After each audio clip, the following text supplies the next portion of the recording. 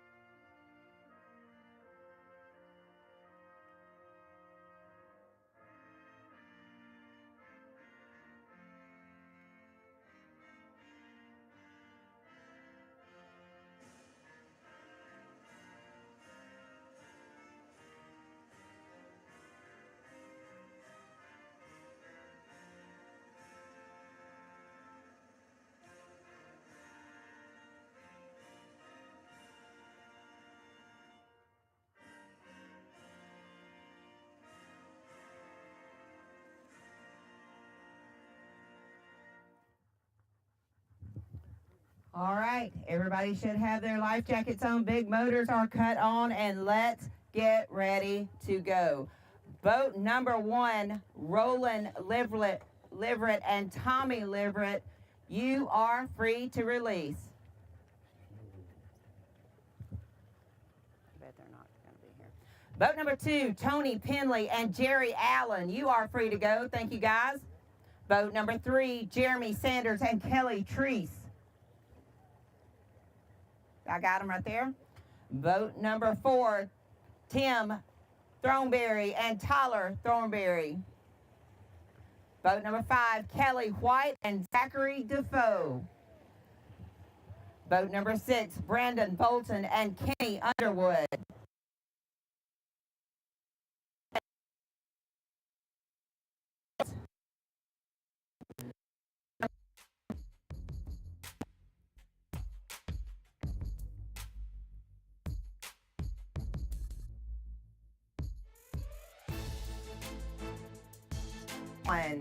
Good luck, guys. Boat number 10, Drew Hicks and Wesley Webster. Boat number 11, one of our couples teams fight to get inside that top five. Boat number 11, Joel Mayfield and Tally Mayfield. Boat number 12, he says it's his last year on the Alabama Bass Trail, Bob Power and Ryan Trammell. Good luck, guys. Good luck, Bob. Boat number 13, Jacob Scrimshire and Caleb Fisk. Boat number 14, Gary Thacker and Keith Marsh. Boat number 15, Bud Wilson and James Robinson, Jr. Boat number 16, biggest liars on the Alabama Bass Trail, Adam Bain and Chris Colley. Boat number 17, William Carter and Chuck Medley. Good luck, guys. They jumped in with both feet, north, south, and 100s. Boat number 18, Trey Doust and Justin Doust. Boat number 19, Weston Hardiman and Andrew Bradford. Where my Dukes of Hazzard boat at? Boat number 20, Preston Henson and Adam Lynn. Boat number 21, Alan McCoy and Tim McCoy. Boat number 22, Tommy Petrosky and Barry Holbert. Boat number 23, Alex Ross and Randy Ross. Boat number 24, Shannon Thomas and Shane Kent. Boat number 25, they are good on the Tennessee River. Michael Woolley and Joe Woolley. That is the last boat in this flight. I do see Michael and Joe right there. Boat number 26, Brandon Blackwood and Clint Blackwood. Boat number 27, Brian Johnson and Brandon Gross. Boat number 28, William Darby and John Greenwood. Boat number 29, Tommy Pierce and Bruce Summers. Boat number 30, Stephen West and Wendell Edgell. Boat number 31, they started this year off with a bang at Pickwick. Boat number 31, Isaac Duncan and Will Duncan. Boat number 32, Colton Blake and Greg Blake. Boat number 33, Sam Long and Jason Atkins. Boat number 34, Dalton Spears and Charles Spears. Boat number 35, Jamie Starnes and Ricky Fowler. Boat number 38, Chad Wilson and Hunter Wilson. Boat number 37, currently 8th in the Angler of the Year points, Alan Barrett and Tyler Caldwell. Boat number 38, Philip and Bailey Dukes, currently the Dukes of Guntersville. Boat number 39, Lawrence Judd and Reed Connor.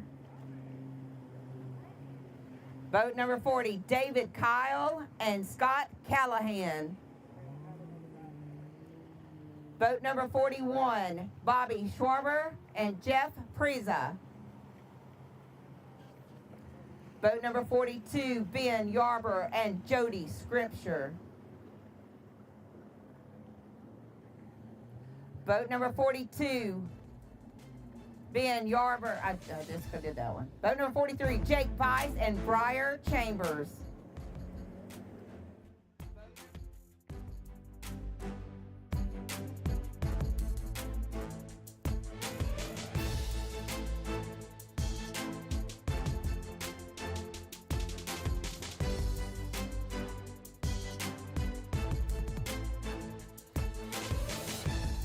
And Harry Payton. Boat number 47, the Bird, Jaybird, Jason Wizenat and Tim Baker. Good luck, guys. Boat number 48, Dean Nelson and Dwayne Nelson. Boat number 49, Sean Hornbuckle and Barry Morris. And the last boat of this flight, they are dangerous. Stephen McAvoy and Josh Butts, they won Neely Henry, and they're 5th in the Angler of the Year points. We know they're going by, so we're going to go on to boat number 51. Corey Alexander and Bobby Irvin. Boat number 52, Casey Walker and Zach Lemon.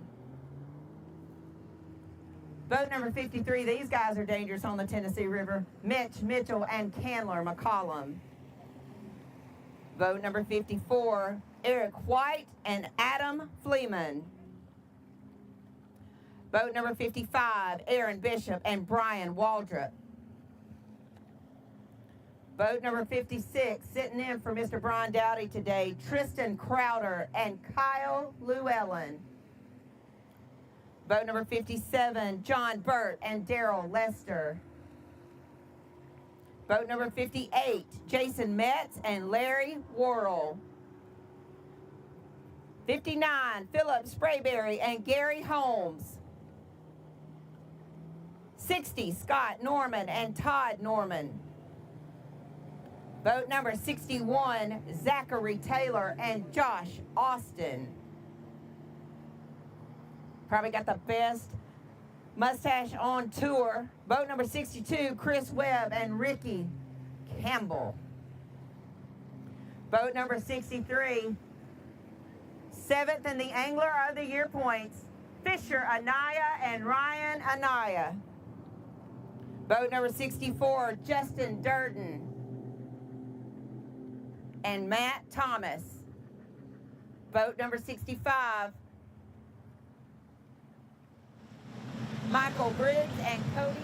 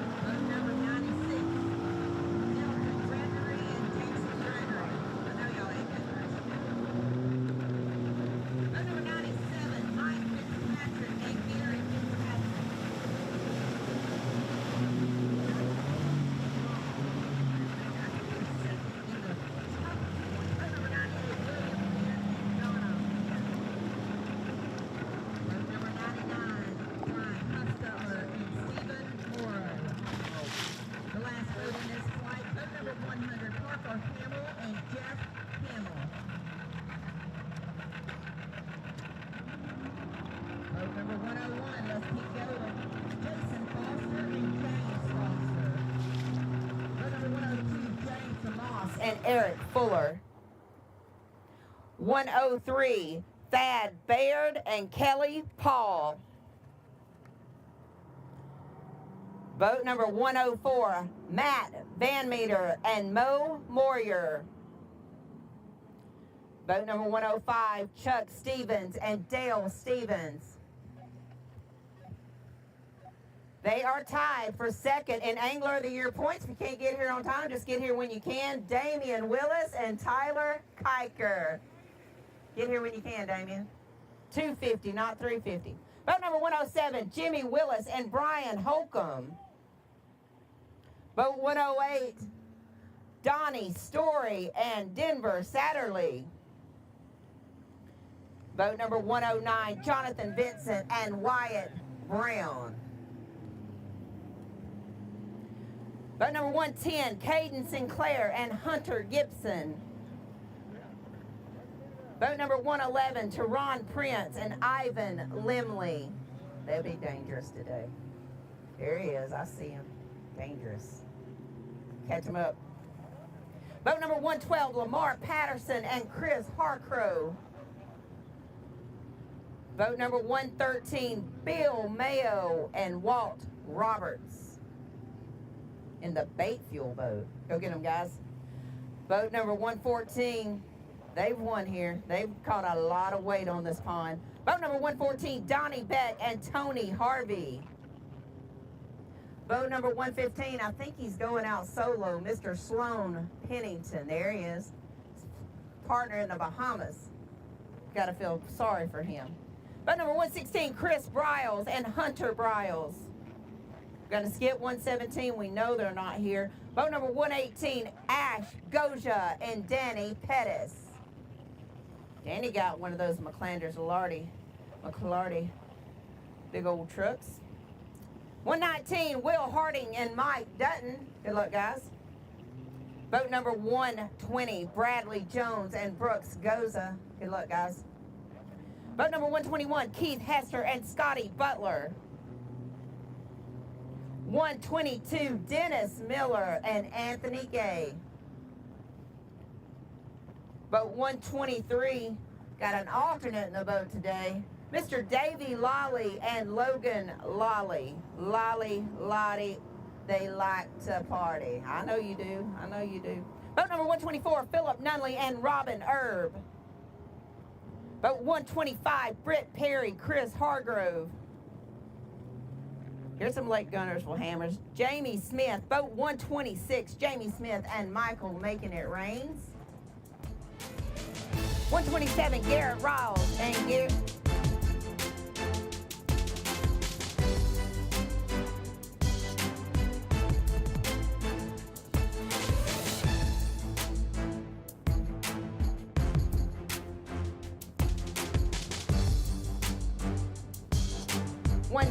Tom Taylor and Bobby King using an alternate today. Boat number 131, where is he? Mr. Danny Shell and Anthony Land. There they are.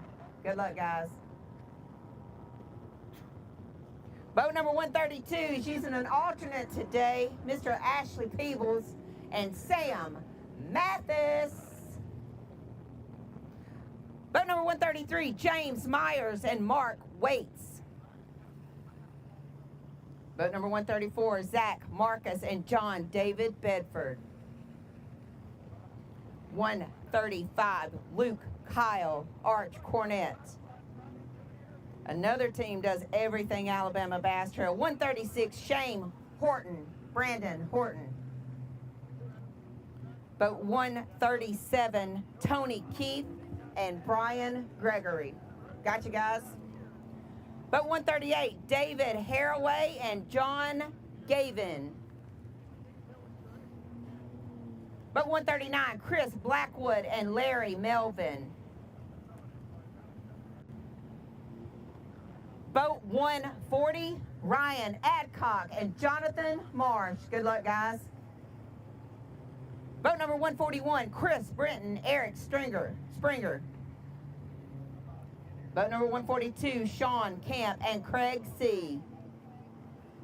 They won Smith Lake. They are currently tied for second place in your Angler of the Year points. Mr. Craig Grubbs and Matt Ferguson. Good luck, guys. Boat number 144, Jake Gibson and Michael Gibson. 145, Vance Hines, Tim Hines. This guy knows a little bit about Lake Guntersville. Boat number 146, Jay Kendrick and Chuck Hughes. Good luck, guys. Boat number 147, Troy Price and Rhonda Price. Boat number 148, it's going to be hard not to watch that BASS Open out on Lake Eufaula, Oklahoma today, ain't it, Jeremy? Good luck, Packy Lawrence and Jeremy Holden going out in a Phoenix bass boat. Boat number 149, Cody Payton and Randy Payton. Boat 150, Eric Morris and Randy Talbert. Boat number 151, Justin Lane and Luke Mason. How you feeling this morning, Hammer? All right, boat number 152, J.J. Atwell and Steve Foltz. Boat number 153, Lee Brown and L.J. Brown. Boat number 154, Justin Buckles and Chad Jones. Boat number 155, using an alternate today. His partner stood him up to go guide up in New York. Boat number 155, Jimmy Mason and John Maynor. 156, Andy Cobb and Bob Ellis. Boat 157, Jamie Chapman and Elliot Galt. Boat 158, Adam Brown and Craig Diggs. Boat 159, Alan Branham and Gene Branham. Boat number 160, Ty Cox and Cameron Gauntney. Boat number 161, Chad Hall and Ryan Hall. Boat number 162, Danny Hurd and Fisher Hurd. Boat 163, Shannon Briggs and Barry Hubbard. Boat 164, Craig Childers and Nikki Taylor. Boat number 165, Christian Clemens and Michael Larkin. Boat number 166, Daryl Gentry and Bradley Kessler. 167, Bruce Griffin and Shane Amerson. Fishing with an alternate today, boat number 168, Morrell Deering and Michael Jones. Boat number 169, Sam Moody and Ray Battles Jr. Boat 170, Wesley Sams and Craig Daniel. Boat number 177, Terry Pryor and Terry Mann. These guys sitting just outside that top 9. 172, Delano Green and Delano Green Jr. I see him, that pretty black Phoenix boat, so pretty. Boat number 173, Gavin Moy and Luke Gerald. Boat number 174, Mark Singleton, Jake Abernathy. They kicked off the year in a big way out on Pickwick Lake. They are your Pickwick winners, Tracy Robinson and Dustin Robinson. Good luck, guys. Boat number 176, Landon Rich and Joshua Leiniger. Boat number 177, Alan Renner, Tristan Renner. These boys know how to do work on the Tennessee River. Boat number 178, Lance Walker and Cole Walker. Boat number 179, Barry Vest, Dustin McDaniel. Boat number 180, going out solo today, Mr. Phoenix himself, Mr. Tim Truckenbot. Boat 181, Brad Ammer and Roger Stegall. Mr. Hall of Fame. Boat number 182, Todd Beatty and Ethan McDonald. 183, Timothy Campbell, Richard Todd. Boat number 184, Charlie Craycraft and Chris Craycraft. 185, Matthew Fincher and Jacob Kimbrough.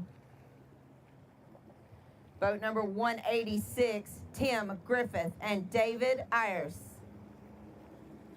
Boat number 187, Philip Harrell and Clint Gilbertson. They won Wheeler Lake, punched their ticket to the championship early. Boat number 188, Alan Hayes and Danny Bishop. They won a tournament last year on Wheeler as well. Boat number 189, they are your reigning Anglers of the Year and currently sitting 6th in the Angler of the Year points, Mr. John Kellett and Zeke Gossett. Boat number 190, Danny Long, Kevin Fallon. Boat number 191, Richard Mills and John Lerma. Boat number 192, Roy Morgan and Larry Freeman. Boat number 193, but number 1 in your heart, Mr. Lee, the Armpits, and Steve Engel. Maybe the worst bowler on tour. Boat number 194, Nolan Spencer and his partner, Jonathan Reese. Boat number 195, Roger Riddle and Norman Ligon. We're going to call him out anyway because we love him so much. Boat number 196, Terry Tucker and Jeremy Green. Boat number 197, Dwayne Swindle and Michael Doty. Boat number 198, Rusty White and Gray Bennett. Boat number 199, Caden Ackery, Chris Ackery. They caught a huge one on Neely. Boat number 200, Andy Chappell and Mason Chappell. Last boat of that flight. All right, the last 25. Here we go. Chris Duckett and Donovan Williams. Boat number 201, you are free to go. Boat number 202, Nathan Harbison and Charlie Harbison, you are free to release. 203, Riley Johnson and Ryan Haney, you are free to go. Boat number 204, Brent Lawley and Davis Lawley. 205, Waylon Mullis and Jeff Fansler. Boat 206, they won at Neely Henry last year and had an 829 in their bag. 206, Benji Seaborn and Jonathan Seaborn. Good luck, guys. Boat number 207, Dylan Tucker and Greg Tucker. Boat 208, Mike Young and Mel Kennedy. Boat number 209, John Shane Barrett. All female. Number 10, Betty Stahl and Linda Sands. They've had a top 10 here on this pond, on the ABT. Boat number 211, we kidded about it last night. Billy Adcock and Darian Kyle. All day. Boat number 212, Drew Cagle and Mark Tribbiano. 13, using an alternate today, Jonathan Skinner and Blake Hawkins. Boat number 214, Lanny Guthrie and Chuck Hinton. Boat number 215, Greg Jones and Jeremiah Sparks. Another team using an alternate today, 216, Jackson Kaiser, Cameron Robinson. 217, Johnny Parsons, Remington Parsons. Boat number 218, Mitch Rollins and Jackson Rollins. There they are. Jackson got that flow. Boat number 219, Keith Vann and Jeremy Jones. Boat 220, and I don't see Winston. I see him. Lucas Wright and Donald Wright. Too hot for Winston today. Boat number 221, Jim Barnett and Scott Russell. I got you guys. Thanks, Scott.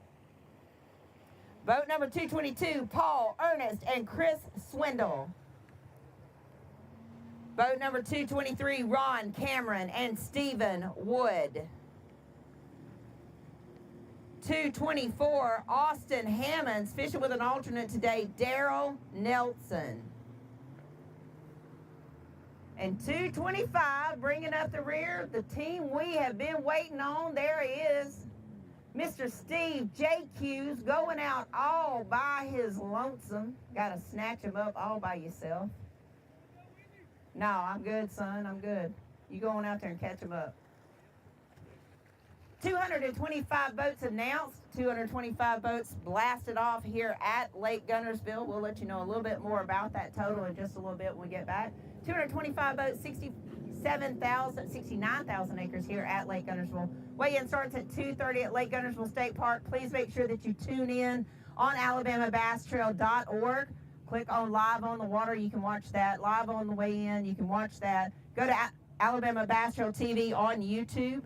Also, you can find it on Facebook at Alabama Bass Trail Tournament Series. We'll be glad to give you all the live action that's going out on Lake Eufaula. Again, everything kicked off February 1st, 2014 at Lake Eufaula. 32.02 was the winning weight with a 10.13. Our own Darian Craig won an event here in 2017 in June with 30.45. Can we see a dirty 30 today? Some say yes.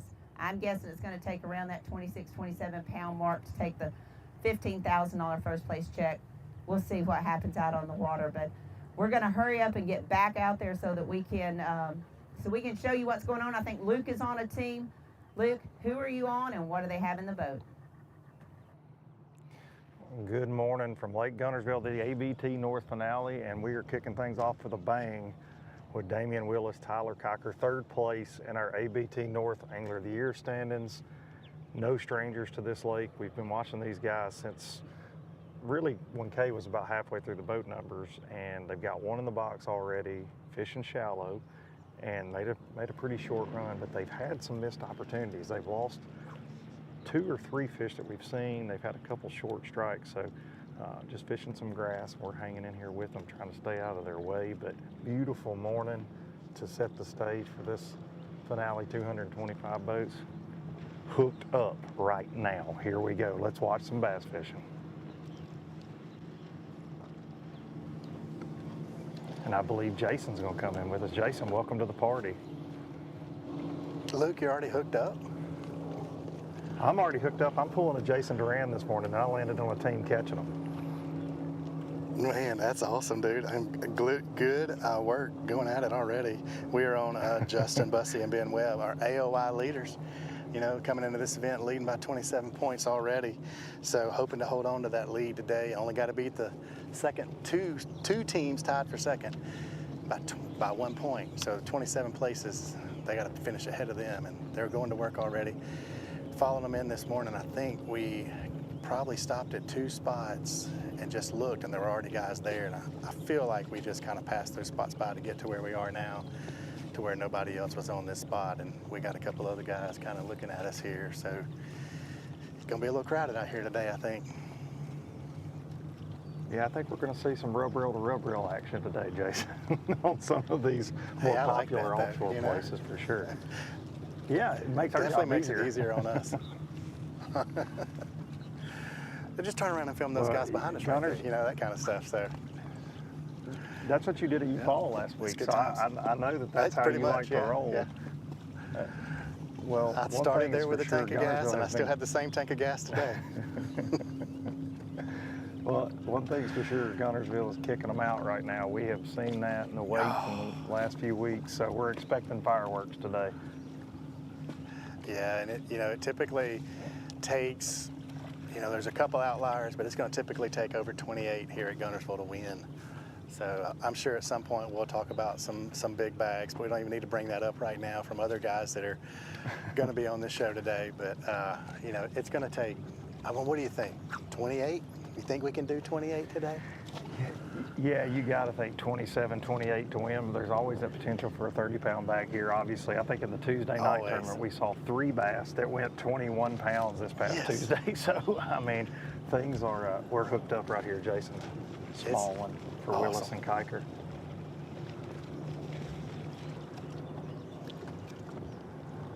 Maybe a keeper, but it's going to be close. 15 inches today on Guntersville bass for all of our anglers. And 15 inchers aren't going to do you much good today, are they, Jason? No. And I think you were telling me at the dock this morning you had to call these guys and wake them up this morning? Yeah, so that now I will say they made it through takeoff on time when their boat number was called, but they stayed at home last night. They lived a little over an hour away, and they had texted Kay and said, we did not set our alarm earlier enough. Our GPS has us getting to Lake Guntersville State Park at 5:20. Blast-off started at 5:15. They had to put the boat in, but they did make it through, got hooked up again, and that one didn't, the rod didn't move much on that one. Well, here we go. Hooked up, got the net out. We're skiing this one. Willis and Kiker, it's going to be their second fish right there, I believe, in the box. Good deal. And looks like, Jason, I think Darian's going to join the party. Morning, with the guys. Anaya boys. Yeah, so I'll say when we pulled up this morning to do the intro here, and they told us where they'd be at, and the first thing I noticed is there is a lot of floating eelgrass right in the area they said they would fish at, and Ryan just turned around and said this floating eelgrass is crazy, and it's a lot of it. So they're definitely going to have. They're not casting exactly what they want to be. You can definitely tell there's a fight, and you can see Fisher. You can see his hand kind of like moving around. That's what he was talking about. Something with the way the grass is, but. They are the only boat. I mean, on this school, they were kind of concerned about this spot and getting a start where they wanted to. And I'll say, I don't know what they pulled. They pulled some trickery this morning. We shot the intro right here where we're sitting. They are in the, I don't know, fastest boat in the entire thing. Past us going about 200. Hooked up All of a again. sudden, Yeah, I that looked was- back, we'll hang out right here, wait let's a minute. Kiker. We've made it halfway up the lake These and guys look back. going They're to grab right around where a we second and try started to find at. them.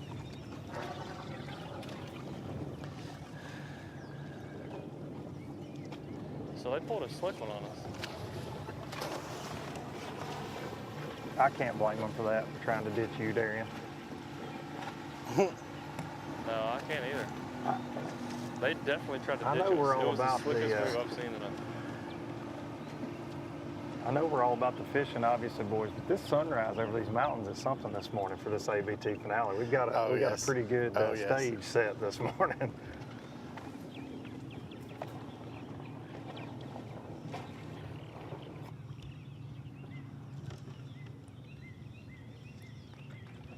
We're with boat 106, Willis and Kiker, and they just put their second keeper in the boat. They did catch a third, but they didn't like the way it was hooked. Fish care of the utmost importance. It's a 1 pound penalty on fish care, so they went ahead and released that fish so they didn't take the chance of that fish not making it to weigh in this afternoon at Lake Guntersville State Park.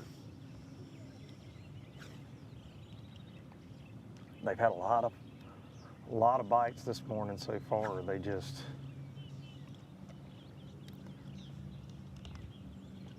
having trouble getting a lot of the fish to commit to some of the moving baits they were throwing this morning, and so they've slowed down a little bit and they've started putting a few fish in the boat.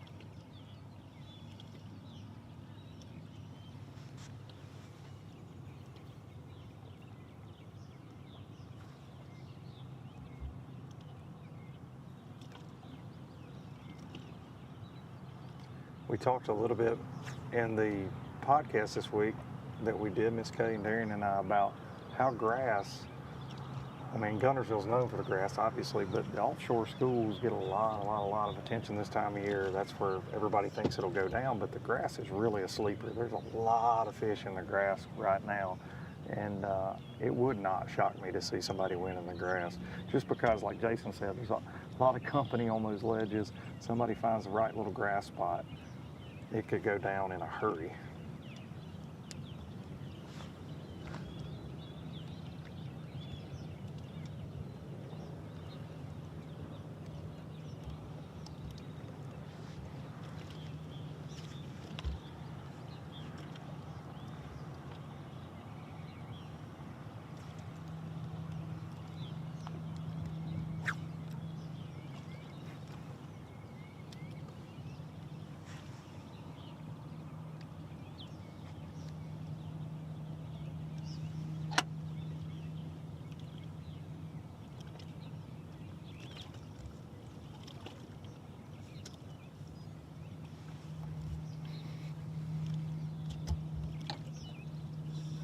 Welcome back, boys. We lost you for a second. Yeah, we had some Yeah, cell we had phone to service. back, and kind of literally, relocate. I said Fisher's hooked up, and they said Luke's full screen. Like, we lost service, so we got it for the TV show. But Fisher turned around and said, "This is going to be a problem. This floating eelgrass is thick and everywhere, and they're still casting in it. They're doing better than I'd be able to do. You definitely couldn't throw a crankbait, so they're just kind of." Darren, we talked about that on the Making it podcast look this week, how that is what an issue that floating eelgrass can be. You can be on the absolute biggest and best school or spot on the lake and just not even be able to get your bait to the fish at all. 100%. I mean, it can ruin truly could ruin a day, because if you've got, especially on crankbait fish, like if you've got a school on this ledge that's crankbait fish, you're not gonna get to throw them today. Like, you're gonna have to, and there's not a lot of bait you can throw, so that is an annoying part about it for sure. Luke, Fisher confirmed they did not pass this spot this morning, so we shot the intro right where we're sitting right now. Some boat, I swear it had a Rapala wrap on it, passed us. We followed it all the way to waterfront. It was not them.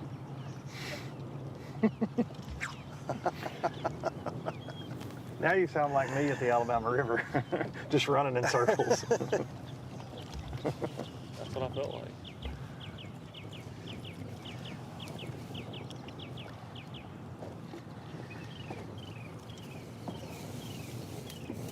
Our guys took a second and cranked up the big motor and kind of rescanned the area. You know, Darren, you and I talked about this a little bit last night. Trying to relocate this school today is key. You know, it won't move far typically. It'll be in the area, but if you just go up and fish where you fished yesterday, expecting them to be there, they're not always going to be there. So it takes a second for these guys to locate these schools. And once they locate them, they should be able to crank them up. Yep. Where did y'all run to, Jason? Are y'all way up the lake, or I missed that No, part? we're not very far up at all. Just a little bit.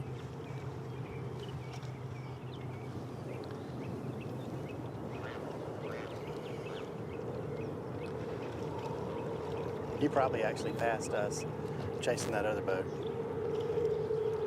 Yeah, probably did. Did he pass you twice? Yeah, probably. You know, I think he actually, Darren, I did see you coming back. When we were running up, I did see you coming back. I was like, who's this guy going the wrong way? Yep. Yeah. I will say that we found one of the bigger community holes up near waterfront, and actually, this is a me and Luke Duncan famous hole for a viral clip we had once upon a time.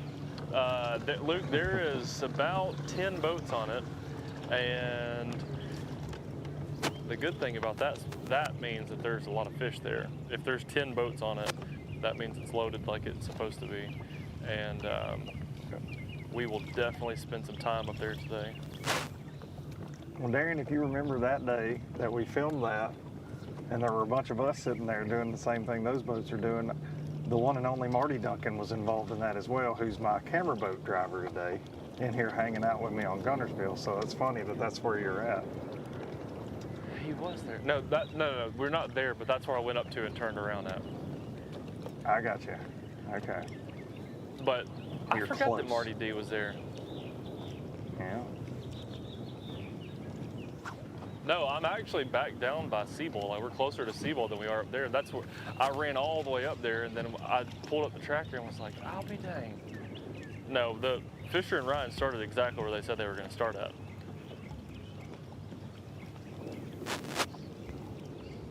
Well, we're in Seabold as well, a little bit further in, and in the Seabold area, fishing some grass. And like I said, these guys have had a lot of bites. They've just connected on 3 keepers and only kept 2 because one was hooked funny. All right, Luke, I got a trivia question for you. Jason can chime in too. If you had to pick one creek on this lake year-round, and you had to fish it every time you came here, you couldn't leave this one creek, which creek would you pick? Seabold. You'd have to, right? I would You'd never have to leave. pick Seabold. Yeah, I would never leave. From the back to where it hits the river, there's just always a lot of bass and big ones. Yeah.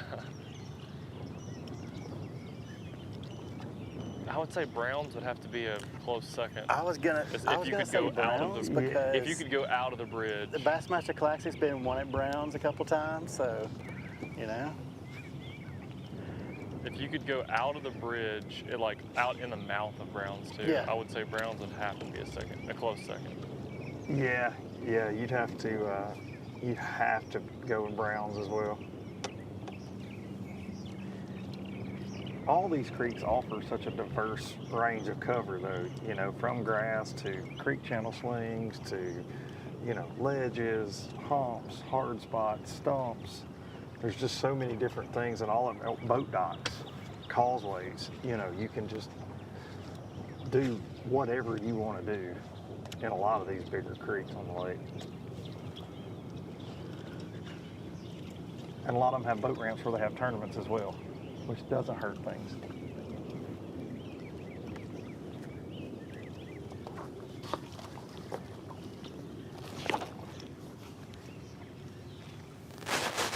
Morning, buddy.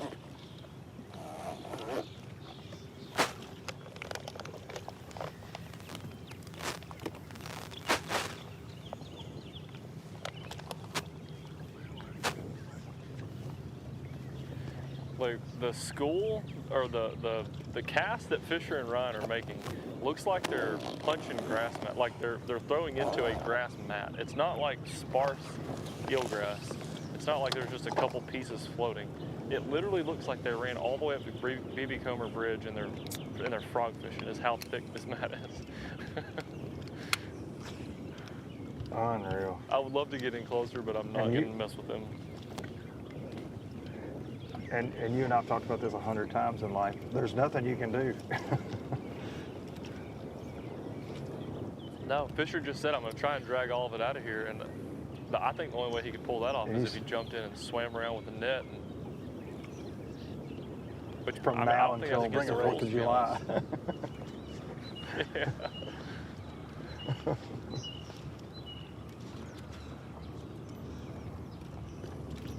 Well, the problem is it comes down the river, you know what I mean, with either the current or the wind. So once you get some of it moved out of the way, more is right behind it a lot of the time.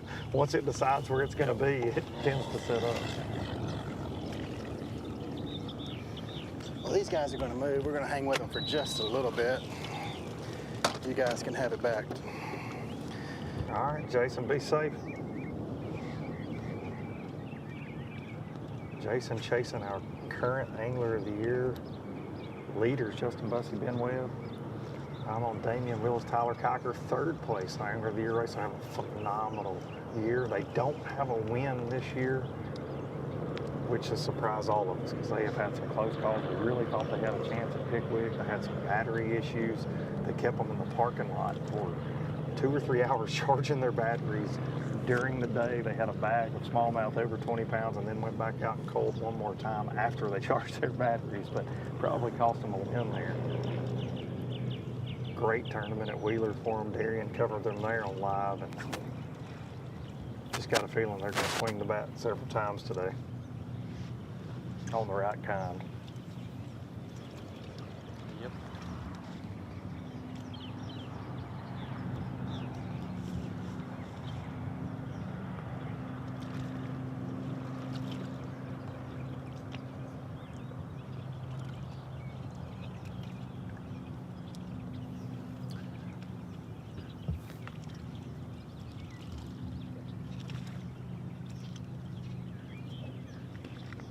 Darian, did you find some breakfast? I know this morning you were upset that you didn't have your Jack's biscuit. Luke, this is our 10th, well, this is actually our 12th ABT of the year because of the hundreds, right? Is my calculations right? 12? Kenny, I think you're close. Head shake, yes. This is the 12th one, and I have had a Jack's biscuit, I believe, at 9 of them. I had somebody cooked me a homemade breakfast for one. I had breakfast at the Coosa Corner for the other one. I think that's what gave me food poisoning at Weiss. And and then I had another fast food Allegedly, chain. Darian. It'll end up catching up with you. Allegedly, yeah. Allegedly. Yeah, I was going to say that.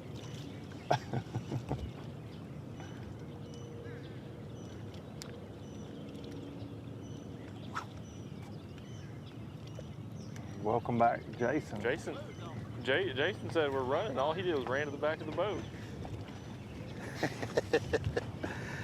Yeah, I've got one in the box now. So, you know, it goes back to trying to find this school, and, you know, they kind of reset up on it again, and we're catching it. Guys, just trying to find the school this morning. Yeah, we was going to start on some community stuff, but it was already covered up. And found a little sneaky spot. Caught 6 2 5s at breakfast. So as you may not have heard them say, they ran by a community hole this morning, tried to get on a couple of them, which we were zigzagging coming up the lake. And I could tell somebody's there, let's move. And they said they found this little sneaky spot here and caught a 5 and a 6 on it in practice, and probably threw one in the box just then, 3+. So need to call that one out later in the day, but got to get started at some point. They're just trying to get it relocated. They said they moved about 100 yards on the school. So hopefully now we're going to go to work. So Hooked up. We got a spinning rod out here in the grass. Doesn't look like it's going to be a keeper, though. For Willis and Kiker. Jason, you know, a sneaky spot on Guntersville is not easy to find. yeah, yeah. Well, and you know, it kind of does feel like it's a sneaky spot, because as far as I can see, I see 2 boats. So, Well, then that's pretty you're sneaky. looking to have one all to because- yourself. Yeah. Yeah. We see you can probably see a half dozen where we're at right now. Nobody close to Damien and Tyler, though. That was actually the third fish right there. That one went in the box. Sweet. Wilson Kiker. Luke, are y'all more like back in the creek or what? I don't know if you've already said that. We are. We're back in Seabold. So we're on the main river, like on the actual river ledge itself, and we've got, I can see 2 boats, 3, 4, 5 up, and then behind us there's 1, 2, 3, 4, 5. They're just lying down the river. A lot. I mean, all the spots that you would figure that they would be on. There's boats everywhere. But like I said, that, you know, when a lot of times, even in the summertime, when the ledge fishing is good, that spot we were talking about, there won't be 10 boats on it. There will be 1 or 2 boats on it, because there's always fish there, but there's not always a mega school there. But when there's 10 boats like what's up there right now, they're rub rail, and they're piled on top of each other. That's when there's those mega schools up there, and I can't wait to go back up there in a little while and just hang out for a little while. But tournament could absolutely be won on that specific spot, even with 10 boats on it, is when there's those super schools there. I've seen it a bunch, but if you, I mean, even that day, there was the day that we were there, and there was a lot of boats there. There was some really, really big fish caught off that spot. This may be, he's taking his time with this one. On a spinning rod again though, so it's hard to tell in the grass. No, gonna swing it in. Unique. Spinning rod in the grass.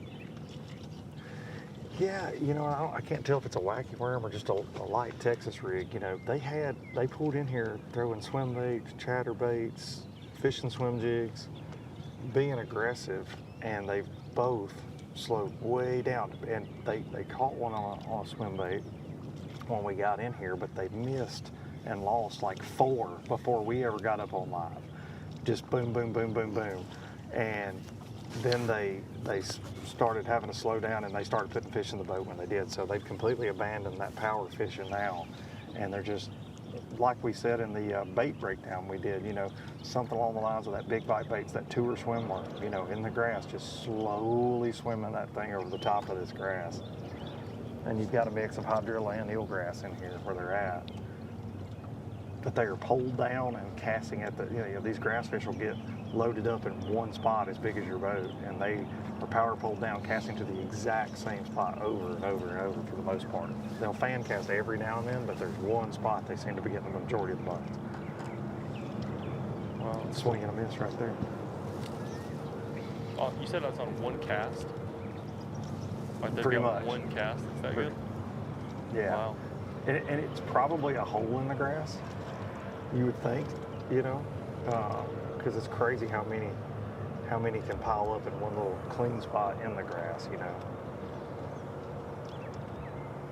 It might be caused by a stump, you know, a brim bed, maybe, in the grass. Shell. But, yeah, a little shell.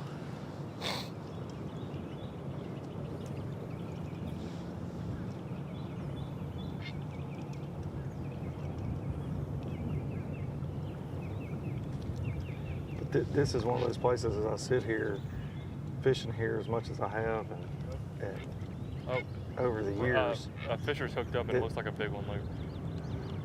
Okay, hooked up. It is a big one. First net required for the day. He's fighting it slow. I mean, oh, that's a good one. Not big. What's he weigh? What's he weigh? Yeah, Fisher says 4 pounds. That's their third keeper, and the other 2 are not. He said they didn't like the size of the other 2. I didn't ask him what they weighed, but he said they ain't gonna help. But they are on the live well, so I believe this is fish number 3 for them on the live well.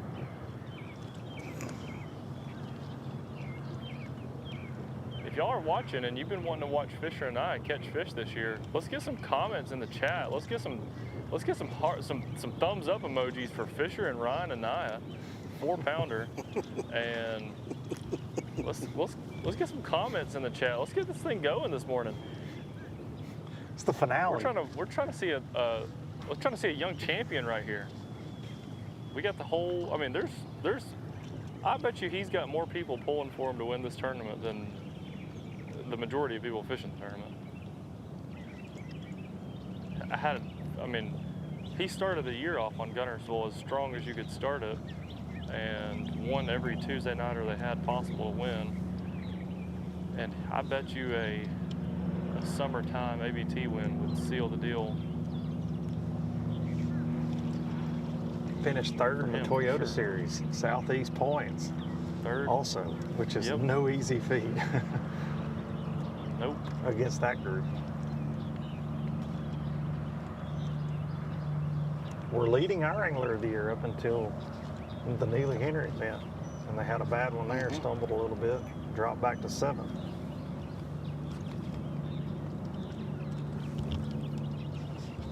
We knew they would be strong here. We talked about that when they had that angler of the year lead after Wheeler. We're like, man, if they've got the lead going into Guntersville, this is going to be interesting. But just that Neely can be the Achilles heel for some of these Fisher's got guys, it another one. seems. It's just that lake, you just, Hooked up. They're getting the net again too. Oh, he's got a drag We're through the hooked up grass too. Small. on a spinning rod. I think this one was. There's a net full of grass. I mean,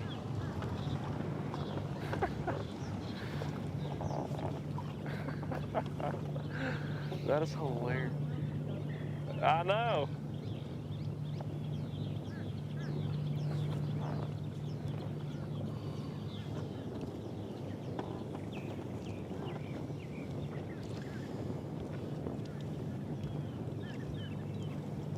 Luke, the mat that is across this ledge right now, it's actually just blown past, and the wind is pretty. Oh, that's a good one. Is that another 4-pounder? Okay. He said 3 pounds. The mat that is actually now blown past them. By the way, for people at home, it's pretty windy. I mean, not windy, but there's a consistent breeze today that's. What are we calling this? We calling this 8 mile an hour straight? Just blowing 8 miles an hour? Is that I'm calling it like 4 miles an hour straight. Yeah, I was going to think about 4 to 3 Okay. maybe. No, she's blowing. No. Well, buddy, judging by the humidity where I'm at, it's not blowing 8 miles an hour. It's thick. It's thick, yeah. Yeah. Ain't nothing around me but sweat. How fast is this wind? What would you guess? I'm asking Noah, the cameraman. He's right behind me. Is it 4 or Darren, 8? you're on the treadmill. How fast can you run? Okay, hey, 5 miles an hour? Luke said meet in the middle at 6. I could run faster than 5 miles an hour, buddy. I love the fact that you went Okay. to Noah Dickinson, our amazing photographer, for meteorological solve advice. Noah's a meteorologist. What are you talking about? Let's So, bring in hold Noah on. for let our me weather finish report. what I was saying. Let me finish what I was saying. That they've been on this spot, Real-time and weather. since the wind is blowing about 6 miles an hour, it has blown this mat. Truly, dude, this is a mat that you could throw probably any tackle in your boat, and it would float on it. Frog. I mean, like this is a frog fishing looking mat that they're on in the dead middle of the river, but it's now blown past them. So both of those fish have came right as this mat has actually passed them, and they're throwing. I can't tell. I'm sure there's still floating eelgrass up there, but the biggest clump of this like really tough to fish part of the grass is now past them. So I'm sure they're really excited about that. They're able to make longer casts and move their baits. Yeah, I can assure you they're fired up about the 3 to 9 mile an hour wind. It's closer to 9 than it is 3. 3 to. This ain't no 3. It's closer to buddy. 1 where I'm This ain't at. 3. I don't even think a I flag need would a stand wind up sock. in this wind. Buddy, if there was a flag where I'm at, it'd be popping, it'd be cracking. It would sound like a bullwhip. Did you lock through? Yeah, where are you? We are in Guntersville, right? You did drive here. Yeah.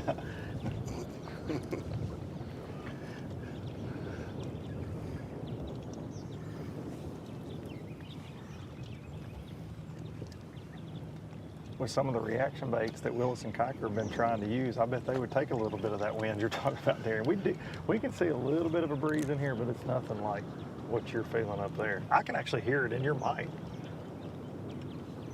Thank a you. little bit, I believe. I think he's blowing on his microphone right now.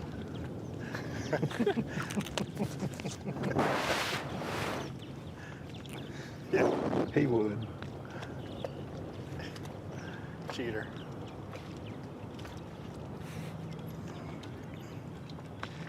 Well, Jason, since we're all three on, I feel like we got to address the elephant in the room sometimes. You know, Oh, just you're go gonna ahead and bring get it up this early? I out mean, of the it's not way. even 7 Yeah, well, we got o'clock to yet. bring it up. We got it. Yeah, we got to get it out of the way. It's gonna give us 3 him hours his to talk props, about it. whatever. Just because I know. Listen, he will bring it up if we don't, and I'm trying to save him from people Are you commenting sure like, well, you of shouldn't course he wait for bragged Miss on Kay? himself. No, we'll You just don't do wanna it. wait for Miss We'll Kay? just do it.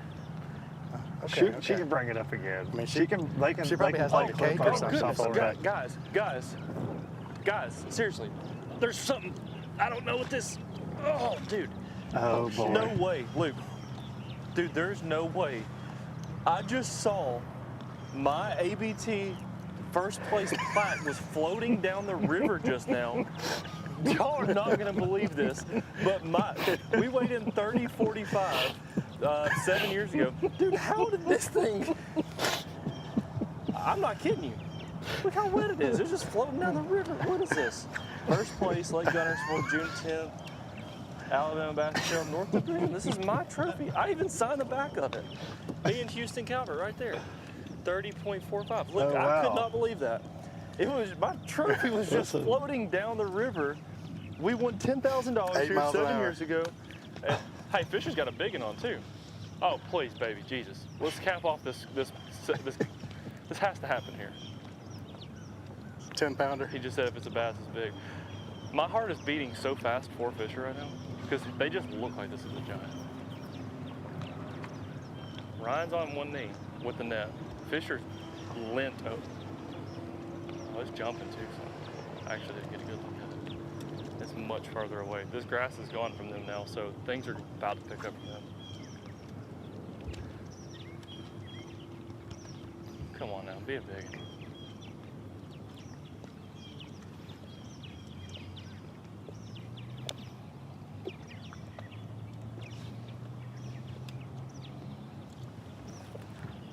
Be a big. How big is it? 3-pounder.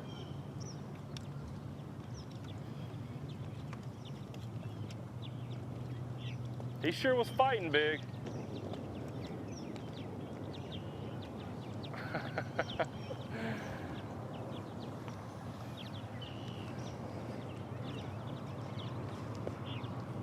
He said he was cutting off through there like he had plans to go to Hawaii. So they have got, is that number 5? So we all got probably 15, 16 pounds? 15 and a half. That's the, but verified off the Bubba scales, 15 and a half. So I hate that I was interrupted about my championship win back there in June of 2017. And it was kind So of rude, to Darian, be completely honest, but tell us about that magical day. Just, we need to hear about it. I'd love us to tell you about it. I'll tell you about it. I'll just sit down. I'll tell you about it. I'll hold the trophy and tell you. So back in Oh, I'm talking to them. June 10th, 2017, me and Houston Calvert, we, blasted off out of the state park, ran pretty good ways, and we had one rock pile with one massive stump on it, and first fish was a 6-pounder that morning. Well, about 30 minutes later, next fish was a 6-pounder. They stopped biting for a while, so we back off of it. We had breakers, we got 2 6-pounders in the boat. We backed all the way off the spot and we moved back onto it. First cast, 6-pounder, so now we got 3 6-pounders. Then it went kind of stagnant for a while. A couple of maybe like 5-pounders for a second. Houston catches another 661. So now we got 4 6-pounders. And then about, 1:30 or so, it was miserably hot, extremely hot. We catch another 6-pounder. So we had 5 6-pounders, and they were so big that all of a sudden we started thinking they were like a lot smaller than that, 4-pounders. We're like, there's no way we have 5 6-pounders. That doesn't make sense. But we start pulling each of them out. We didn't have scales. We pulled all of them out. Like, that's definitely a 6-pounder. Put it back. That's definitely a 6-pounder. It's like, if this is true, we have 30 pounds right now. And we did. We had 30, 45. We caught every single fish off one stump, making the exact same, well, not the same cast, but the exact same stump, fishing all around it. And yeah, it was awesome. We caught every single fish on a football jig, a big mop jig, and a Magnum shaky head, green pumpkin Zoom trickworm, or Zoom Magnum trickworm. And, that's how we got this trophy. So shout out to Houston Calvert. He also caught the last one of those fish that day on 7-pound line on a Nico rig. And the coolest thing, the fishing day was really tough because it was really hot, no wind. and we didn't catch a ton of fish. But the very last 6-pounder that we caught, and by the way, this school is in 8 feet of water, pretty shallow. The last fish we caught, there was probably 20 other 6-pounders that swam up with that fish. When we put it in the net, there was a whole entire school of 6-pounders, the very last one that we caught. And it was hot, really clear water, so we could see in the water really well. And a whole entire school of them came up with it. Probably 20 more 6-pounders. That was when we put in the net, and then we hauled it back to the weigh-ins. We weighed in our fish early. Then 2 or 3 boats later was Hadley Cohn and Scott Keeling, who also had 30 pounds. And yeah, great day. So shouts out to me in Houston. And honestly, my luck for this trophy just floating down the lake right now. I cannot believe that would be such a coincidence. There's no way. That is what everybody in the field that day. Everybody in the field that day said the same thing you just said about that trophy floating down. They couldn't believe that you actually won it. Yeah. Yeah. Well, Look, I didn't you know know what's if you funny heard. is I went. There was a key moment Jason, there what were you gonna say? in that whole thing. There was a key moment in that whole thing that is in fine Darien style. He said, you know, we caught 2 fish. They kind of died down. We pulled back. And what do? We had breakfast. We had breakfast. Exactly. I mean, We- that's Darien style right there. You know, we're going to have breakfast if we're going to go fishing. We know The Casserole man Craig is going My to papa eat. every said- Jack's biscuit. My papa said, we may not catch fish, but we gonna eat. You ain't gonna be hungry. You're not gonna get to lunch and be like, dude, I'm so hungry, I gotta go home with my papa. So I will say another thing that was funny about that day. Me and Houston, I don't remember, I guess that was 7 years ago, so I'm 23, which means Houston would have been 20. And we had, you know, everybody talks about sound in the boat and not being loud, hitting stuff, turning music. We had a JBL speaker turned almost as loud as it would possibly get, with full-blowing rap music blaring as loud as possible the whole day. And we were oiled up, so we didn't know we were gonna win. We had swimming trunks on with no shirts, and we had tanning oil on. And every fish catch, we were so jacked and hollering and jumping around. We'd go back and freaking hug or fist pump or something. And we're 2 like oily dudes listening to rap music as loud as it'll go. And I wish more than anything we had a GoPro on us that day, because it was weird. I'm not gonna lie, it was very weird. I was going to say, this just took a strange turn, Jason. It was a strange situation for a minute there. I think at some point we'll get the recap When you video ca- of that weigh-in. Miss Kay is going to show it at some point today. Yes. You get to look at these guys. When you catch they your came 4th prepared for the 6-pounder, weigh-in. Listen, when you catch your 4th 6-pounder in a tournament like an ABT, it is, and we were in a little boat. I had actually won that boat, and we were in a little bitty boat, and I don't know, the run back, we had probably a 30-minute run, but in my little boat, it felt like it took 2 hours. And me and Houston just hearts pumping. We checked on the fish 15 times on the way back, and we had the pool noodles in there. So when you open the live wells up, you couldn't see anything but pool noodles, and we'd slide them apart and check them. Never forget that run, but yeah, that was it. And honestly, guys, y'all probably gonna hear that story 2 or 3 more times today. So if you're watching this video and you would love to hear me tell that story again, I would love to tell it again. And yeah, so y'all comment below if you need us to ask Fisher and Ryan any fishing questions. They're the best, I don't know about the best, but definitely one of the best on the lake this year and for the last 2 or 3 years. Fisher spends a ton of time out here, and he's learned the lake as good as anybody, and it shows. Like, that team has put together. He told me they won a Tuesday nighter with 3 for 18. I think he said 3 for 18 just a few weeks ago, which would have been, I don't know if they had, I think they had one big one, but you got a 6-pound average there too. Yeah.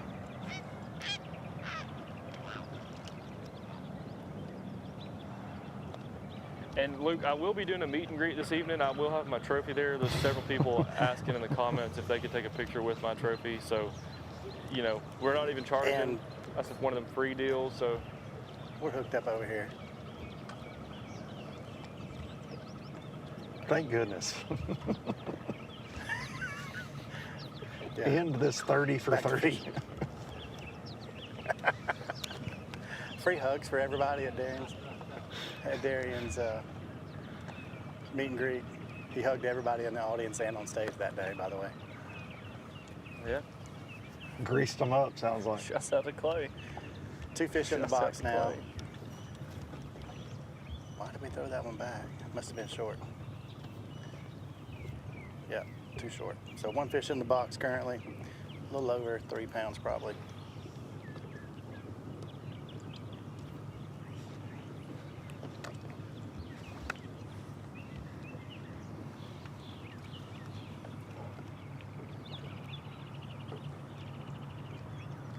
We are on your AOI leaders, leading by 27 points.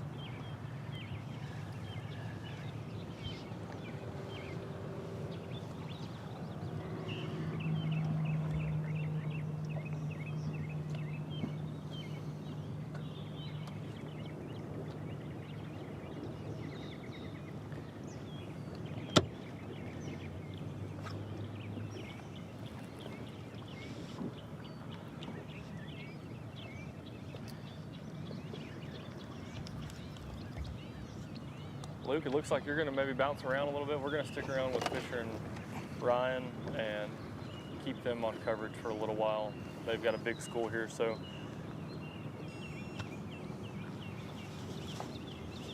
Yeah, so if y'all are watching, we're going to stay out here on Lake Guntersville for a while. Luke's going to run around, Jason's running around. We're going to stick with the Anayas for a little while longer, but we're going to jump to a commercial break and we will see all of you back here in just a few minutes.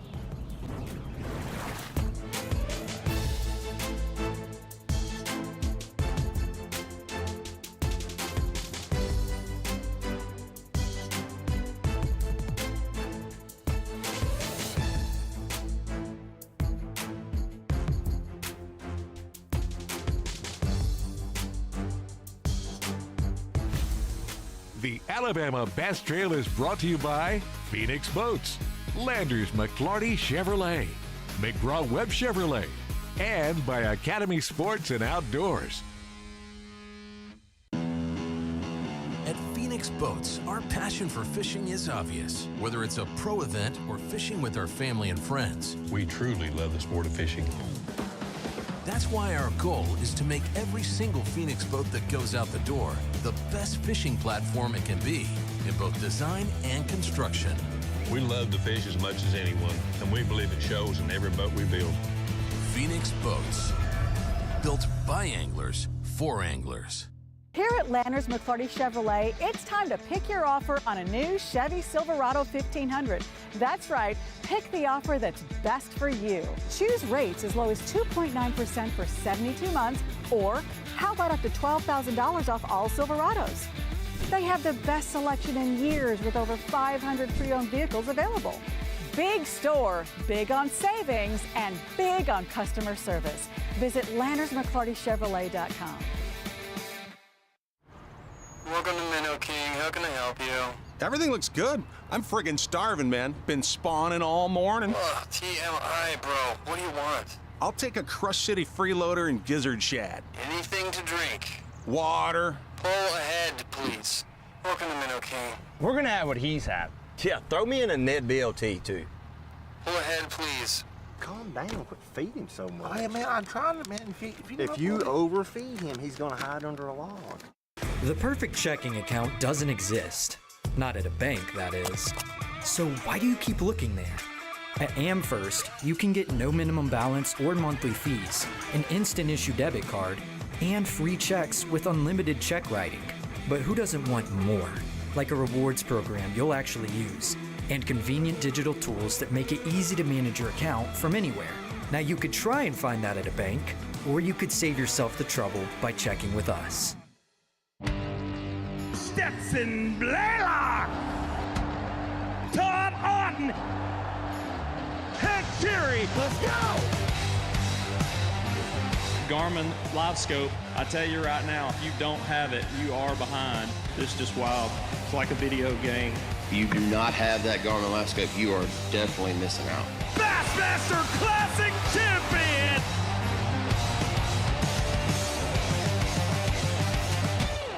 Is that time of year again. Have you been? Summer is officially back, and so are our fan favorite Jack's chili cheese dogs. We start with 2 all-beef hot dogs made to order. Then we add our zesty home-style chili, shredded cheddar cheese, and freshly diced onions. A summer classic. Guys, we're gonna need a lot more chili cheese dogs. 2 chili cheese dogs with fries only at Jack's. I'm Amy Wall, and I'm all about the South. Well, thank y'all for hanging in with us. We just got Ryan and Naya in the teal sun shirt. Just caught a keeper, and it looks like it's gonna cull. We weren't able to ask him exactly the weight, but wait. I guess that was number 5. He might have misunderstood my.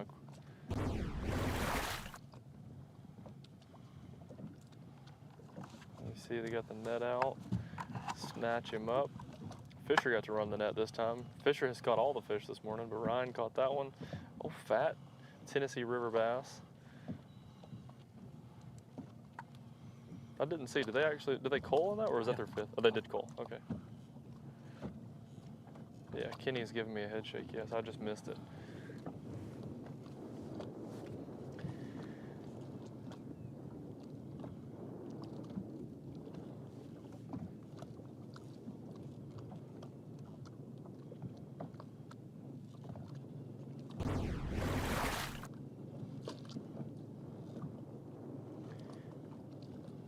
Oh yeah, they called. I saw. I just pulled up on Facebook, and there you go. This is a father-son team, by the way, and they've caught them really good all year. Oh, Fisher's hooked up and it's screaming drag. Be a biggin, dude. Be a biggin. He said it's a big spot.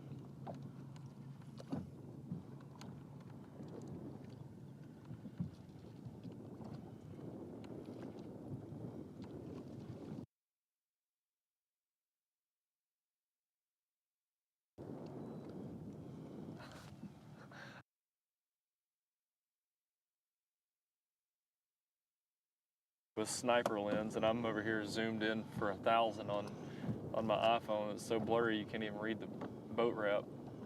And I hear Noah firing away on a big lens behind me.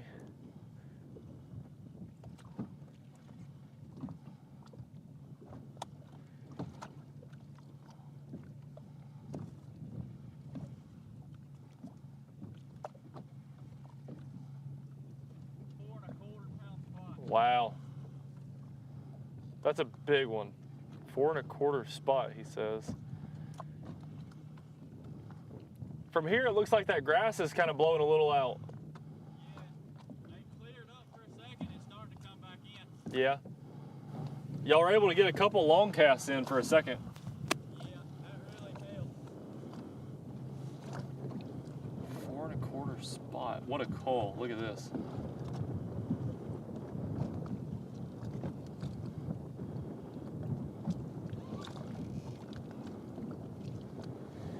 So that's gonna move them. They had 15.5, they culled a pound, a 16.5, they culled another pound. I think that was bigger than a pound cull. So what'd the scale say y'all got now, Fisher? Like 18.5. Sheesh, that's a good start. We need about 29.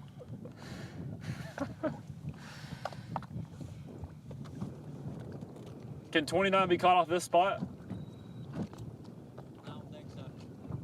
I ain't made a cast on this spot till today. Really?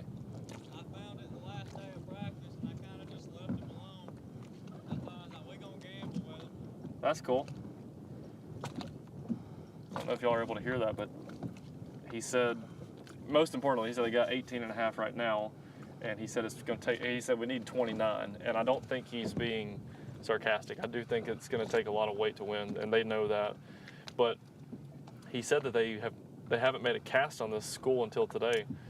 He found them the last day of practice, and it looked right. He knew that this is the kind of fish they needed, or you know, a good school setup, and they were going to gamble on it and just start here. And honestly, it's pretty crazy because as much knowledge as they both have of this lake, to start on a spot that's a fresh school they haven't seen yet, takes a lot of gut instinct to know, you know, that's what they should look like, and that's what a good school looks like, and versus just running something, because I'm sure he's got 15 schools or more marked probably, but to start on one that's fresh is important because no one's fished for them, and you could tell they were boat number 83 or 63, so they were kind of in the earlier, you know, the first half of numbers, but if this was a local, like a known school, someone would have beat them to it for sure. So they've got a little sneak spot, and there's nobody around. I mean, there's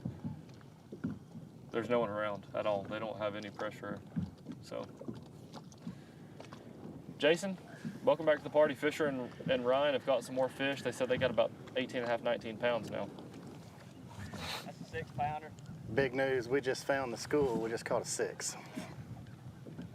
Wow. Here we go. Here we go. Did y'all get it on camera? Oh yeah. We work for our money. Sheesh. I hope the cameraman was rolling. So he just looks back to me and he says, they're just not setting up. And then partner sets the hook and fish goes to jumping. Swings for the net, puts him in. He says, that's what we're looking for. 6-pounder in the box. 5 of those, taking home the check. Yep. Just the pressure just Look at that. this bar a little bit. Beautiful. Not quite set up the way when we found them.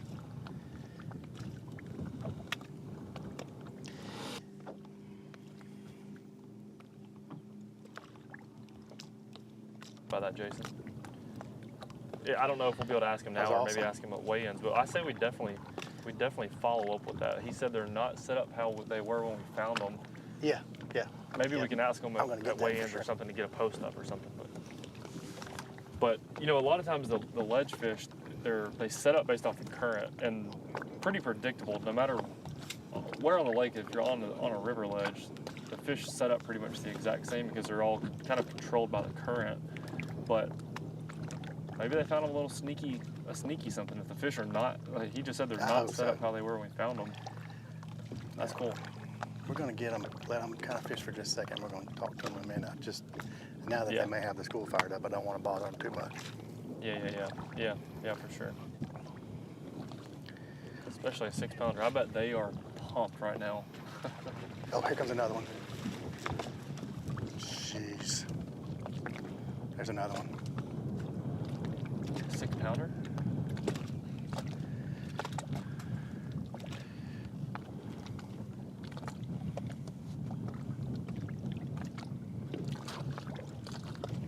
What was that one? 3. Another 3. Maybe a little over 3. You got that first one was a 3 too, right? Close. Them two together are probably 3. So we got 12 pounds right now. 3 fish.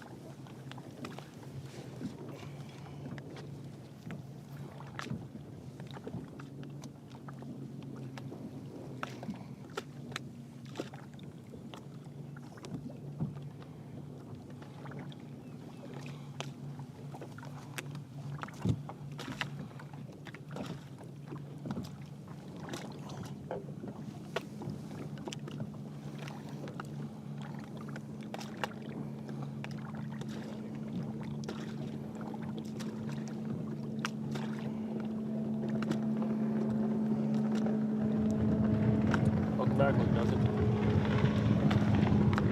How's our air We're here, conditioning? boys. Feels a little bit better now after we got out of that stagnant grass. Morning. Y'all got them? What's that? Got a 2-pounder. Mitch and Candler, so they got 1 2-pounder. We got snacks. I don't know if we got them.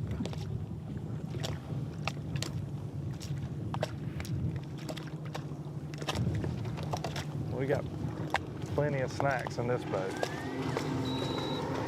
We have definitely found the boats like you guys are talking about.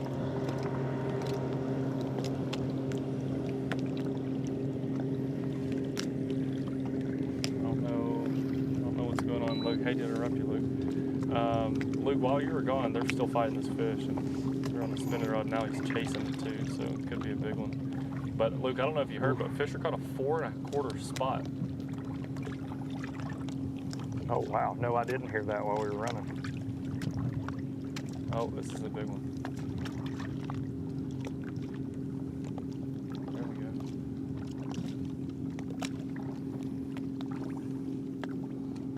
That one's not. That's another like 3.5 to 4 pounder, it looks like.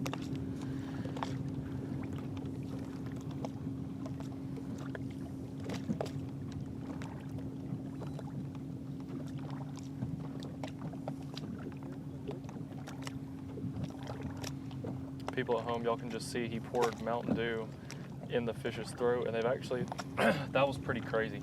They both have Mountain Dews on the deck of the boat. I don't know, that one looks like it could be bigger, right?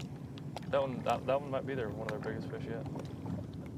It's got a belly. We're at a perfect distance where it's hard to tell depth perception, or in how big they are, but they both have Mountain Dews on the deck. I don't know if they're keeping them there to drink, but just now, that fish was definitely hooked bad because you can see them pouring Mountain Dew down in that fish's throat, so it's got some blood, and that Mountain Dew, I don't know what exactly is in it, but it causes that blood to clot and kind of stop bleeding, and that was done for a long time. And then TH Marine has G Juice, and G Juice basically does the exact same thing. But fun fact, I hate to bring this up again, but the tournament that we won, one of the 6-pounders that we gut hooked, we gut hooked it, and it was pouring blood. As soon as we hooked it, pouring blood, and we poured G-Juice all down its throat.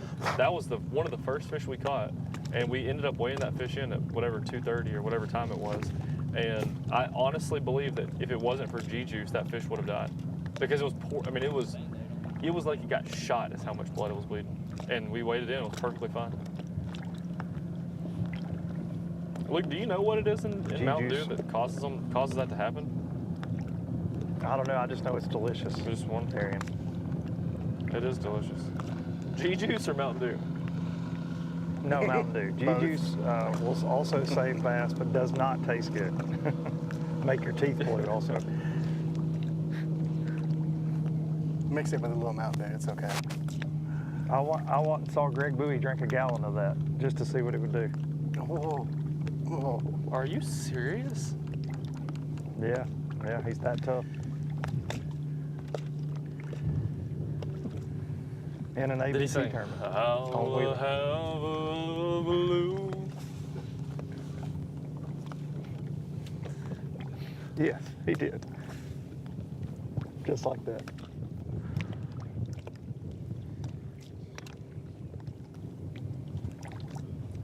You know, it's interesting to hear the strategies of all these teams, and like you've been on the Anais and seeing them get to land on the school they wanted on Darien.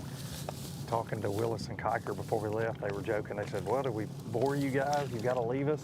You know, sorry we're not more entertaining. And they actually caught their 5th fish as we were idling away. And I said, so is the plan to fish grass? Is it to go offshore? And they said, man, honestly, at Boat 106, we just didn't think we could get on anything, so we just came to this spot. They also said they saw some really big ones in that grass yesterday afternoon, so they think at some point. Big one. They said they could. Big one. Hooked up. Oh, big one. If it's a bass, it's a giant. Gosh, that rod has been over.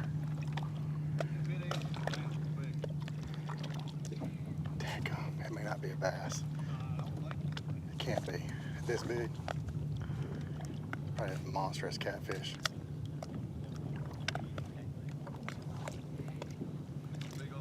Big old drum. Gosh, that would have been a 10-pounder. Still looks good. Still makes good pictures.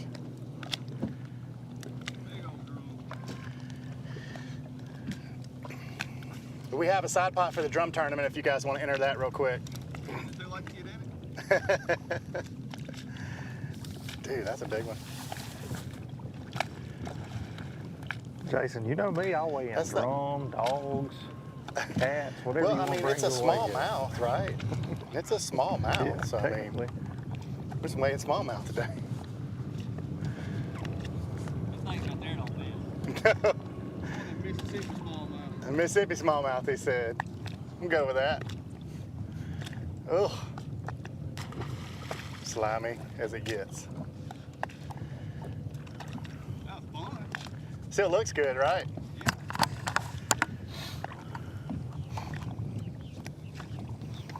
I guess you could eat those, right?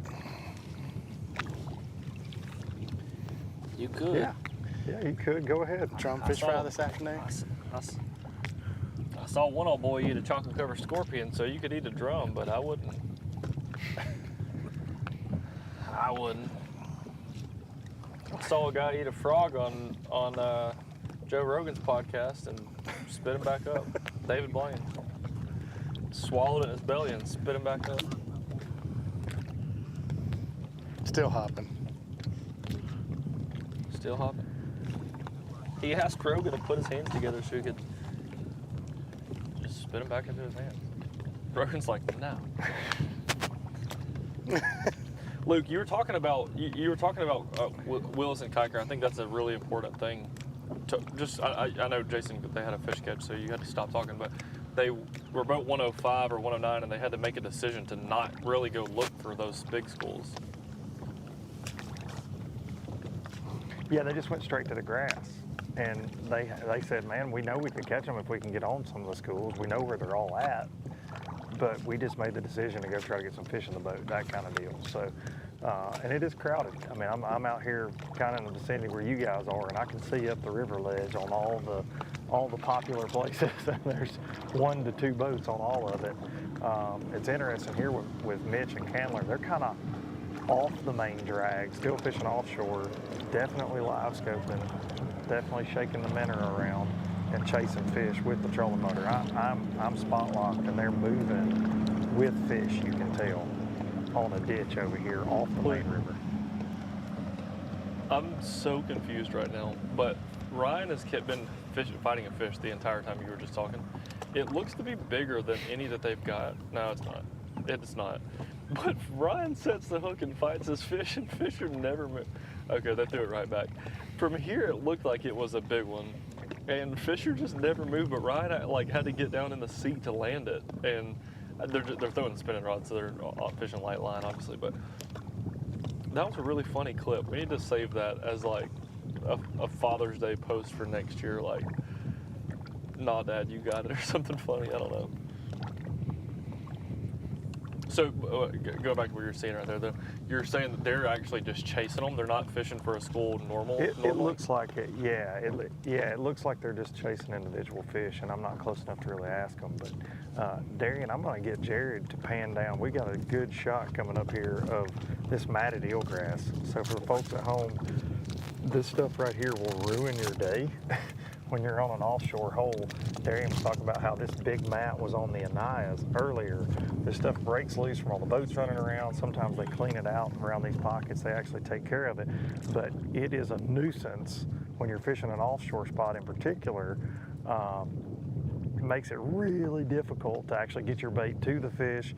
It gums up your line, and you've got to be real specific on what techniques you can actually use. So if you're trying to throw a big crankbait out, a long ways out to get down to those deeper fish, it's almost impossible. So this is kind of what they're dealing with, which we're feeling that wind a little bit now that Darian was talking about earlier. And you can see how quick we're spot locked, and you can see how it's moving towards us at a pretty quick clip down the river, but looks like somebody's yard. right here. And it'll also screw you up if you're fishing shallow grass out here on the main river as well. Like if you've got a topwater bite going on, which is something a lot of folks do this time of year, you can't throw a bait like a walking bait or a plopper style bait because you're just hanging this floating eelgrass. You see how quick that got to us right there? Just on a spot lock, now the entire mat is here. But a good look at what a lot of our anglers deal with, and it's year-round at Guntersville. If you've been here, you've certainly experienced that. But that eelgrass helps our bass population, but it can certainly hinder you when you're trying to get to some of these deeper fish. 100%.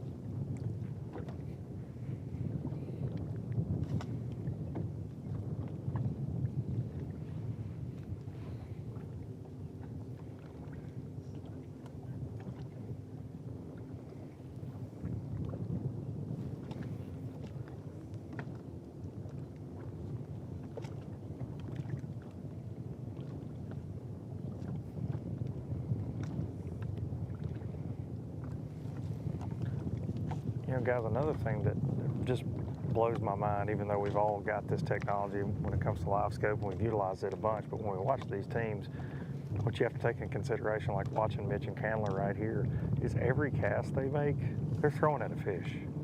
They see their bait and how the fish is reacting to their bait. It's not, well, I hope that school's still up there, or I hope those couple bass are still on that stump. Like, they're actually watching their bait go to a bait. They don't make a cast until they see a bass, and it still just blows my mind that that's where we're at in bass fishing. It's just incredible. And how few times that we see people set the hook as well. It's not as easy as it looks, that's for sure. Luke, we're gonna throw it over to you for just a second, full screen, so we can give a little break. If you can take it full screen from us, we'll be back in just maybe like 2-3 minutes. You know what that means, dude? You know what that means, Luke? You know what that means, Luke? Breakfast. Breakfast time. Breakfast time. I heard it in the background, actually. So he's going to waterfront for a biscuit. Yes, yes. He needs a little snack. It's okay. It's okay. It's about that time. Yeah, he said he didn't even want me around because he knew I'd call him out. Jason, he really did. He said, Luke, take it away. Yeah. Are we surprised he doesn't know what's going on, though? Yeah. We've done this all year.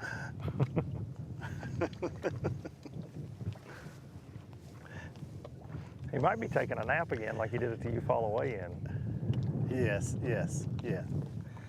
We will need to remind him today, we start weigh-in at 12:30 today.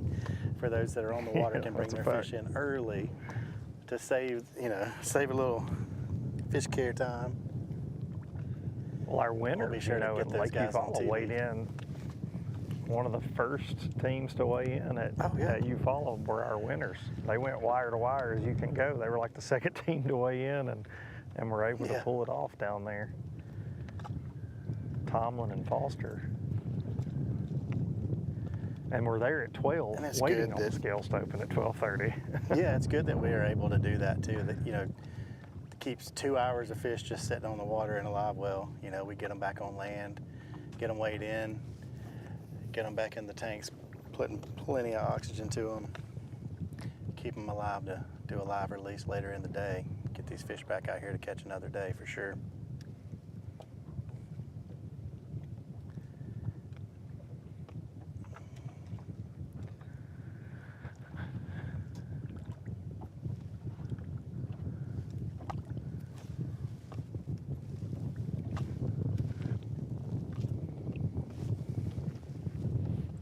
No.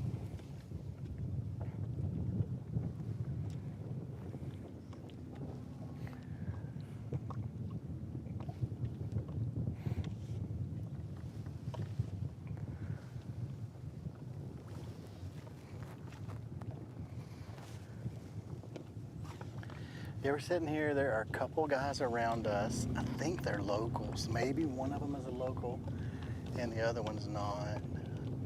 Just trying to, all our boats are marked with a pink tag today. I don't know if you can see it on their trolling motor, so that kind of helps us on live and helps other anglers when you're fishing around, that you're fishing guys with that are in the tournament with you.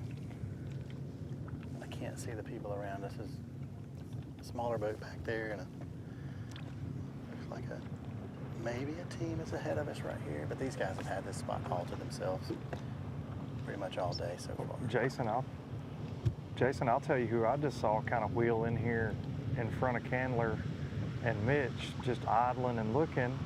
You know, we had a gap in the Bassmaster Elite Series schedule between Wheeler and Smith, and Bassmaster Classic champ Gussie himself, Jeff Gustafson's over here, just right over my shoulder.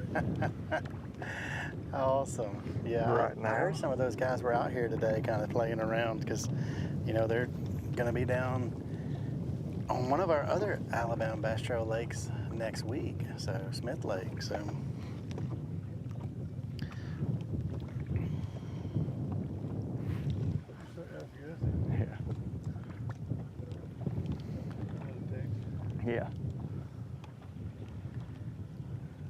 Yeah, there's a lot of those guys been getting some batting practice on Guntersville this week, Jason. They've been catching them up.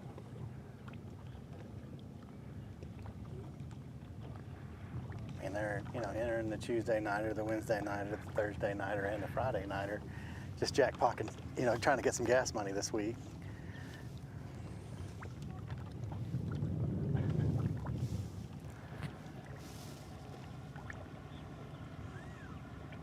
Yeah, I think a couple of them got their feelings hurt that they, that it took so much weight to win that Tuesday nighter. Jason, you know, this is going to be a live moment here. We've got the Bassmaster. I have communicated with the Bassmaster Classic champ, and he's fixing to pull up. We're fixing to get why would Jeff you not Gustafson talk to him for real update on ABT Live. Yeah. He's coming over. We're fixing to go live with the one and only champ. One of my favorite humans on planet Earth right here. Coming right up. I mean, just pull him in the boat. Right Let's now. go. Darian's now replaced. Hey, bud. Hey, you're live right now on Alabama Bass Trail, in case you're on or no. First Canadian ever on the Alabama Bass Trail Live. So are you having fun on the Tennessee River? It's been a fun week, yeah. There's a lot of bass to be caught at Lake Guntersville. Yeah, how much weight? How much weight do you think it'll take to win this tournament today, Alabama Bass Trail? 225 boats. Probably gonna be starting with a 3. I don't know. Oh, you heard it here from the classic champ himself, folks. Says it's gonna start with a 3. Yeah. No, it's like they're not easy to catch. I mean, I've been here for since last Sunday. Batting practice from Wheeler to Smith. I was gonna go to Chickamauga and Lanier and like just mix it up, and it's been kind of so fun out here. But yeah, they're not easy to catch, but like every third or fourth fish you set the hook on is like a big one. A really good one. So many big ones, yeah. Do you deal with floating eelgrass in Canada, Gussie? No.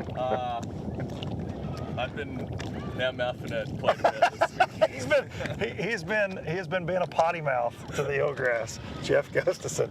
Jason, I'm gonna let you take it. Mitch and Candler are leaving. We're gonna catch up with Gussie real quick, and then we're gonna roll on down the lake. Yeah, it's not every day you catch up with a Bassmaster Classic champ, but in the ABT 100s, we're hooked up. Never mind. We're hooked up. Big fish. Nice one. Yes, sir. Oh, yes. That worked. Another fatty. Yes, sir. It's a 4. That's a 4 right there. He may be over 4. Yeah, I think as big as that belly is, I'm gonna say he's over 4. So that puts 2 3s, a 4, and a 6. It don't matter if you're the net man or the one catching the man in the boat. You're still getting them in there, that's right. That's right. They're set up horrible though, they're just scattered out. Yeah, they're not set up. Yeah, tell us about that a little bit. You said they're set up different than they were. Well, there's no current, and there's like a 200 fish school here, and they've been just grouped up, and you just catch them every cast, but they're just kind of scattered out. Every once in a while, you'll pick one up on 360 and you'll hit him in the head and you can catch him, but it's not ideal. Yeah, we found this Wednesday, and we've kind of kept our eye on it, and we've tried to stay away from it, and we've graphed by it a time or two just to make sure they're here. And every time we've graphed by it, they're set up just in a wad, and they're not like that this morning. There's there's a 30-pound bag sitting here. Yeah. Current changes that. Sunlight changes that. Current, yeah, we haven't fished it first thing in the morning. We've kind of hit it about 8 or 9:30ish.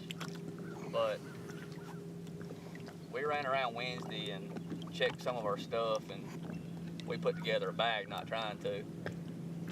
So, a couple things. There was boats on this morning on the way up here, and this was kind of we didn't want to come right to this, but.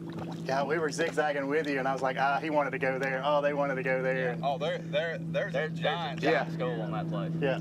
There's big schools down Look like a local sitting there, though. Yeah, I think we're one solid fish away from locking up AOI. Yeah, we need another 4-pounder, we think. We've got 18 probably right now. We got a backup plan. We've got some punching fish, but we really don't want to have to go do that.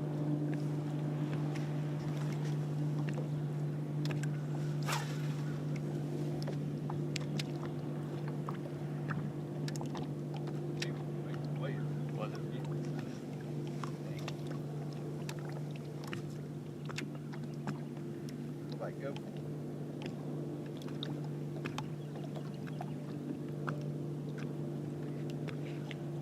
No, we don't. Are you serious? We got 10. No, we got about 16 before. We got 16. I miscounted. I'm from Alabama. My Hey, thing. catching a 6-pounder is going to shake me up a little bit too. So. Yeah, we probably got 16 before. Probably right. And you still got a fish to catch, so that's a good thing. We got one more, yeah. You got to catch 20 here just to be on par. Though. Yeah. We got 2 in there. We're gonna catch one more and then start calling. 2's got to go. Yeah.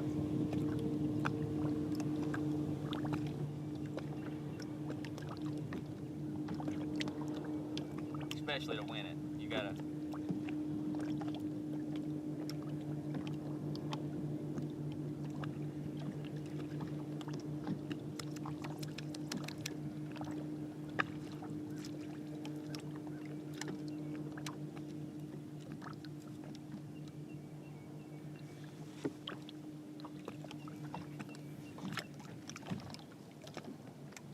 Luke, bring us some jack. I know, Darian and Luke. Darian's taking a break somewhere. He could hear him. Yeah. He said he had to take a break, which means usually he's got to have some breakfast for a minute.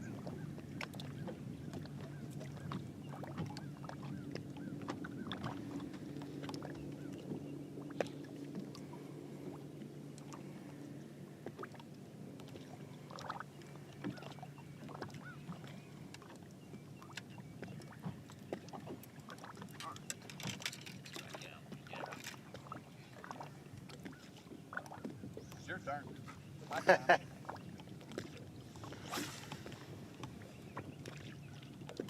We always joke if we could ever be on at the same time, both same day, be good. We're never both on.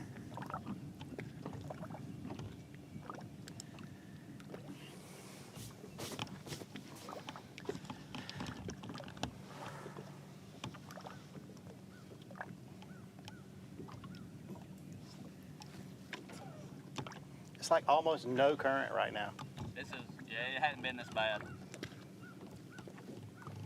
This is the slowest it's been in the past 3 days. No wind hardly.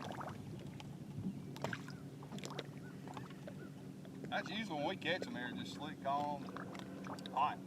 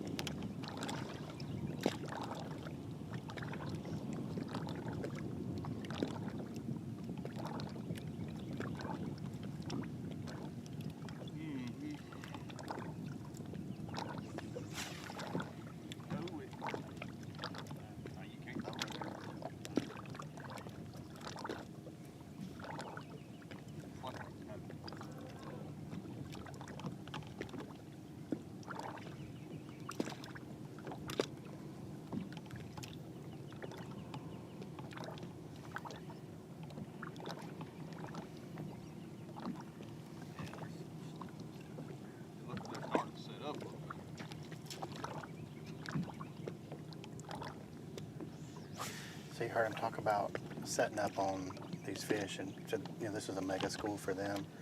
Got over 200 fish in it, and just really been good for them. They checked on it a few times this week. They found it on Wednesday.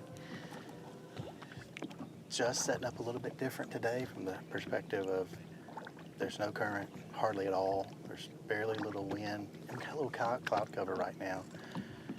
So fish are gonna kind of move around. You gotta take a little while to find them. We grabbed a couple spots here till we got to where we are right now. We set up on a couple different areas thinking that was the school, and then I think when they finally found these here, when they caught the 6-pounder earlier, just about it said they're set up really different. So they kind of keyed in on, hey, this is what's going on. And now that they've caught a few, that you kind of feel like they've gotten a little bit figured out, or at least fired up at that point.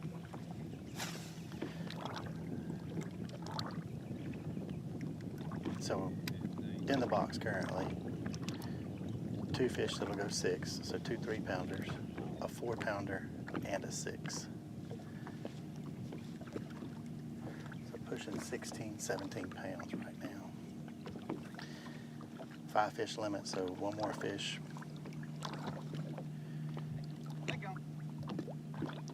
Looking for that AOI trophy today, going for that. Currently leading the AOI coming into this event. Really good, successful year.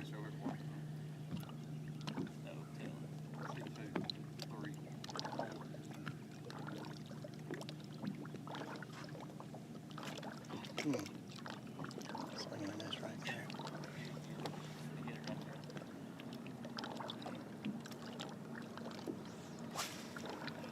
Seen him kind of run through a couple different baits this morning. We've seen a jig, we've seen a swim bait, we've seen a big worm.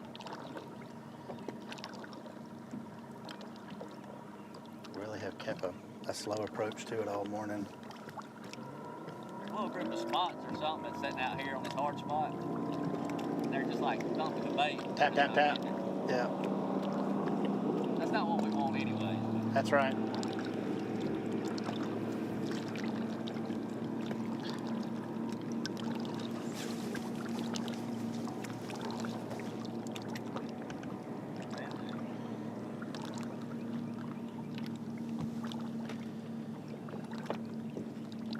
Sun's out, guns out.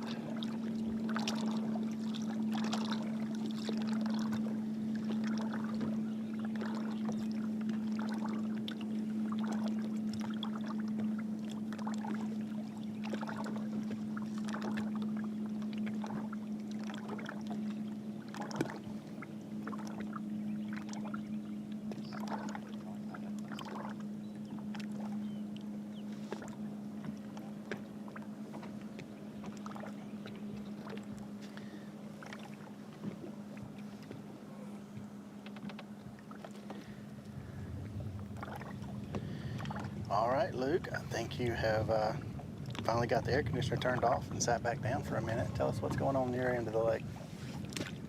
Well, we actually, we let the man from the Great White North, Jeff Gustafson, bring us a little cooler wind. He just automatically showed up when he popped in, Jason. So we visited with him for just a second, and we got on our way, real short move over to Adam Bain, Chris Colley, and I can't say on live what they said when I asked them what they had, but we're gonna sit right here. They didn't have blank, so I don't think they're catching them too good just yet. They're on the main river ledge in this kind of crowded area around Seabold. Really though, Jason, fishing this lake as much as I have over the years, especially in the summertime, it's one of my favorite places to be. There's a lot of community stuff that I'm not seeing boats just piled up on. It's kind of blowing my mind a little bit.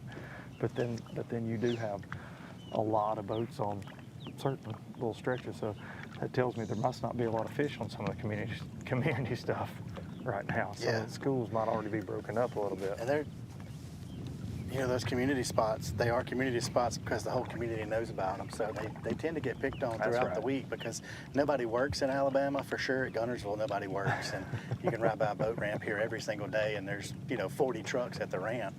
I feel like every day is a fishing day in Guntersville. So these guys that know these community holes are always riding up and checking them, riding up and checking them. So finding something a little different like these guys have is kind of the key, especially on Saturday, because Saturday is when everybody's coming out here. A couple different tournaments going on here today, including ours, but everybody's out here trying to make a little money today, so they're going to go to the best stuff.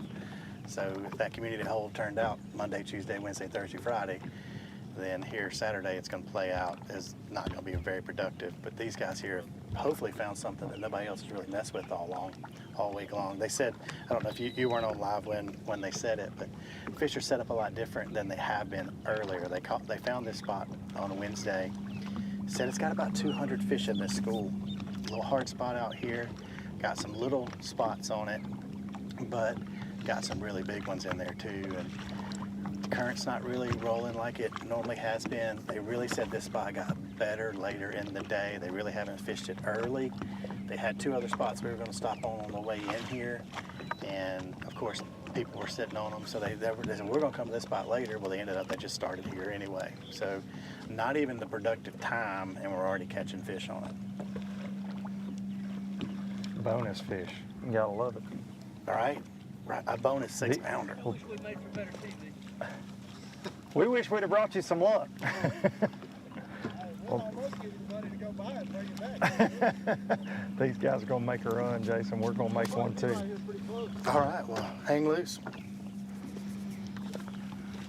Well, maybe y'all catch them up. I know there's no shortage of boats. Kind of scared to leave.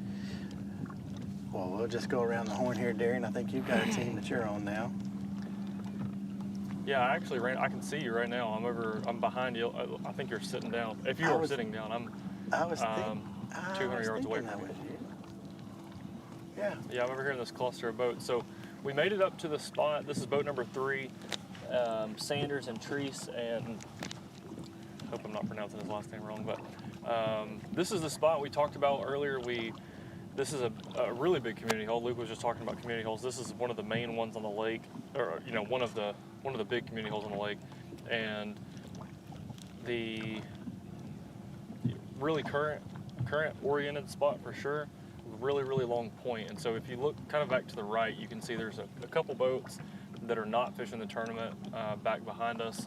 Those guys are fishing a shallower spot of it, and then back, again to the left, this boat that's closest to us is boat number 3, and the boat on the other side behind them that you can see, I don't believe those guys are fishing the event, but they're way out a lot deeper.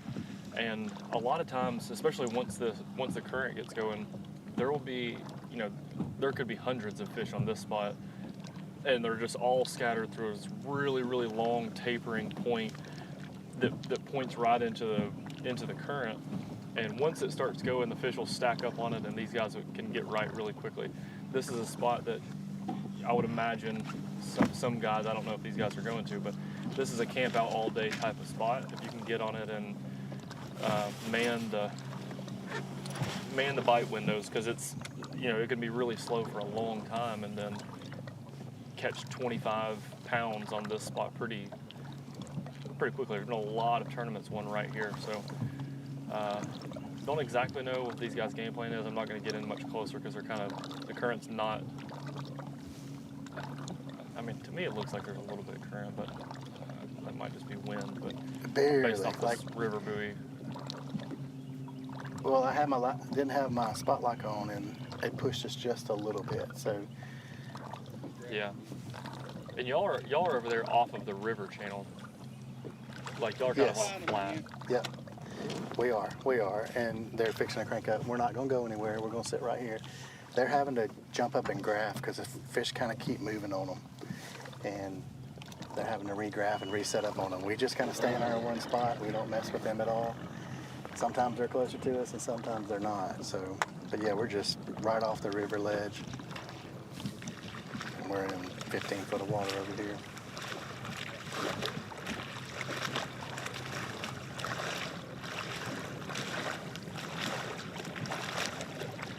Jason, I didn't want to run up and get this close to you, but I knew that you were going to stick with those guys for a while since they're on a big fish pattern. No, you're fine, dude. I've heard them say multiple times there's 30 pounds in that screw, so I figured you'd be with them for a minute, so I wanted to jump over here. But one thing before we left Fisher and Fisher and Ryan, Anaya, they said that they had over 21 pounds on the Bubba scale locked in. So they were, they had pulled up a couple times.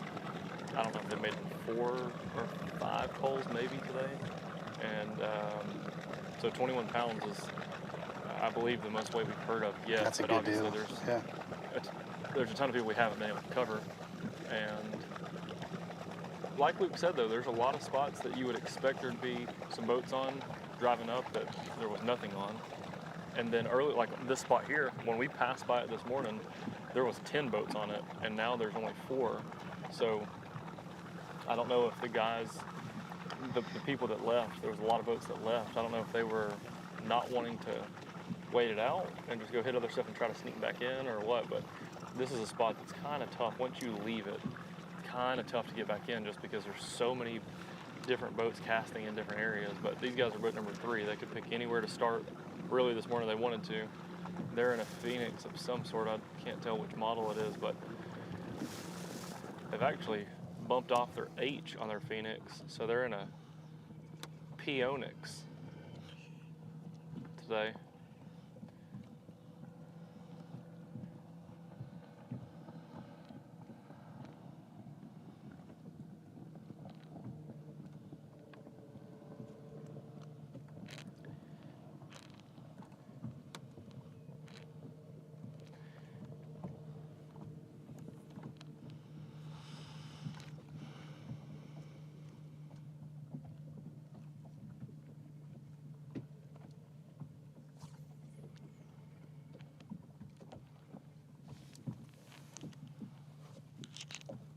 I think I can slide in behind these guys and ask them a few questions. We'll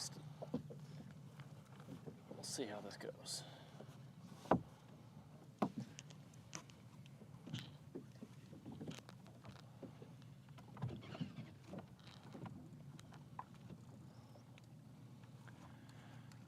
I'm gonna slide in behind you and ask you a few questions before we roll out.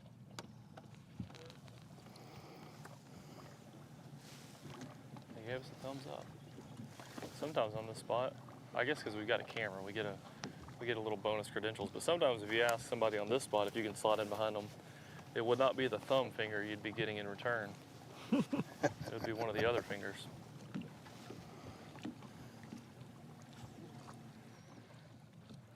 Yeah, we got a little current moving for sure.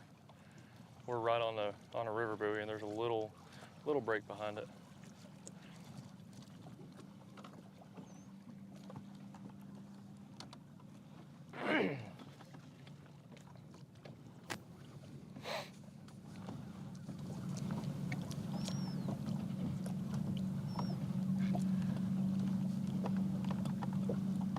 Guys, my question is, y'all were boat number 3, so you got to pretty much start on any big school you wanted to. And when we passed by here this morning, there was a pretty good bit of boats on it. It looks like a lot of guys have moved. Is there a lot of fish here that you're just waiting them out? They move in, move out. Yeah. Not really here right now. We're kind of sitting and waiting. Do y'all plan to sit here for a while and wait on them? That's what we were just talking about. This is one of those spots where you've got to, you have to wait a while sometimes, and then they'll pull. Yeah, it is. It's a hero or zero spot for sure. Our initial starting point, we blasted off boat 3. There's already a boat sitting on it. Really? I guess it's a little club deal or whatever. We just mosey down here. We really want to be over here where them guys are, but the spot's pretty good too. Yeah. So y'all catch them pretty good in practice, or you just know the spot well? Caught them pretty good in practice. Yeah. Oh gosh, that's a good one. Yeah, that's right.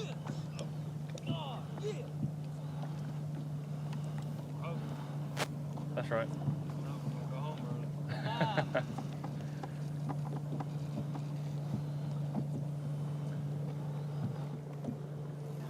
I'll bounce back over to the side. But 5-pounder in the box. Jason, sounds like you just had some cheering over there. If you probably heard it. That's what I was just about to say. Just dropped a 5 in the box, so we are inching up on the leaderboard at this point. These guys need to finish 27 points against the other guys. 27 places above the other guys, I should say. And every fish they put in the box at this point is just moving them higher and higher and higher. So 2 3s, a 6, a 4, and now a 5. Wow. So watch them catch this one right here. As soon as that fish jumps, they already celebrate because they know this is what we need. Now, fish needs to stay hooked up. We got to get it in the net. And they work their way to get it in the net. As soon as it goes in the net, they're fist bumping and cheering. And see here, swinging it in. Oh, another one. Hope y'all another catch one a hooked dirty up right 30 now here. When you asked that question, somebody else replay, was we on got live another one talking, so I couldn't answer you. That's the weirdest part about doing this is you got the 2 other guys are talking, and so if we want to have Just a caught conversation, another one. Look at that. Probably gonna call. Here, I'm gonna jump on the trolling motor, ease up here with him.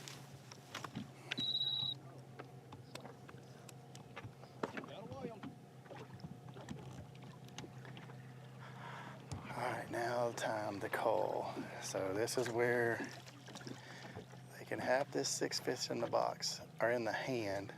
Can't bring another one in the boat, so we got to stop fishing basically. So we're gonna put them on the culling beam, figure out which one's the biggest. Really looking for the smallest because we're gonna throw it back. So we had 2 3s.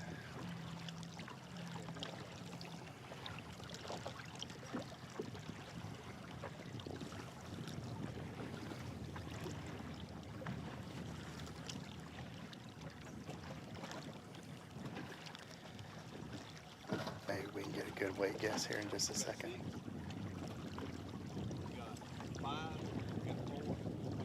I know this here. Let me check it out. I know. 100%, dude. We got like 22 pounds.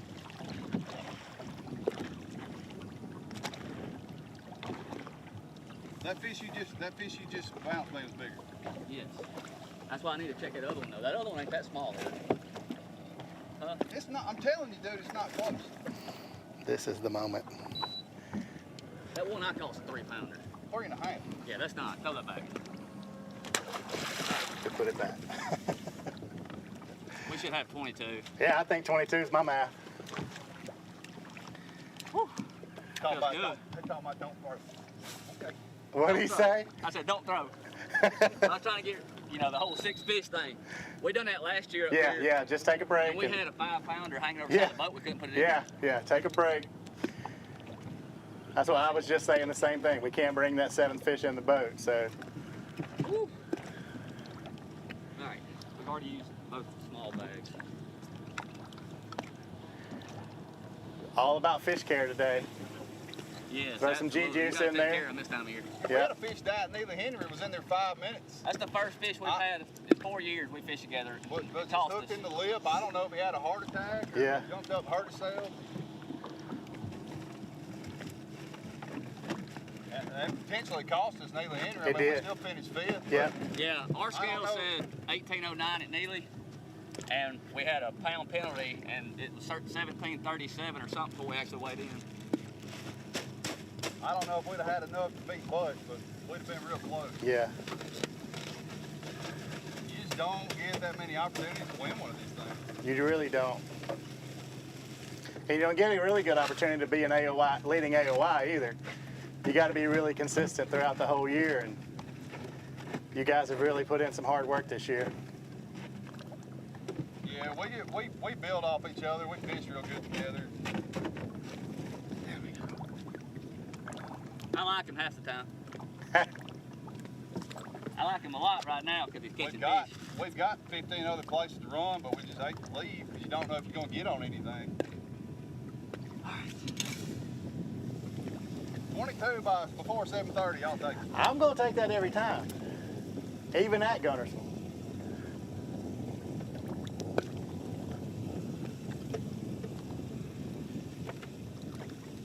The whole key to this, though, is that there's a lot of these river bars, but there's no grass on them. There's one little spot of grass right here. It just seems like there's less grass this year than in years past. Tell everybody at home, when you sit down to graph, tell them what you're looking for as you ride around. If you know, it's hard to see, but if you know what you're looking for, you can see them sitting on the edge of the grass. There'll be a hole in the grass, a stump, it's something irregular, and they sit there and it gives them a wall they can force the bait up on. But a lot of these fish, if a school of shad comes through, they'll feed on them, but a lot of these fish are eating bluegill.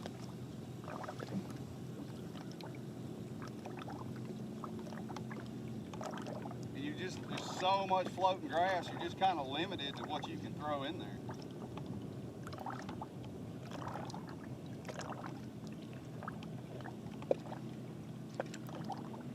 And everybody knows a jig's a big fish bait. It might not be a LOB jig, but it's close. Another big key is 360. You can't do this without 360. Live scope it's just not the deal around the grass.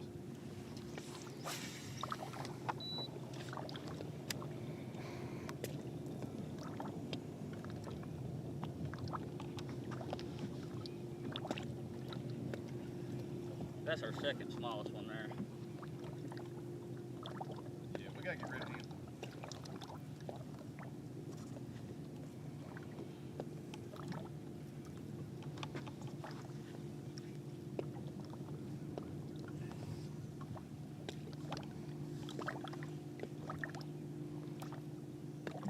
What's the rule on going to waterfront and getting a bologna, egg, and cheese sandwich?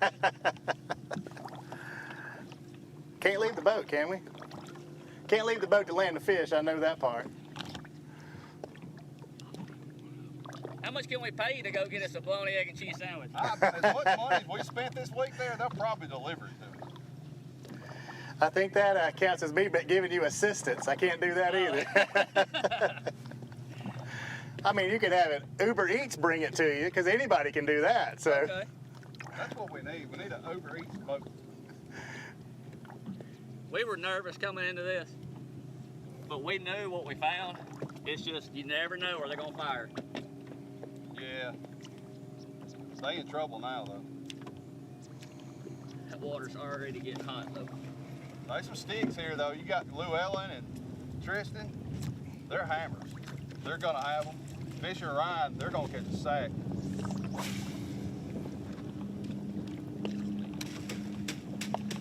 Because we talked Wednesday evening for the story. Had y'all found these by then?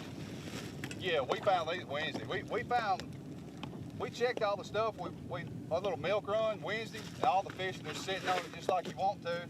And then we found these Wednesday. And between here and probably 5 other spots, we'd catch one or try to shake them off, but you couldn't shake them off. We accidentally caught 26 pounds Wednesday. No way. When we talked to you, we'd already caught them. Wow. And Thursday and Friday, we tried to find new stuff, and we found some punching fish, but we didn't find a whole lot else. But we didn't want to mess with these or be seen, standing up on them.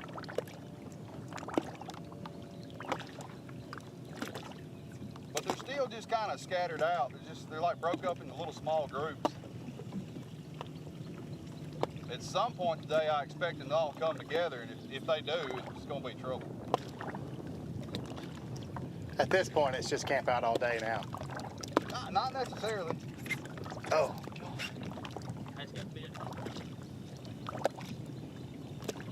We get greedy sometimes. We're probably not going a long ways that way. Yeah.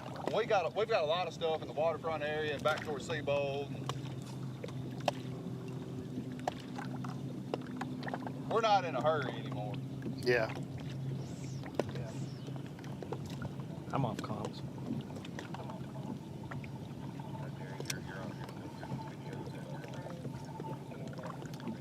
All right, Darian. I think we've had a good discussion over here about what was going on in this spot. Tell us a little bit about over there, what you got.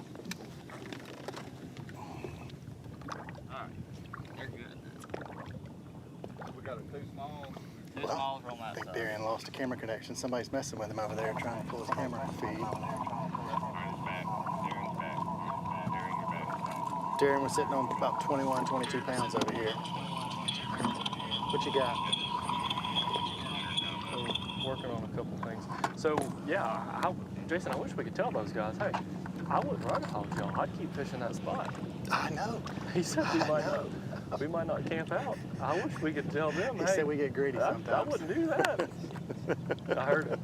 So we've pulled up on boat number 118, and Ash Goja and Danny Pettis, and they're sitting on a community spot, that's real popular, real hard to get on spot. Boat number 118, I'm surprised they got on it, but we haven't been able to talk to the guys behind them yet. But he said they've got 2 4-pounders, and obviously that's a good start. There's a ton of time left, but this is a kind of a famous hole on a lake. Van Dam won a tournament here back in the early 2000s, and oh, we got a fish catch on, but in the front. I'm sitting here trying to make sure we ain't big eyeing them. Let's see what we got here. Counting it up. Almost. I'm liking this pounder, but it's oh no, it's a small one.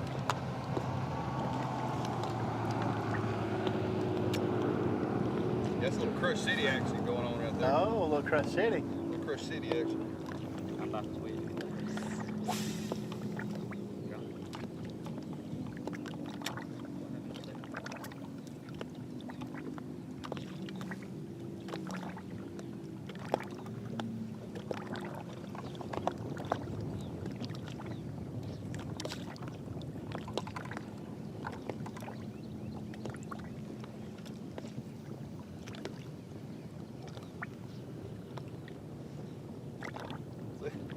Catch 2 and they moved again.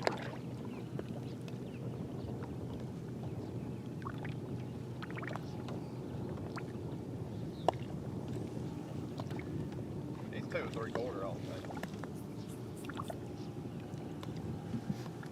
We usually weigh 1 foot.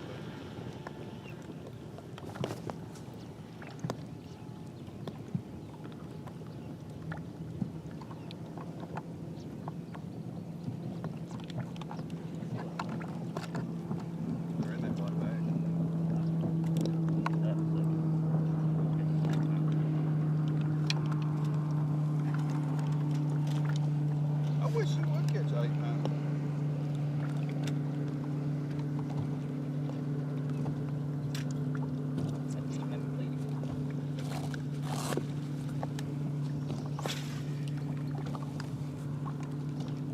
So for the people watching back at home, this the boat here, the gray boat, is on. There's a ditch that runs right in between these 2 guys that feeds this creek over here.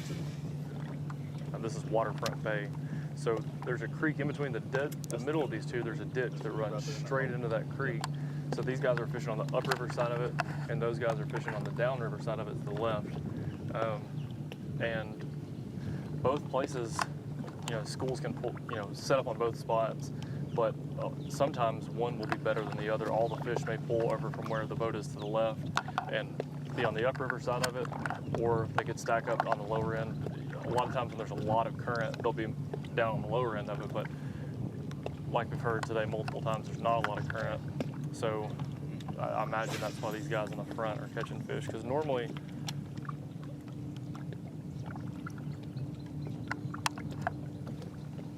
he's got another one on the front. This one looks like it could be better. The last one he caught was a really small one, 10-incher.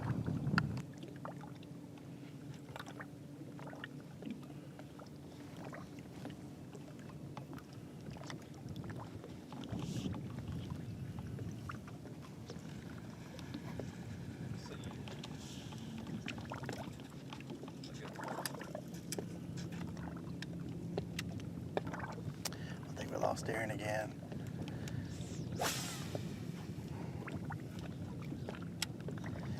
Yeah, boy.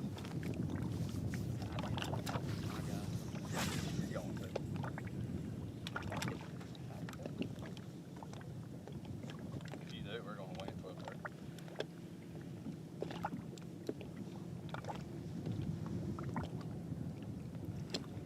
What's been the most productive bait this week? Probably overall, probably a jig. Yeah, probably. We've caught some on a worm and caught a few on this mag graft and a swim bait. Good hookup. Big one.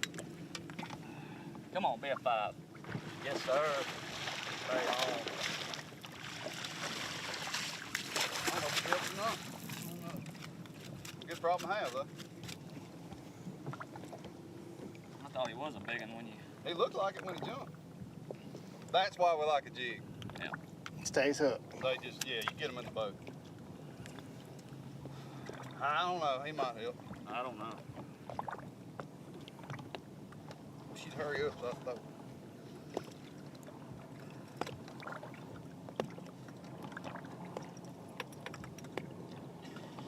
He ain't gonna help. Well, he was still fun. Hand me that balance beam. Oh, that's right here. I got it.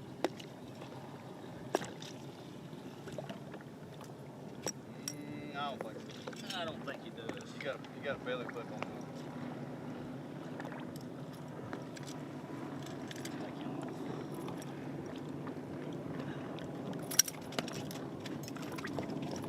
Appreciate that, buddy.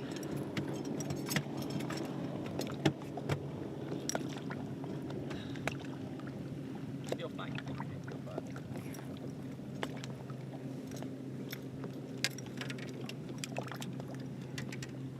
Look, belly clips on. They don't help.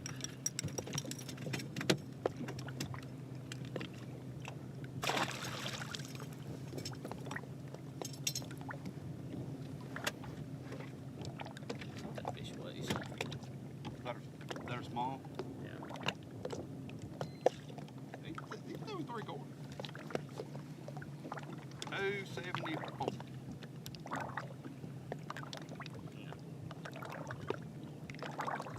That's our small, weighs 308. I was gonna say it's over 3. Y'all always small eye 'em.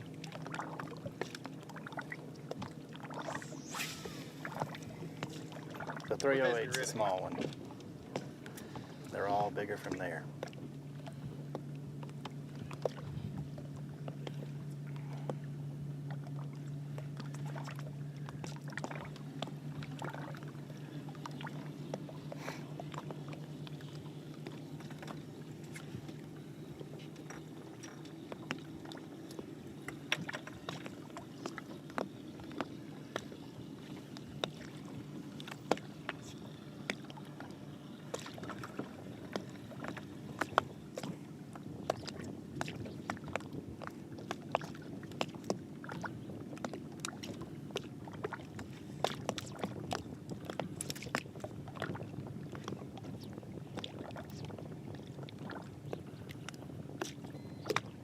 That's a 354.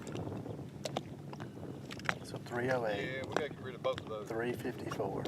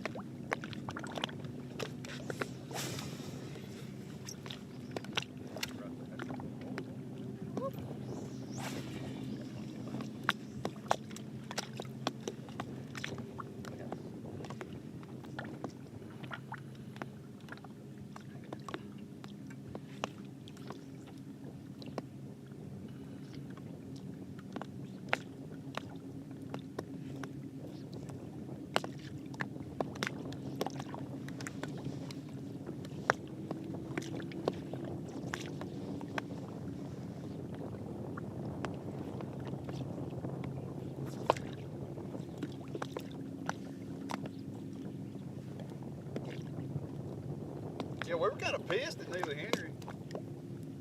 We were second going into it in points. We showed up. We didn't even get as much as a tracker. Yeah, right. That's where you get to lay low, though. Oh, We were thankful for that part of it. That's right. We were doing something in Ely that nobody else was doing. Yeah. Yeah. We were real glad we didn't have a boat with us.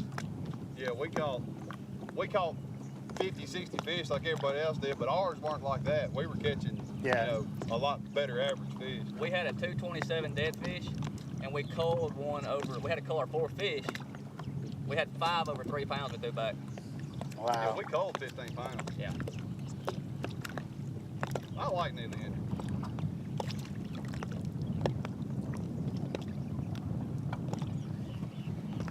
Darren, you get that camera figured out? Yeah, we got it figured out. We just slid back about, I don't know, 50 or 60 feet. So there's 2 boats fishing the same spot, but one's on the upriver side of this ditch, and boat number 44 is on the lower side of it. Robert and Mike. I'm going to G. They just had one come off. Guys, you got any fish in the box yet? How big is it? About 5 pounds, it says.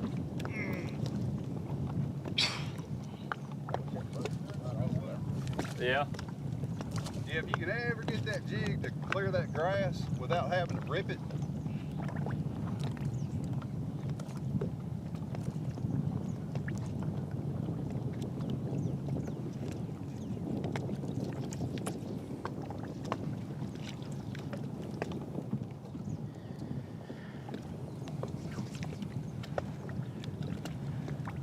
I think that's something that helps me and him a lot is neither one of us is too prideful of if one of them's hot, Yeah. let them catch them. Yeah. You know? I mean, ain't that I'm not trying to catch them, but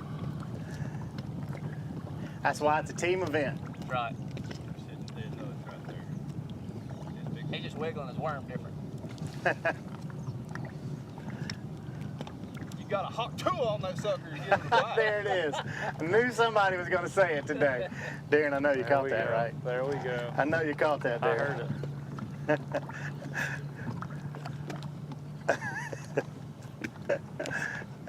Miss Kay said, we've been waiting for it all day. She did not expect you to be the one to say it. We catch another 5 pounder, there's no telling what I'll say.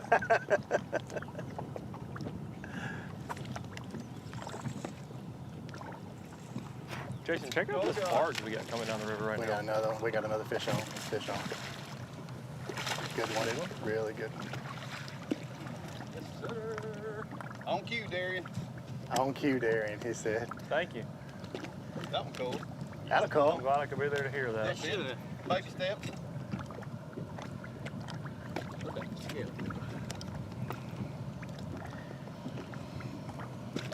Check out this barge. This Darren, is I a don't know if you see giant these. crane coming down on a barge.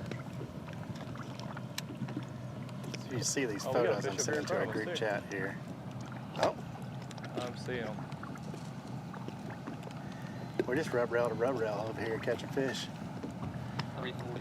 328. Let Get you that make a 3.8 couple out. casts. That's a half a pound. Almost. Yeah, I thought about just grabbing the Alabama rig, throwing it a couple times. I would.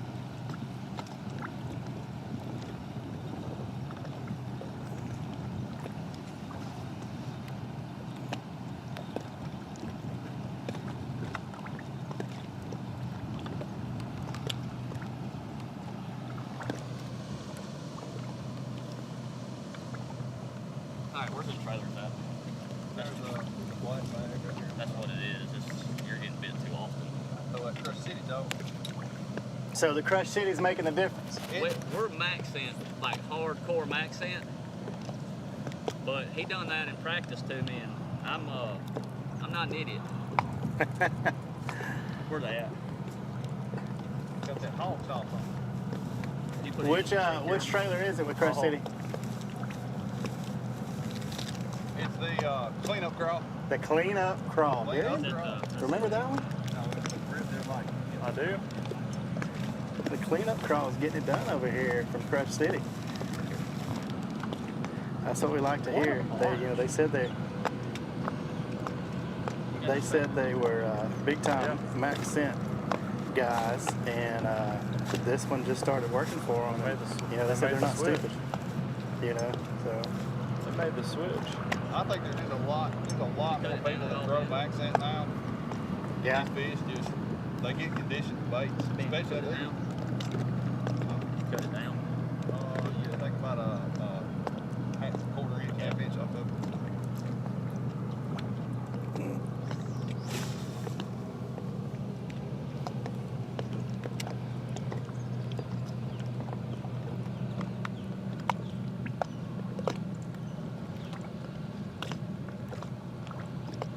Jason, I don't know if you just saw what went down the river. Y'all were catching a lot of fish. That's the biggest towboat, or I don't know what you call these things, the ones that push the barges.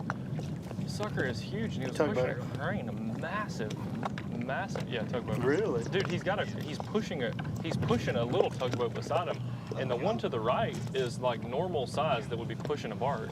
That boat, the big tugboat that's moving, is 3 or 4 times bigger than that thing, and they are hauling. I've never seen one run that fast. Like they are moving some water. We got 8 Yamahas on the back of it, maybe. Yeah, 8 Yamahas. Yammy.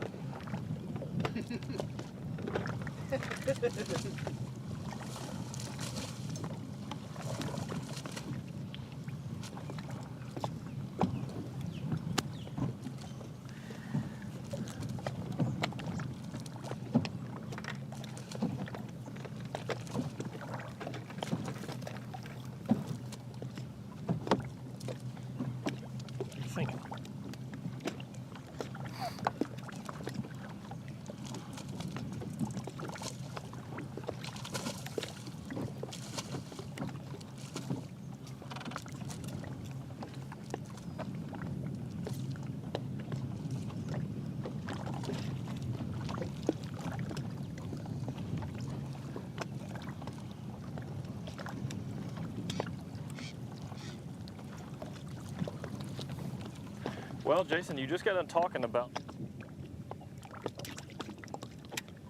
both picked this week, so I'll go ahead and do my little Crush City segment that I've been doing, and just talk about the cleanup crawl. It's a trailer I've honestly picked a bunch in a lot of these tournaments, but y'all just heard those guys talking about the difference in max scent and fish getting accustomed to smells, and then when something new comes out like this, every single time it is a player immediately. But right now the craze is this Rapala Crush City, and they've got the cleanup crawl.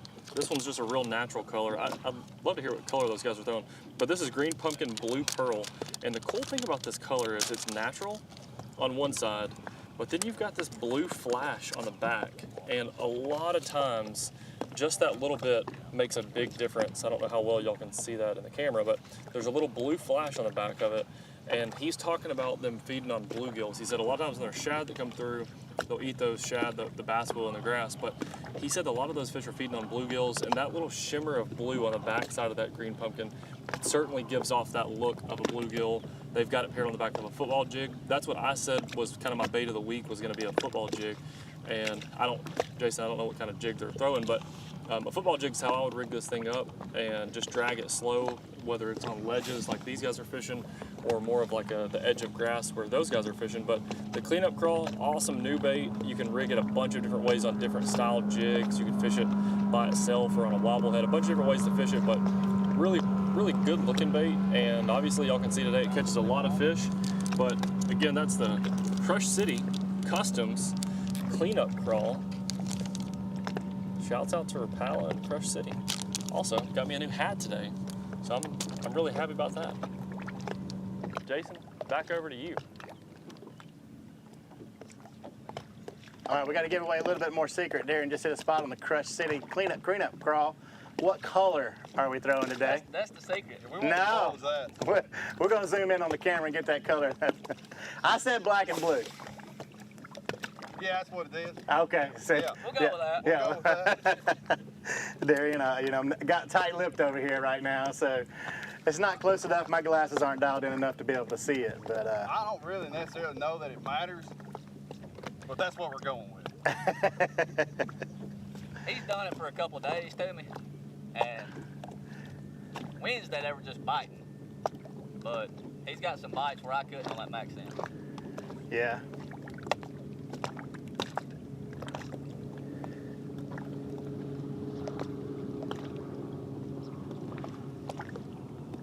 I think it's more the action than it probably is the color. I'm gonna say it's, you know, just the way he's holding his mouth too. That's probably part of it. Probably best if I keep that close.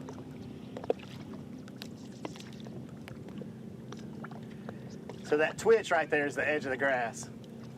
Well, what makes this good is that it's not just eelgrass. There's some good hydrilla and a little bit of milfoil mixed in.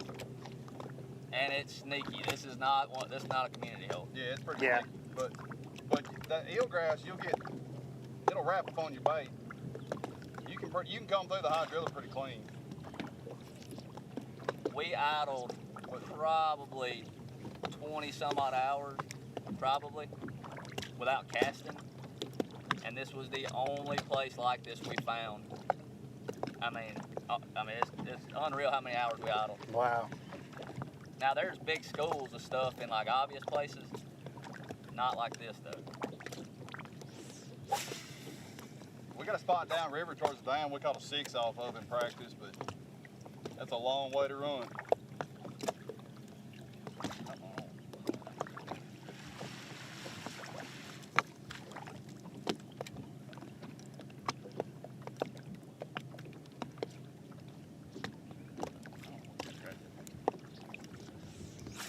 That's the same stuff that we Yeah. whatever. Stringy cabbage.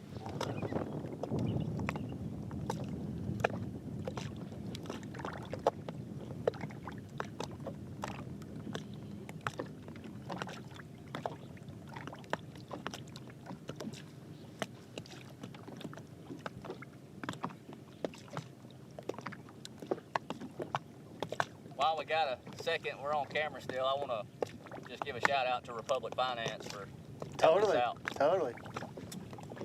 I work for Republic, but very grateful to work for a company that supports. Yeah, definitely. Supports their team.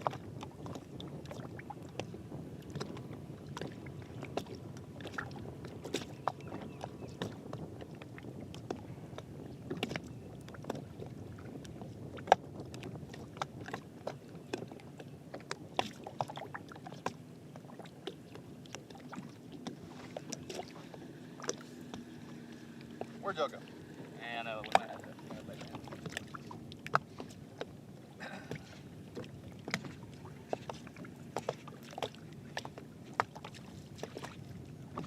I think they went. I think they back this way. Yeah, probably.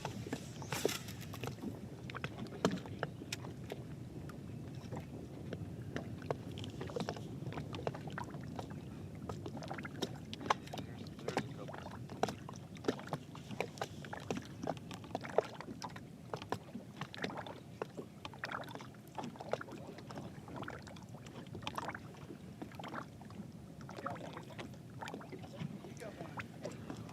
All right, we're going to take a little break in the action here. Before we do that, we're going to show you a couple little fish catches brought to you here from the Alabama Bass Trail final stop at Lake Guntersville. We are sitting on the current AOY leaders. Take a break. We'll be right back. Some more fish catching action right here on the Alabama Bass Trail.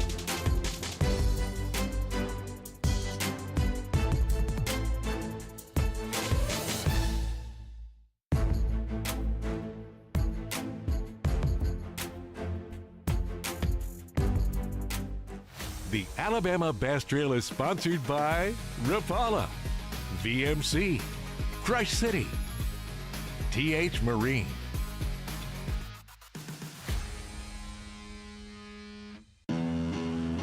At Phoenix Boats, our passion for fishing is obvious. Whether it's a pro event or fishing with our family and friends, We truly love the sport of fishing. that's why our goal is to make every single Phoenix boat that goes out the door the best fishing platform it can be in both design and construction.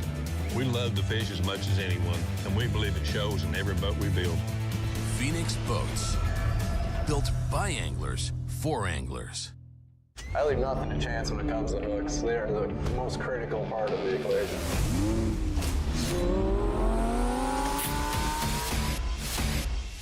This is truly the best hook I've ever used. Thinner, stronger, slicker, all the pluses that you really want in a hook. That red line right in the roof of her mouth, exactly where you want to get them. When you have the opportunity to create something good, you might as well make this great, and I think that's what we did with the Red Line series of hooks.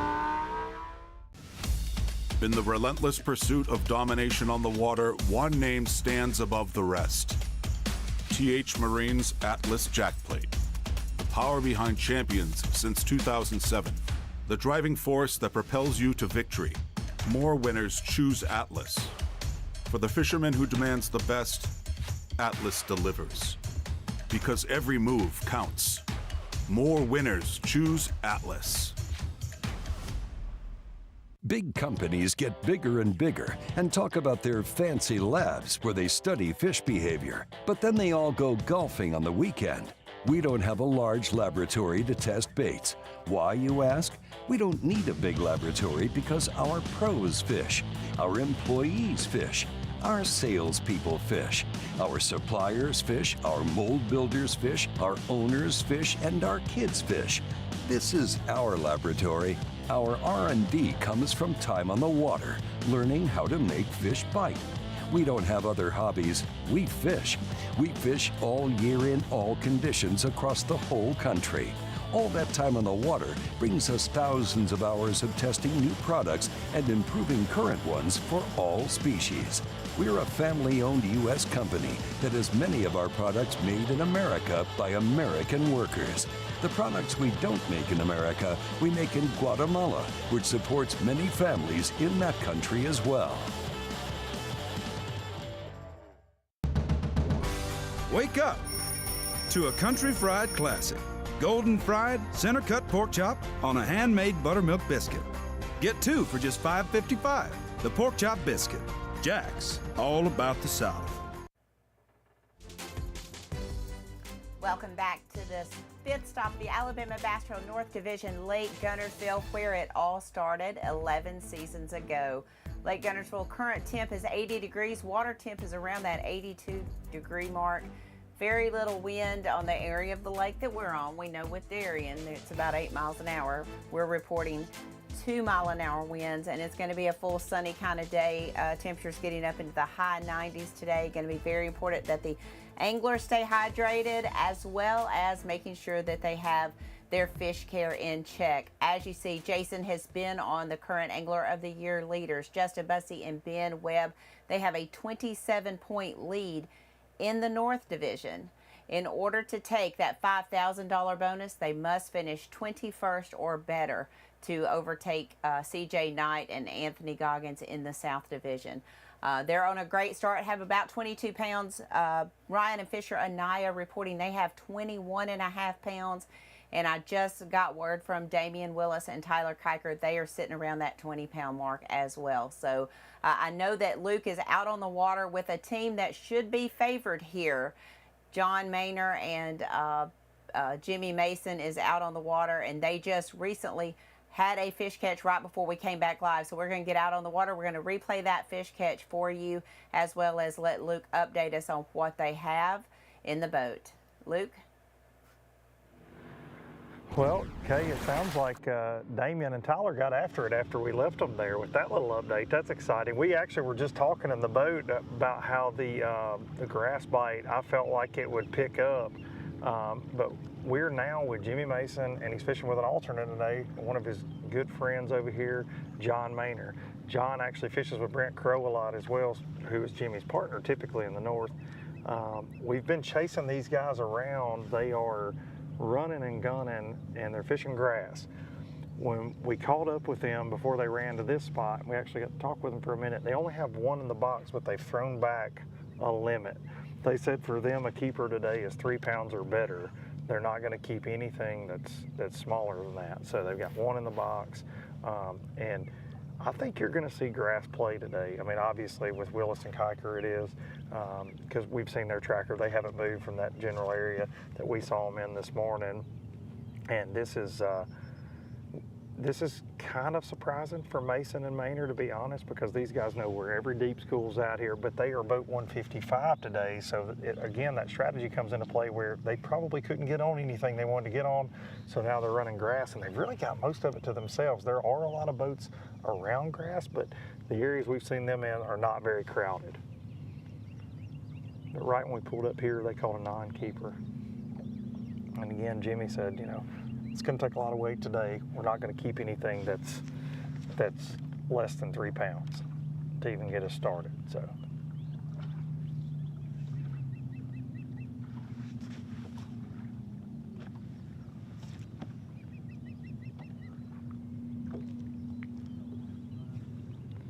We made a pretty good run down here. We're in the All Reds area, and every deep spot that a bass gets caught on has multiple boats on it for the most part. So it's a little crowded out there.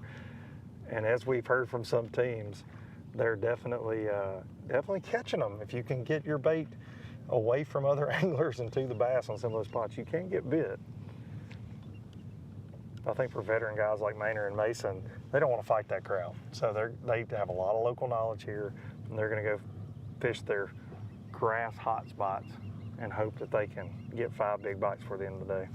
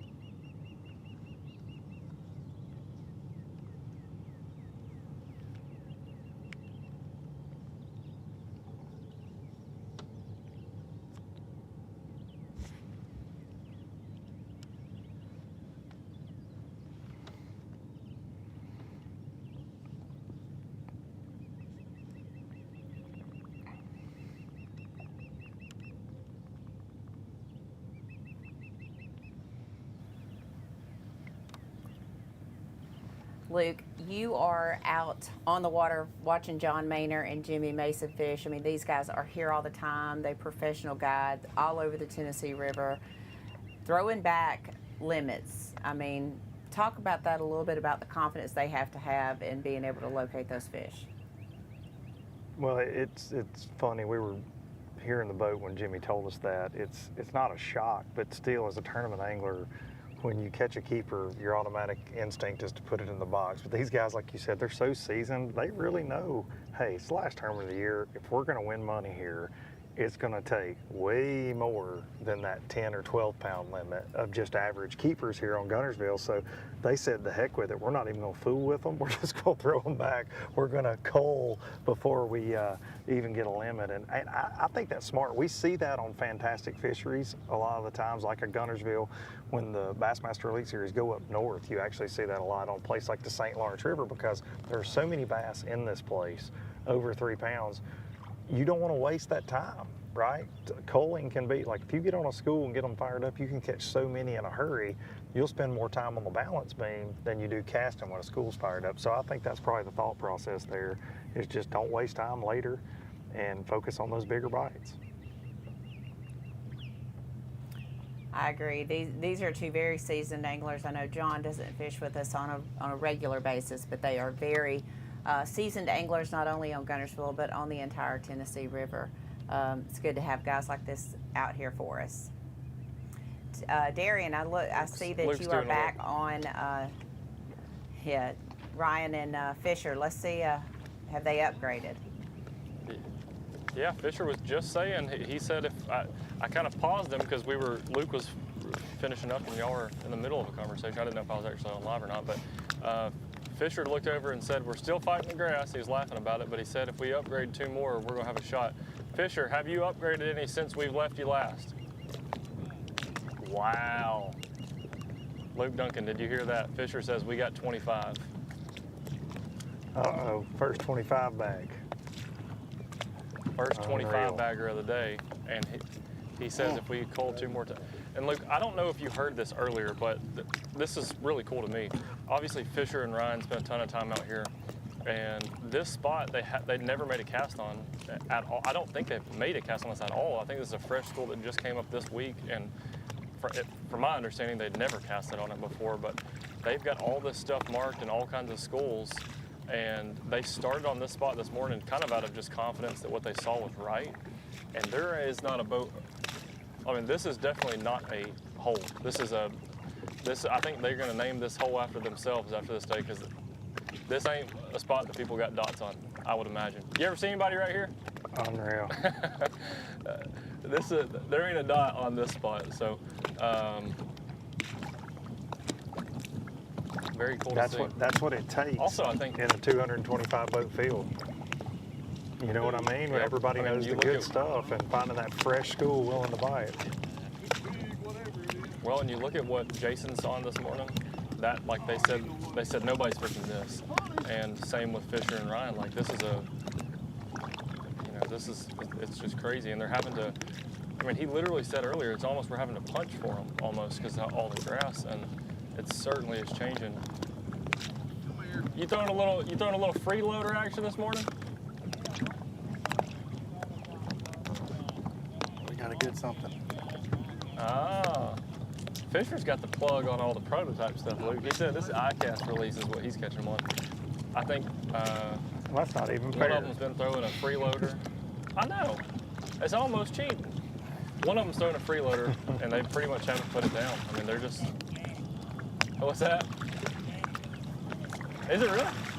He said one of them's called the janitor because it's sweeping up every bass in the hole. Oh, boy. Janitor. Nobody else wants to hear that on live right now. None of the other competitors. I know. That's Mason crazy. hooked up with a big swing right there. Spot? Oh.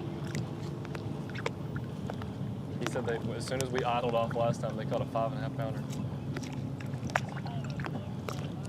John Maynard not even going for the net, but it looked like a pretty good one when they jumped. No. That one's probably going back.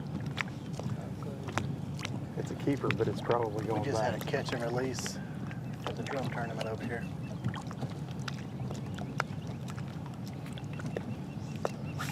I think that one's going in the box. Right there, number 2 for Mason and Maynard. Yeah. Get her turned up a little bit.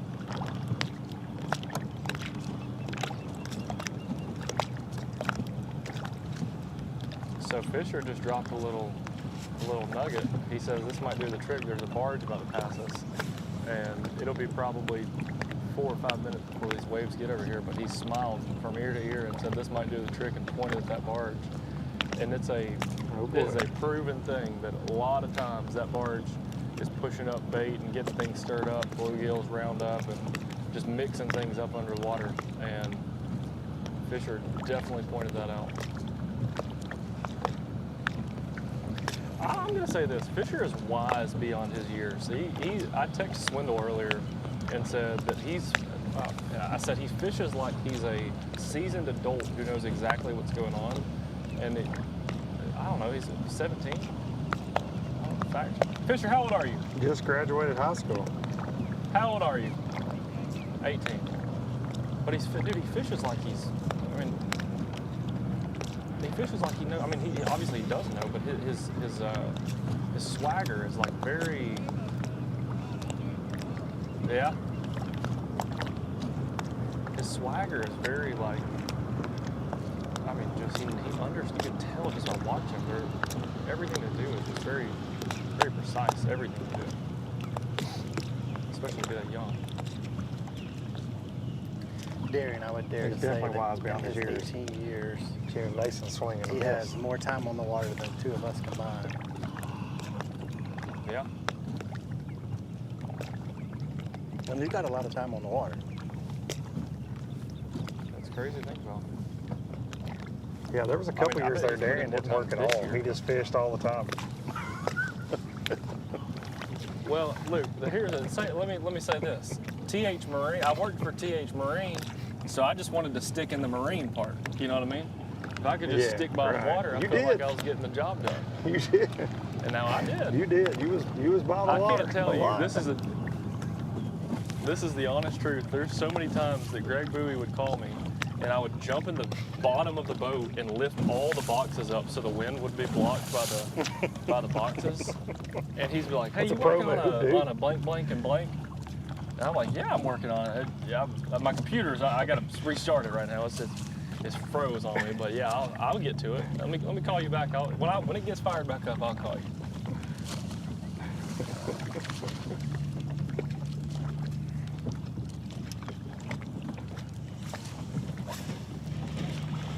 Now at y'all Sweet Tea, do you get to do that? Waves. There are no days off at y'all Sweet Tea. No, there are now no days off.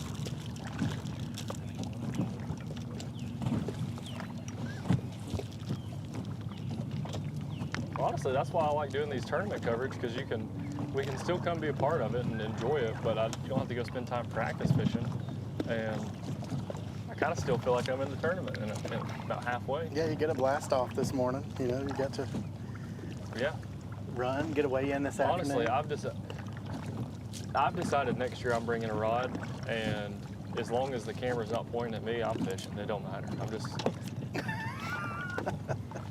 Oh, we're not supposed to be fishing? I've had chicken liver out since 9 o'clock last night on a jug line over here.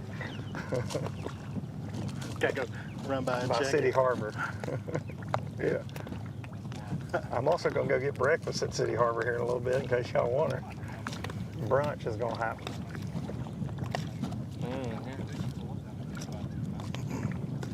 Because I'm close now. I got it in my sights, boys. Hey, we ought to go there straight by water after we get done instead of going back to the ramp first. Be a lot closer. I'll vote for that. Hey, Kenny just gave me a thumbs up, buddy. It's on. We can go to Kenny another says broken we're in? egg right there at the harbor. Yeah, come on, bro. Another broken egg. We'll shoot the recap at the City Harbor. And not to just, talk Guntersville to death, because everybody knows it's a fantastic place, but to end the season here in the north, this is where the Alabama Bass Trail started, like Kay mentioned earlier. But man, Guntersville is just like the whole vibe around this place when you get here it's such a fishing town, but then they've done so much to the city. They've done so much to the state park, so many renovations. Like, it's just a cool place to be. If you've never been here and you're watching this, shame on you. Get to Guntersville. Bring the family. 1,000,000%. 1,000,000%. You know, that first event back in 2014, do y'all remember what the weight was for that event? 32. Close. You're really close. 30-32. 30-02. It's the biggest bag in ABT. It was the biggest bag in ABT history. Jerry Wright, Brandon Staggs. I do know that, with a broken trolling motor. Yeah. And freezing temperatures, if I'm not mistaken. Very much freezing, Jason. I was in that, if you scroll down to the bottom of the standings, I was in that same event, and I think I had one for 3:02 that day, and the water temperature was also a 3 and a 2. when they uploaded the standings on that, I think you got cut off. I was looking the other day. I think you got Trust cut off. me, It was so far down. Data. trust me, took up they too did much not space. need. Nobody looked for my name that day. Only the first 2 pages printed out. Yeah, trust me. And we caught that fish. Hey, second cast. Wow, It was a long that makes it a long day.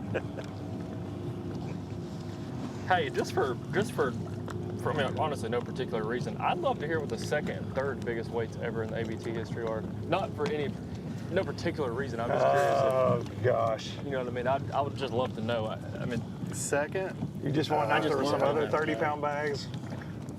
Well, I know there's been a couple 30s, Yeah, and I know there was a 30.45. You know what I mean?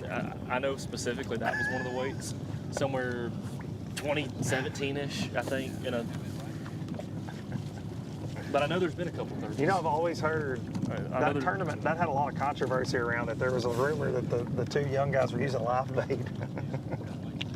Yeah, they were. And then they were never seen again. And honestly, they disappeared from Alabama Bass Trail, never be seen again. Yeah. Like the Reggie Bush thing, they tried to take our trophy away way after the fact. They found out we were live baiting, and so the thing is, I just threw my trophy in the lake, and they can't get it if it's floating, and all of a sudden it floats down to me this morning. That's right. Just floats right back to you. I hope Fisher and Ryan win one today. I'm making this very public that I really hope these 2 guys win today for the 20th time. Picking favorites. Very unprofessional of you, Darian. Yeah. I'm picking favorites. It would be very cool to see. It would be cool to see the father-son combo with Fisher just graduating this year, being on the tear Fisher's been on in the last couple of years in high school events in the Toyota Series, and they don't have an ABT win. That would be a really cool way to end the season. And I'd say having 25 pounds by 8 o'clock, you're on your way. Yeah. Ryan, all the fish looking good?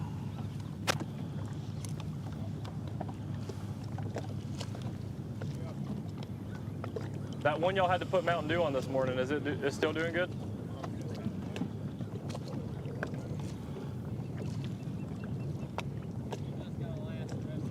Yeah.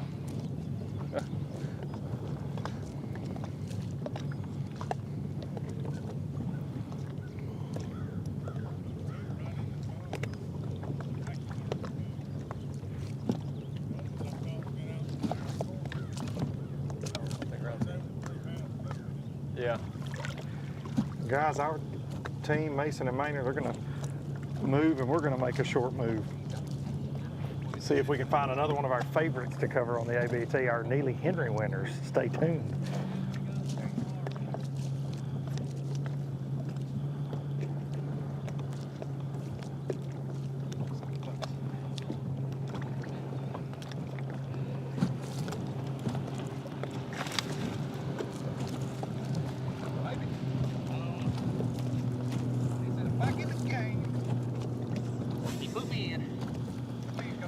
Just like that, we got another fish catch. I don't think he helped. So. There you go.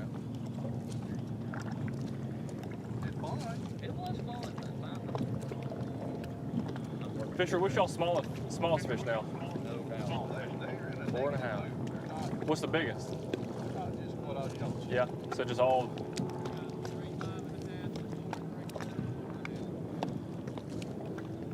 Heck yeah.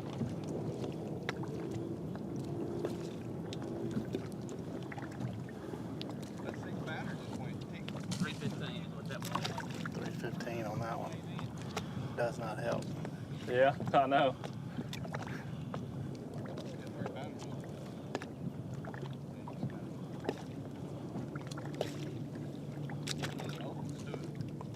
That right there, he dropped it and he picked it back up.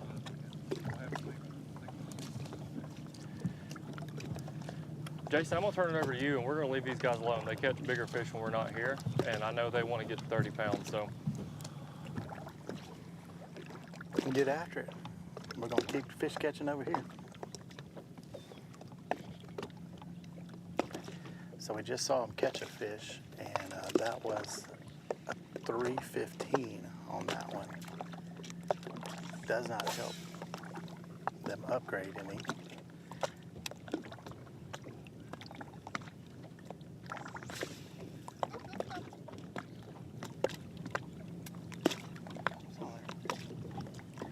We're looking to call out one, probably pushing 354, so we're right under a 4-pound fish. Call. And he dropped it. And see, that's what shaking. No, I'm not. I mean, I'm moving.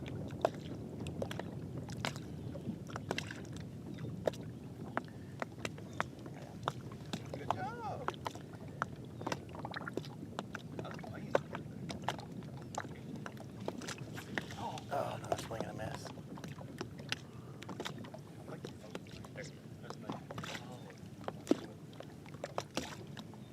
I felt it thick or something. I felt the pressure.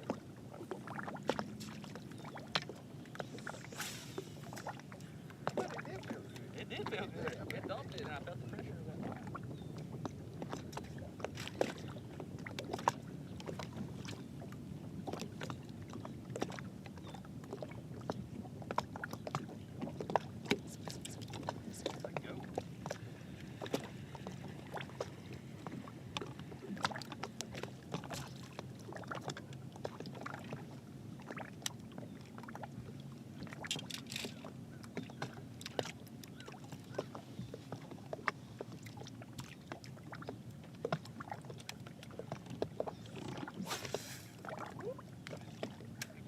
Load it up.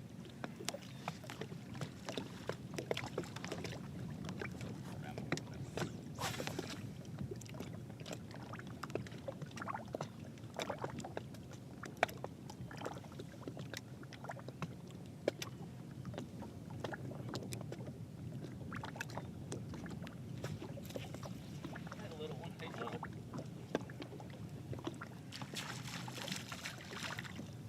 Yeah.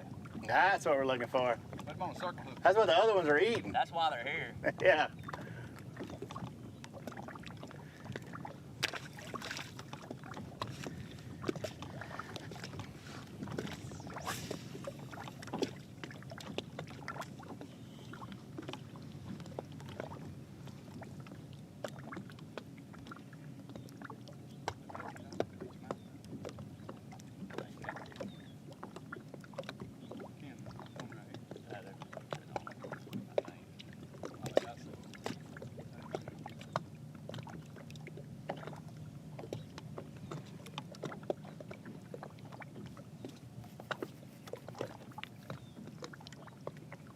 Y'all being too quiet.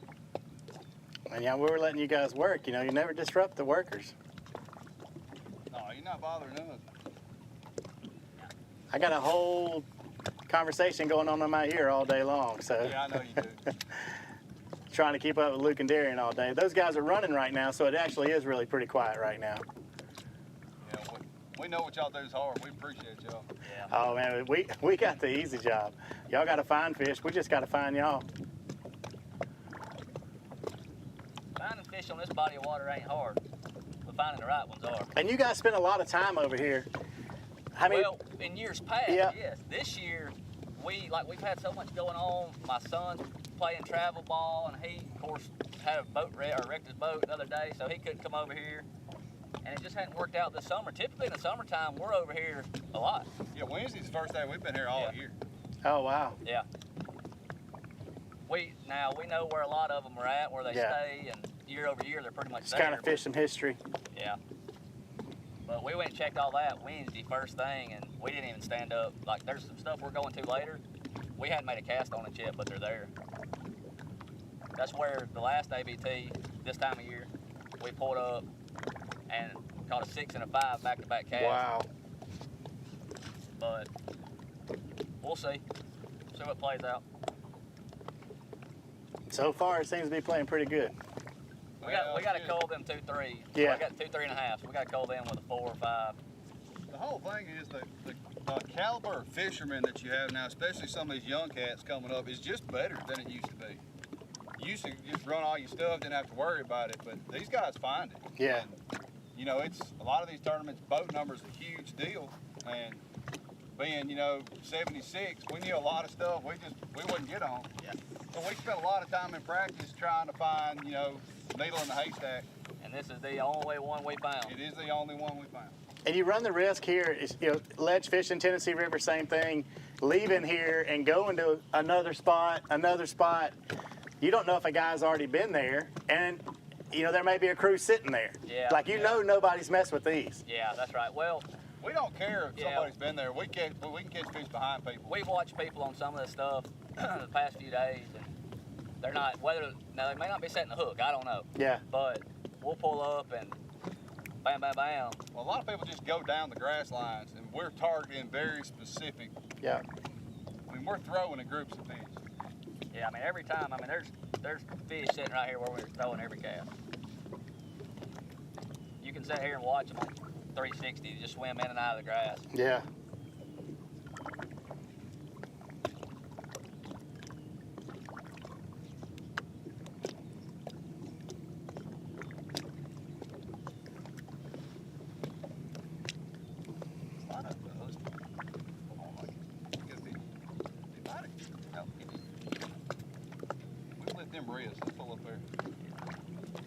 Seems like what's happened is that big group of fish broke up into two groups. Okay. And one of them was on the south end and one of them sitting on the north end of it. The other day, we truly think there was at least 100 fish sitting in the scope. Wow. It was unreal. We had 3 casts. We had 3 for 16 for that. That's good. Yeah.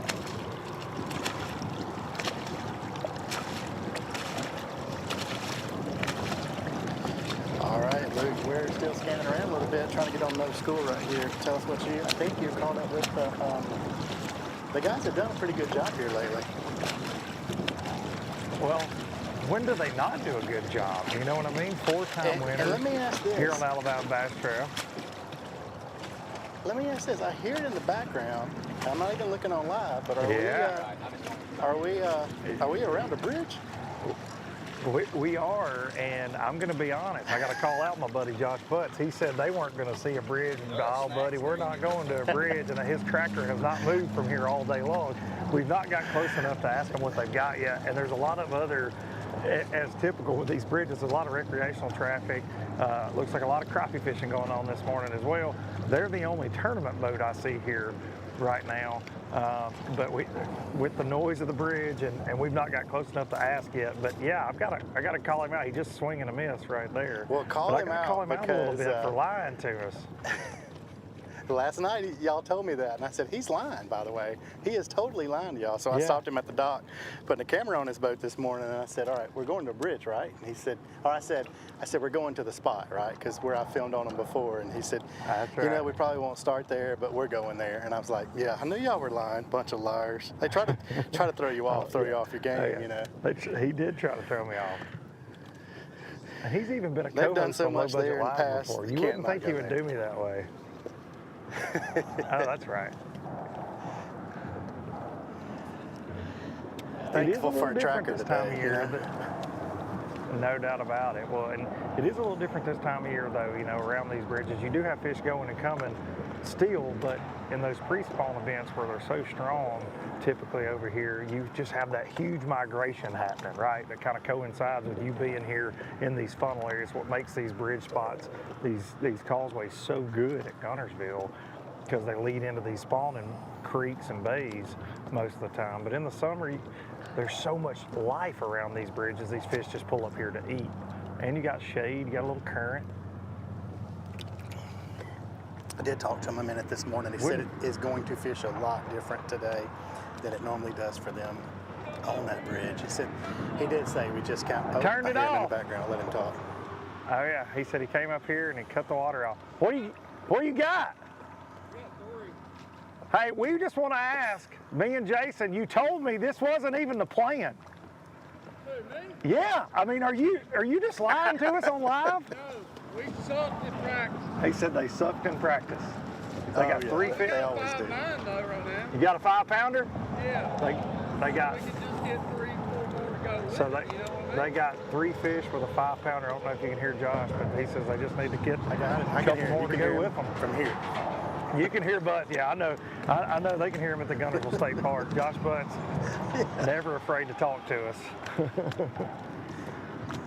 Winners of our Neely Henry event, though, man, in the downpour at Neely Henry, stop number 4. They're in the top 10 in the points, trying to go to that Bass Team Championship.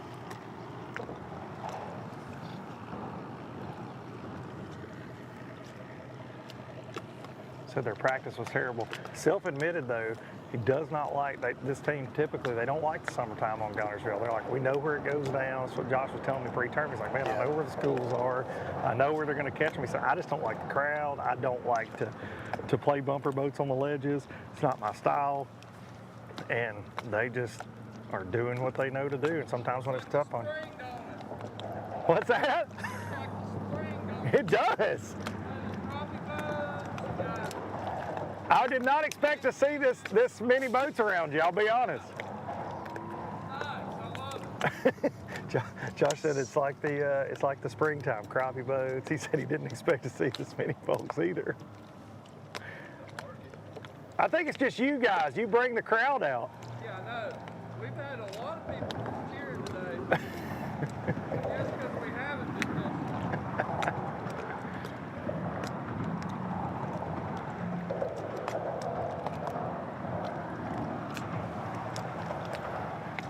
You know, Jason, it's not a bad place to be under a bridge when the sun gets as hot as it's going to this afternoon. That shade's not a bad place.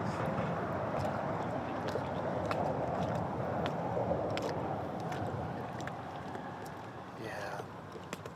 How many guys are on the bridge? Darian? Welcome back. Darian, I'm watching what looks like a March tournament right now. Well, I heard my AirPods died, and I still heard Josh Butts, and I'm 9 miles away from you. I didn't even have the AirPods in. I could just hear them.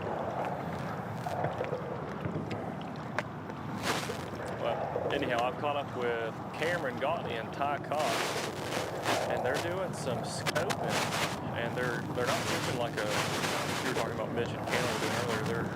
They're fishing for fish, I believe. I don't think they're necessarily throwing just on some big pool.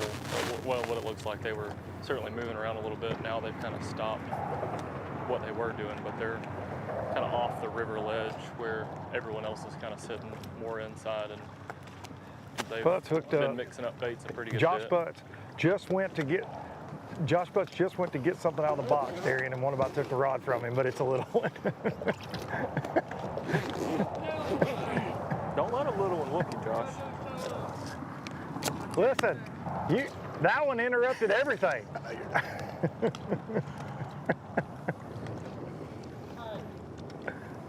Show him off, Josh. There you go.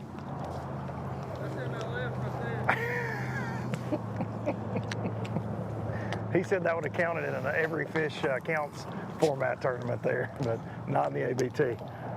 We're trying to catch 5-pounders today, he says.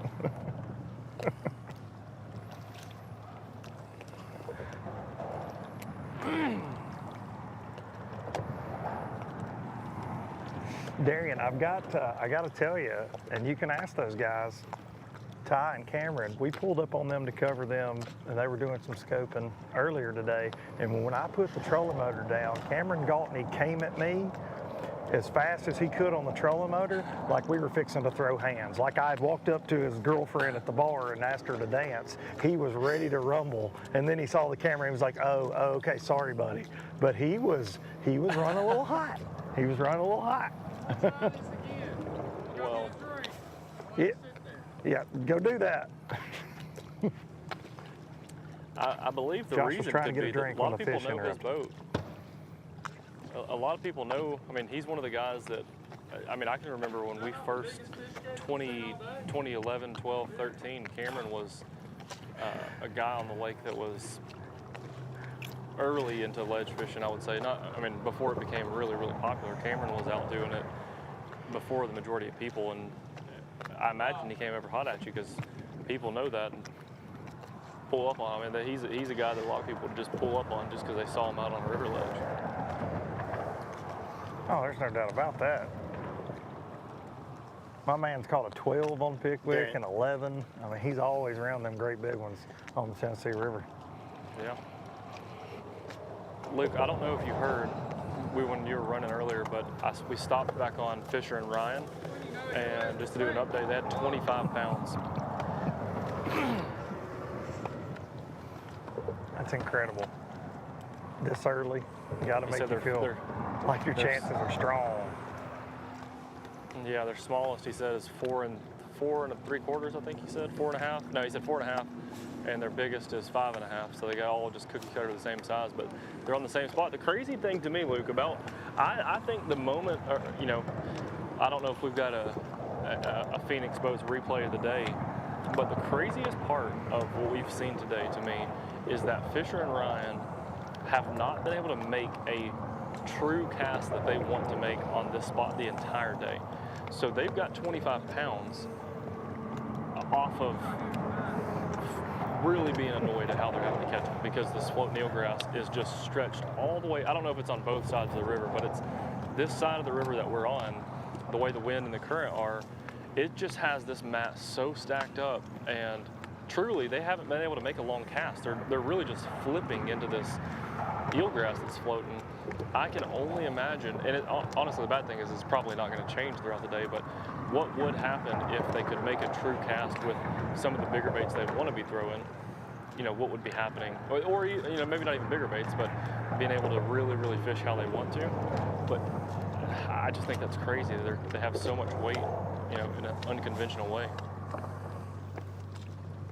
No doubt about it, because with those schools like that, you know better than anybody, it's always good to show them a rotation sometimes. You know what I mean? If you sit there on them a while, sometimes you can reignite them or catch a bigger one by throwing something different, and that eelgrass just limits you so much to what you can do, especially with a treble hook bait. You're not going to throw anything in there with a treble. Yeah, so I mean, they can't even change things up at all, and Fisher even said these fish have gotten smart already, and they weren't getting as many bites. And Josh Butts is casting at me right now, even Darren, sorry. He's not even throwing at fish. He's just throwing at you. No, Josh Butts almost landed one on the front deck of the boat on purpose.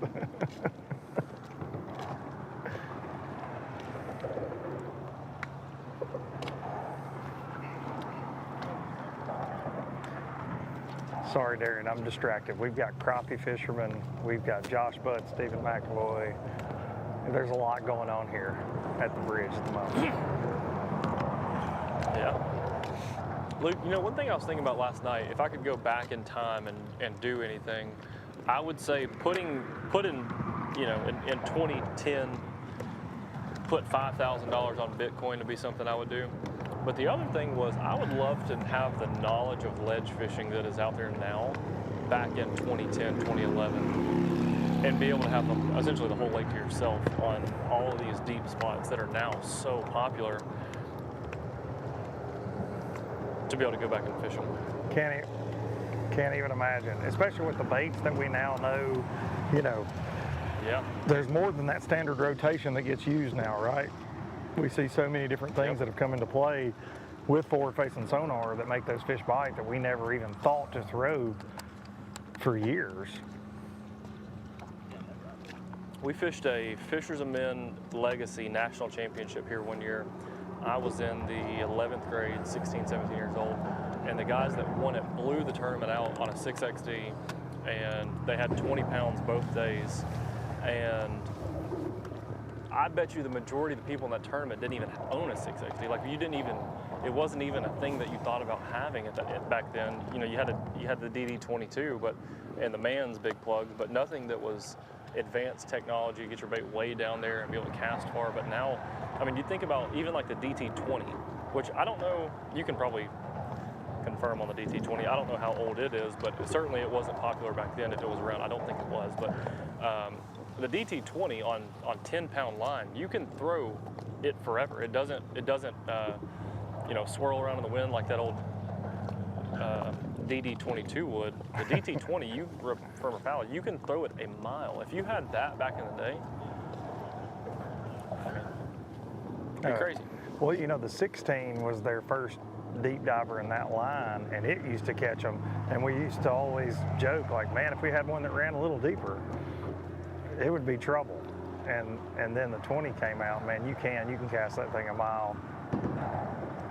And it's how long has responsible the for a lot of wins DT16 over been here. around? Oh, big time. How long has the DT16 been around? Hooked up Josh Butts.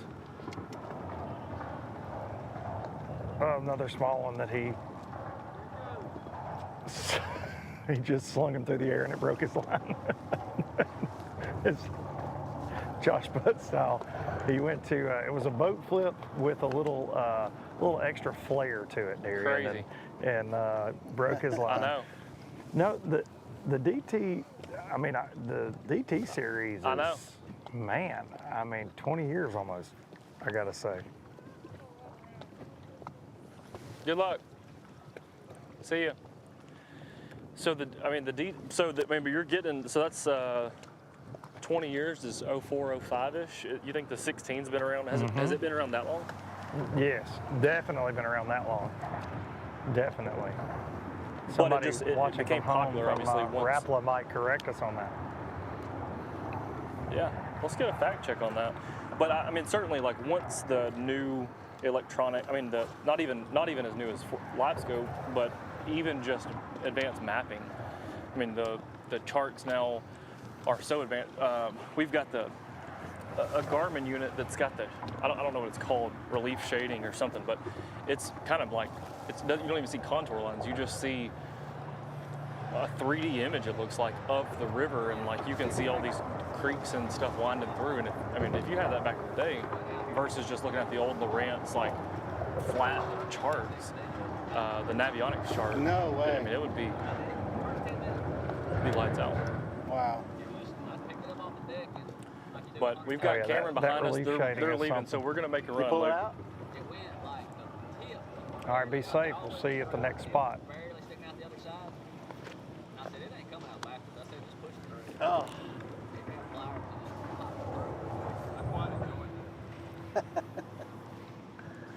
That finger's still got to be sore today, though.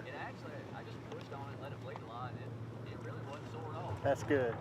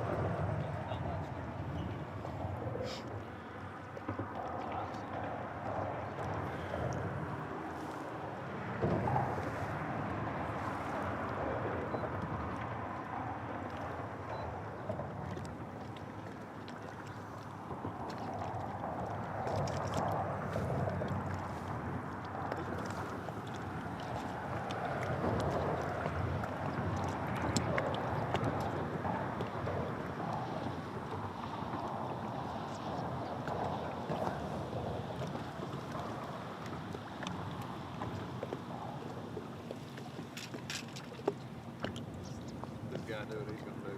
Yeah, let's get him just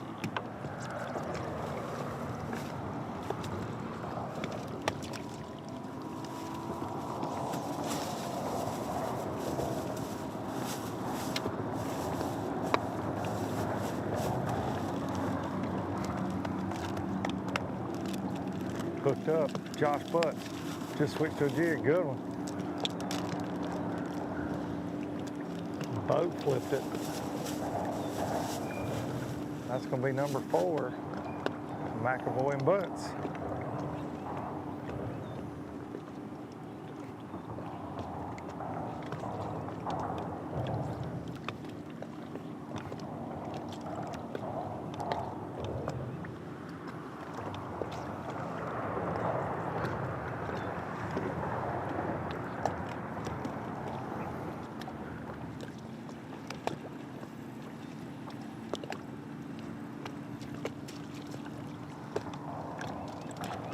downsides a little bit and see if that works.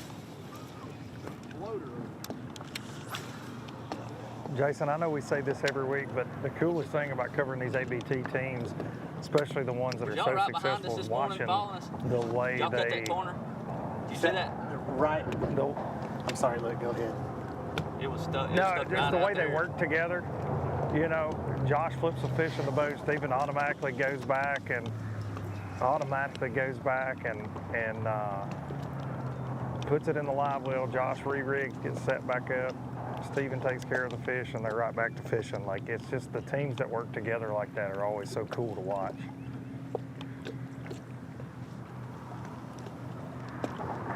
Yeah, I've been there with them a couple of times, and the way that they bring that bait through, I mean, I'm assuming they're fishing a bait that I've seen them fish there before. The way they bring that bait through there is a lot different than the way a lot of other guys fish that spot.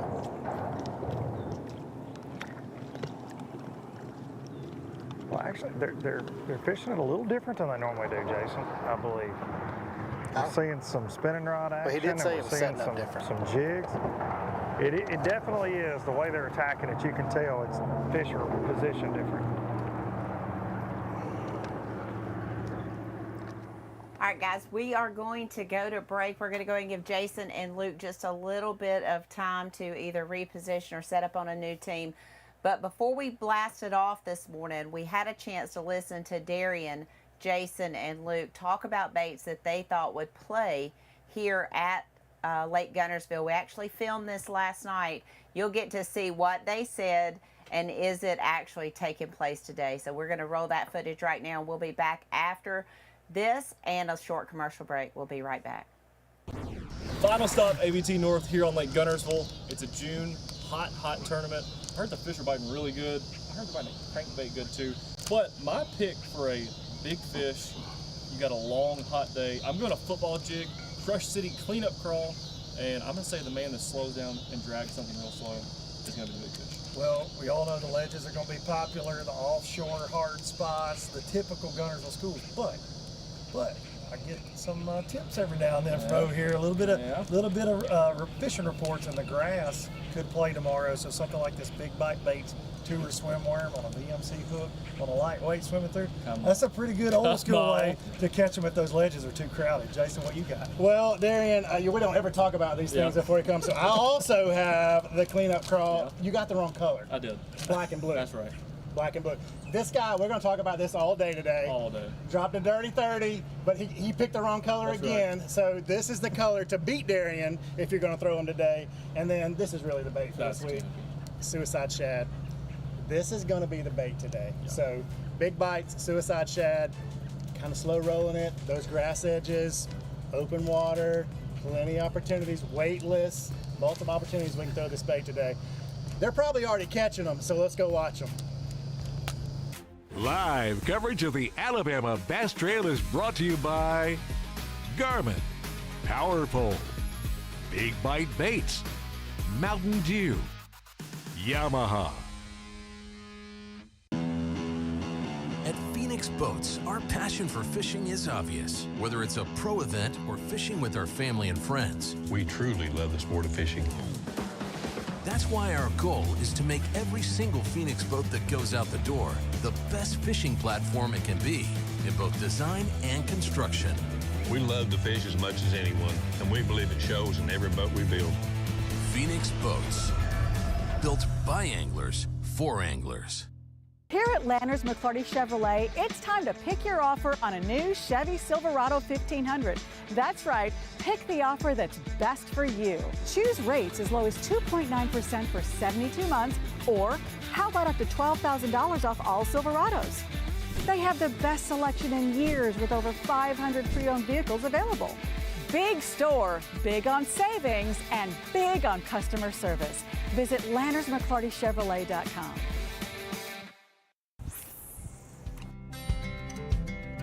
Some things ain't worth keeping. Yesterday's traditions, today's adventures, tomorrow's memories. Now that's something worth keeping. Fish Alabama and find your keeper. For more information, visit fishalabama.org.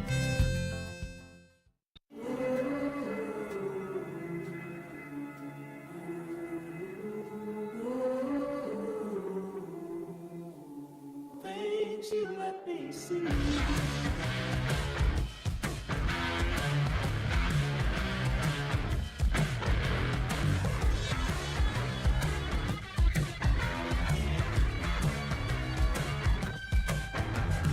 Things you let me see.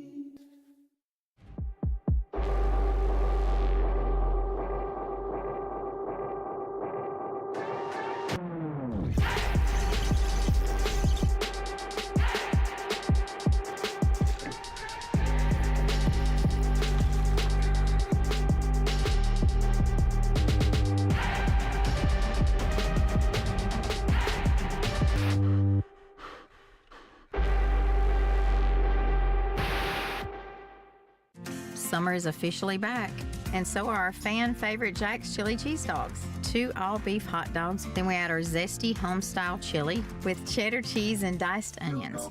2 chili cheese dogs with fries only at Jack's. Welcome back to the 5th stop, the Alabama Bass Trail North Division, Lake Guntersville. It is heating up, not only the fishing, but the temperatures. 84 degrees, 82 degrees on water temp. That's going to rise a little bit today with very little wind. 2 miles an hour is what we're saying here. You see the beach there at Lake Guntersville State Park. That'll be a busy place this afternoon, as well as all of the docks that line here at Lake Guntersville State Park. We are excited to bring you this action. You are seeing Justin Bussey and Ben Webb put on an absolute clinic bass fishing out there today. You've seen Ryan Anaya, Fisher Anaya do the exact same thing. You're actually seeing Josh Butts, Stephen McAvoy doing things a little bit different, how they won the tournament here last year, being on a bridge. It's something they're very comfortable with, and we always talk about, you know, what these guys have confidence in, and that's what they go back to, and that's what you're seeing from Stephen McAvoy and Josh Butts, trying to get their 5th win on the Alabama Bass Trail. We're going to show you a replay of a fish catch that you missed because we were on commercial break, but we're going to show you Justin Bussey and Ben Webb. Currently, this is a replay from just about 5 minutes ago. Ben hooked up on the front of the boat. Justin trying to get his line in to get the net. This was a big fish. It did cull for them. They were sitting on that 23-pound range, so it did cull. I'm not exactly sure, but we're going to get out to Jason in just a minute. He'll be able to talk to him, have a little bit more information for you. But we did want you to see that fish catch, even though we were on commercial break at the time. So you can see there the concentration that it takes to make sure that you make that correct call. There it is. So Jason, talk a little bit about that catch and how those guys are feeling right now. Yeah, that's the cool thing about the Alabama Bass Trail. We never miss the action. Even when we're in commercial break, we're always filming. So we just called out another one here. What kind of weight we sitting on right now, you think, guys? Probably 22. So he says 22, so I'm going to bump that up to probably about 23 right now. We hadn't weighed the other 3, but I didn't think those were 3-pound or 3.5 pounders. Yeah, I don't and they know were. what we got, but it's not enough. No, Yeah, it's not enough. It's not enough. But you only got to finish, what, 21st? 27. 27. We're not worried about that. Oh, so you feel like you got that? I don't know if we do or not. But you can get it later in the day, worst case scenario, Well, right? I mean, you just got to fish and let the points do what the points do. You can't be sitting here thinking about points. No. We're thinking about culling out those two with 2 6-pounders and having a shot at this thing. Yeah. Yeah, if we can cull those with even 2 5s, which sounds hard, but it's really. I think 25 gives you a shot. A good shot. I mean, you've got a chance if you catch 25. I still think it's going to take like 28, 27, 28. Yeah. But you've got a shot with 25. Catch them during the week and catch them on Saturday is 2 different things. Totally different thing. This thing, and we talk about it all the time. Nobody works in Alabama. They fish over here every day. But Saturday is these fish know what Saturday feels like. All these boats get out here and start rolling around. They kind of get lockjaw and split the school up and do all that kind of stuff like we've been watching them do today. Well, a lot of people, and I'm not talking about other people, but a lot of people stick a bunch of their fish in practice. Yeah, and that messes them up. Yeah. There's a lot of people that win practice.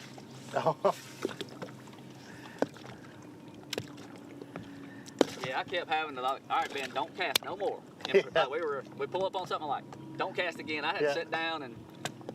It wouldn't let me catch none.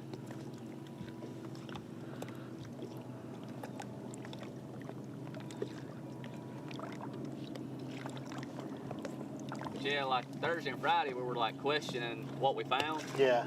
Because we weren't fishing. Yeah, it's hard. You're like, man, are we on what we think we're on? And then you get here and start out in the morning, and you kind of have to take a little bit to get them regrouped. And when we pulled up, I don't know what happened, but our waypoints wasn't showing up.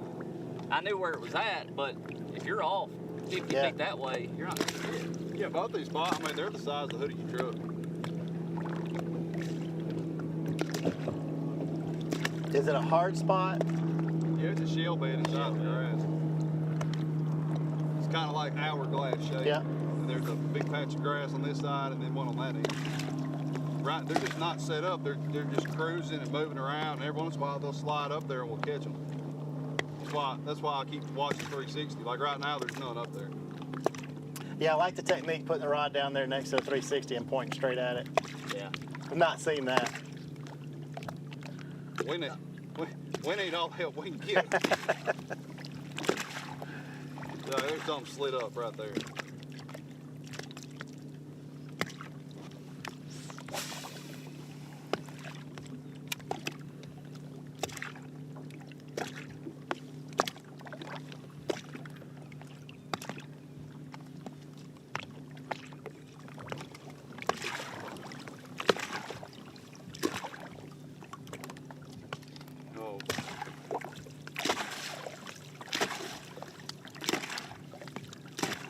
What's our small 370? A 360 or 358 or something. Oh, okay.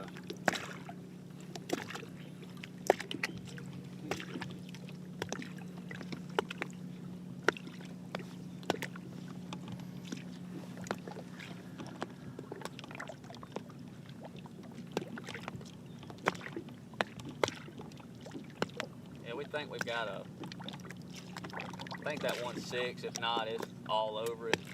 One's 5, if not a little over, and that other one's 4.5 for sure. So whatever that adds up to. Not enough.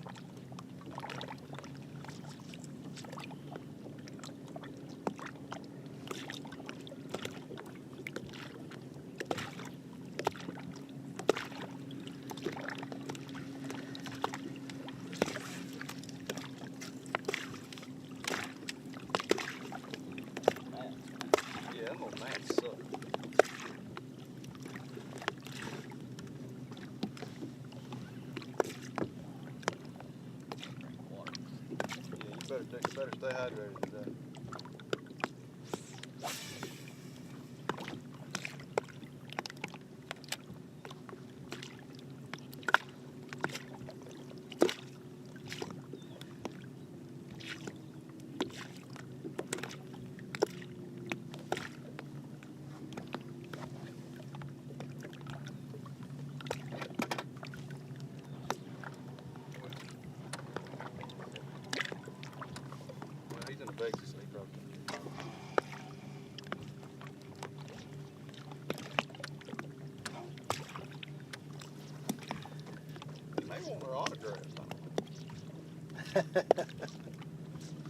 They may be watching live, just trying to get a little closer. They can come on in here too. There's 3 of them sitting on that hard spot. They're right there. Right from there. We'll catch them.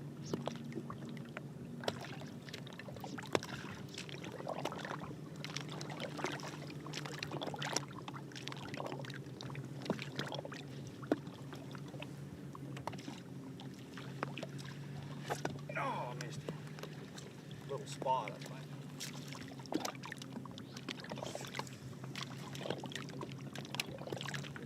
Just swimming off with it. Get it like a 5.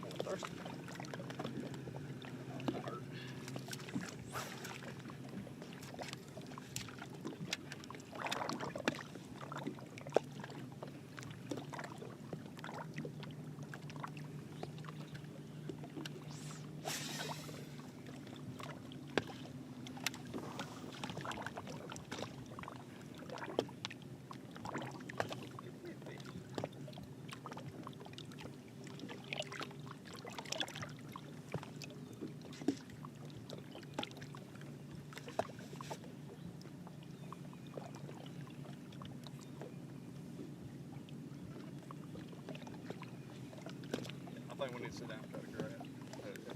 See if we find them where they grouped up a little bit somewhere. I'm getting bored.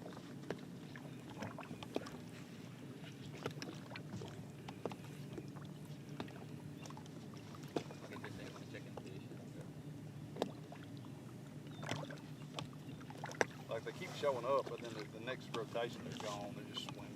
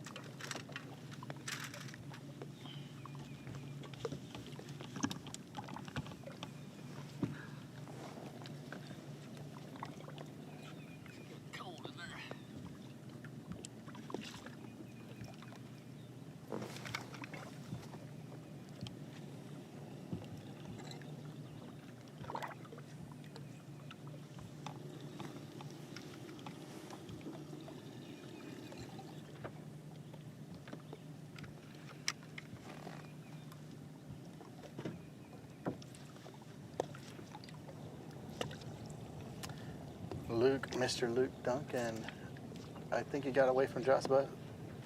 Josh Butts is a little bit quieter actually, over here right now. Yeah, Josh Butts got away from us. He was running to yet another bridge. Okay. I know we're all surprised by that. Yeah, and we were making a move to find Condren and Paisley. 9th place in our Angler of the Year race. Top 9 go to the Bassmaster Team Championship. And I had found these guys on the tracker, and we were fixing to make a pretty good move to get to them. All of a sudden, I look on the tracker, see they're moving. They truly passed us as we were going to find them, and so we wheeled around, and we're catching up with them now. They just caught a keeper when we pulled up. They're fishing offshore roadbed and threw it back. Looks like they might be hooked up again, maybe? No. Just trying to get away from the phone. But we're falling in behind them. We're going to try to get close enough to talk to them. Yeah, these guys are just going to ride around and try to reset up, so we don't have to go anywhere from us either. Actually, Jason, I think off in the distance, I may or may not see an official Phoenix Boats team in one 10 tropical. Oh, I believe it could be. Jason, does he have purple accents on the motor? Are there purple accents? He does. Okay, and we are fixing to get an update with Team Phoenix as well. He is the man. He is the man. A lot of people think Gary Klaus when they think Phoenix, but you got to think Timmy Trockenbach as well. Shout out Timmy Tacklebox. We're fixing to go get an update here in just a minute, just for you, Jason. No. I'm gonna make it happen. Don't tell him it's from me. You'll have it spinning out over there. So. I'm gonna make it happen. This is not my idea. Trust me, there are lots of things he wishes he could see right now besides me standing here. 100%. Yeah, 100%. Yeah. Trust me. Love me some Tim. I will get the question. Did you send Luke over there? I was like, no, sir, I did not. Yeah. It was completely accidental. Completely. Yeah, because he's elusive for sure. Yes, he is.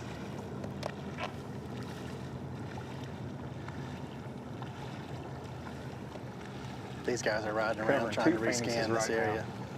These fish keep moving around a little bit. Jason, that area you guys are in, is it getting more and more crowded by the minute, or does it seem like it's it's been crowded all day, I know, but are there more boats moving in that area? The community hole looks like it's got about 6 boats on it right now. Of course, we don't have anybody right on us. We got, oh, hang on, I'm sorry. We just had another guy move in behind us back here. So it may not be a complete secret, but these guys definitely have it figured out of what they're doing here. said that the shell bed here with the grass around it looked like a little hourglass, and they could come by with the 360 and see the fish swim in and out of it. So they caught 26 pounds here in practice in just a couple of minutes. Well, you know, we've talked a lot about that grass being a sleeper. Hey, we've got Timmy with a net behind us trying to net one by himself, but now he's put it down now. No, he put it down. I think he was just getting it ready. I think he's feeling like he's fixing to catch one. I thought he was fighting one. Yeah. I was fixing to net it. He's just getting prepared. I like it. He's fishing alone today. He likes to be ready. He likes to be ready. You know, his partner, Mr. Brian Travis, you know, he's been watching live this morning because he's been texting me some. You know, he could be a good net man for Tim if he would just come hang out with him. You know, they never fish at the same time, it seems, Jason. All these Alabama bass trails I've done, I feel like Team Phoenix is never really a team. They're not together, you know. It's always one or the other, I feel like.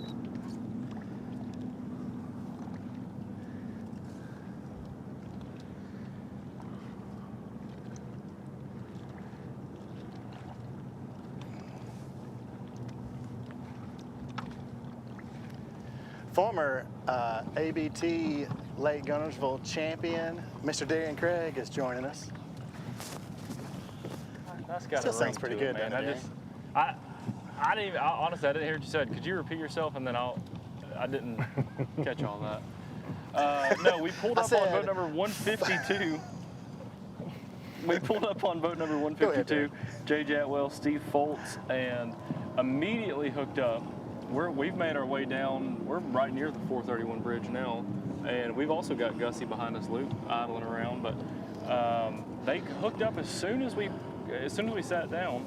They're fighting one of the boat, jumping like crazy, and the net man runs from the back of the boat, grabs the net, goes down, and the fish breaks his line right at the net.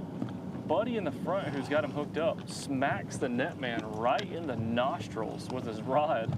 And the fish comes off. They did not land this 4-pounder, and so they were laughing about it. I know they were mad, but they were also laughing about it. But he did get hit in the face with a rod. He said that they had a furious frenzy this morning, and so they caught like 10 or 15 fish, and then they've got he didn't even say what they had. They just said that they got 5 good ones, but they didn't really say what they had. But he did say they caught a 752 on the same spot yesterday, and there's nobody around them. So it's kind of a grass hump, and they're just scoping them. I think this is the first for me on the ABT. These guys actually have a spectator here, I think. The guy's not on the trolling motor. He's sitting in the driver's seat, probably eating a sandwich. He's not fishing. So I don't know if he's just out here sitting and watching his hole, or, you know, if he's just the first Alabama Bass Trail spectator I've ever seen. So we got a flotilla out here for these guys right now. It could be what we call a hole buzzard. And what that is, the man will just ride around, pretend like he's having a good Saturday, marking dots for next Saturday. Yeah, he's been here a minute. So, some guys call this practice, by the way. Yeah. He's having Alabama Bass Trail University right now, just getting all the knowledge. Yes, ABT University, that's a good one. Yeah.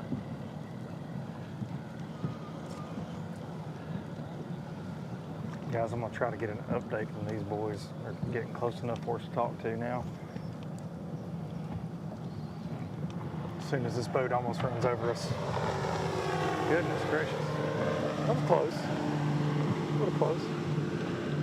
Little flyby right there. And a Phoenix, no big deal. Oh, it's just Luke. I could see It's just Luke. I could see the individual. It's just Luke. I could see the individual flakes in the gel coat right there. Yeah. As he came by. You guys got him?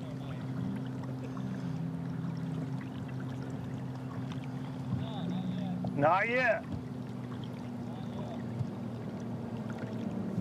Still early.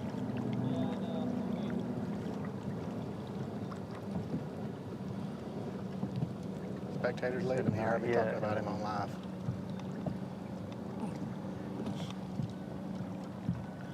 Man, if he's watching live and he heard that encounter, I actually feel bad about that because I was partially joking. But if I ran him off, I actually do feel bad.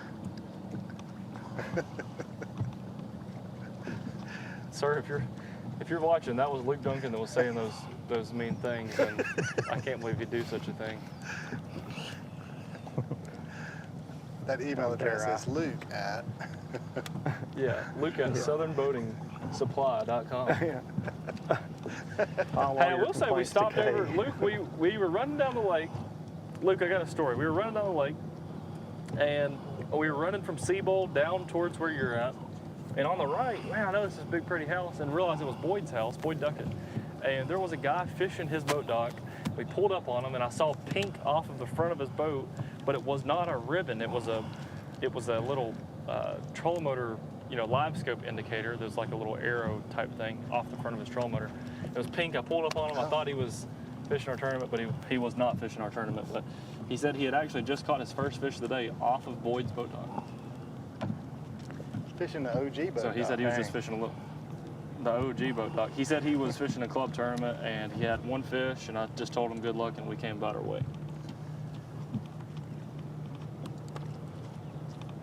Sometimes you got to fish the boat dock. Luke, you know what I mean? You got to fish the boat dock. Luke, I'll say this. I've covered a pretty good bit of the water this morning, and like you said, there's boats on every spot that there should be a boat on, as far as like a ledge where there's a hard spot and there should be boats. But there is not a lot of two boats on a spot, which I'm going to state this out loud. I think we're seeing a little hope for sportsmanship. I can't cover the whole lake, but geez, a lot of these places, you can come back 2 years ago and there would have been 2 or 3 boats on a lot of these trying to fight for a spot. Well, I think that's what I've seen today, these guys that are elected to not even go out there and tangle in the community stuff, and they've just chose to go to the grass, you know what I mean? And I think that, like you said a couple years ago, you've never seen that. Everybody would just try to get in where they can fit in, out on some of the offshore stuff. Yeah. Now, I will say there are 3 fishing the road bed we're on right now, but they're very spaced out. And it's a big road bed. Yeah.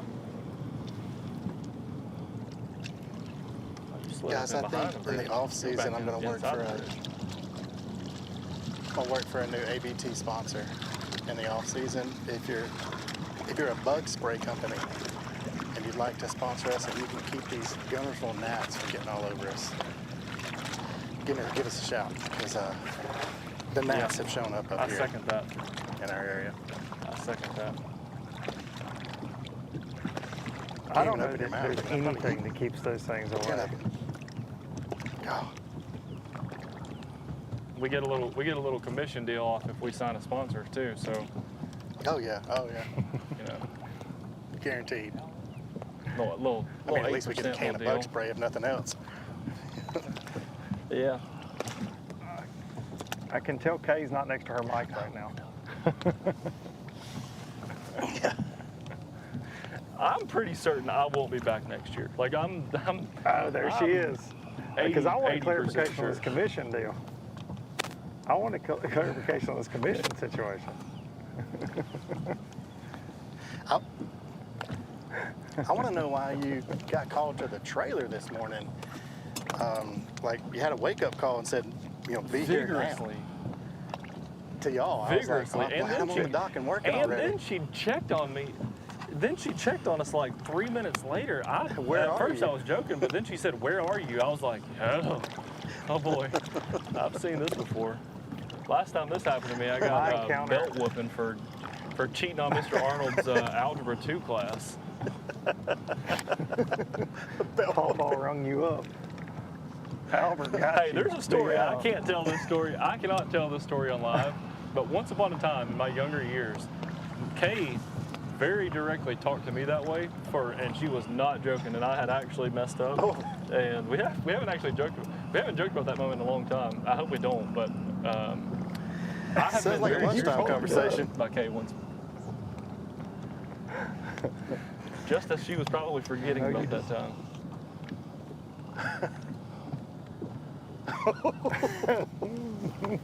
For the folks at home, she has not forgotten.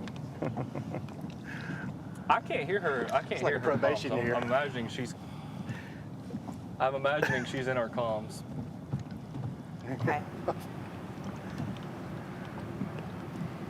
Yeah, Darian, I have not forgotten.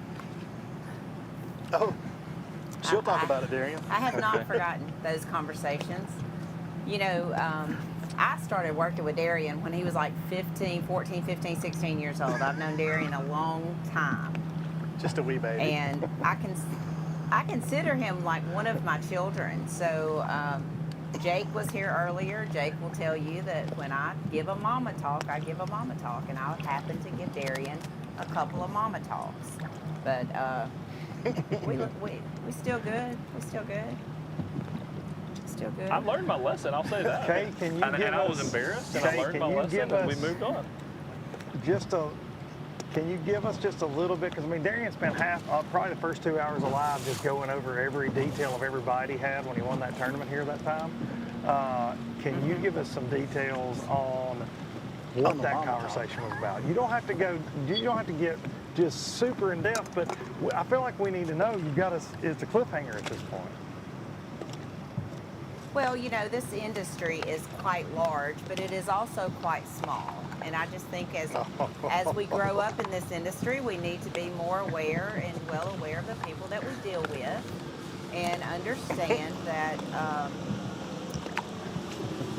who the real people are and who the people that want to be real are. And so we see that happen a lot in our industry, and I think there are a lot of people that want to be the saviors of bass fishing. There are a lot of people that want to be important in the bass fishing industry, and we just got to make sure we partner with the right people.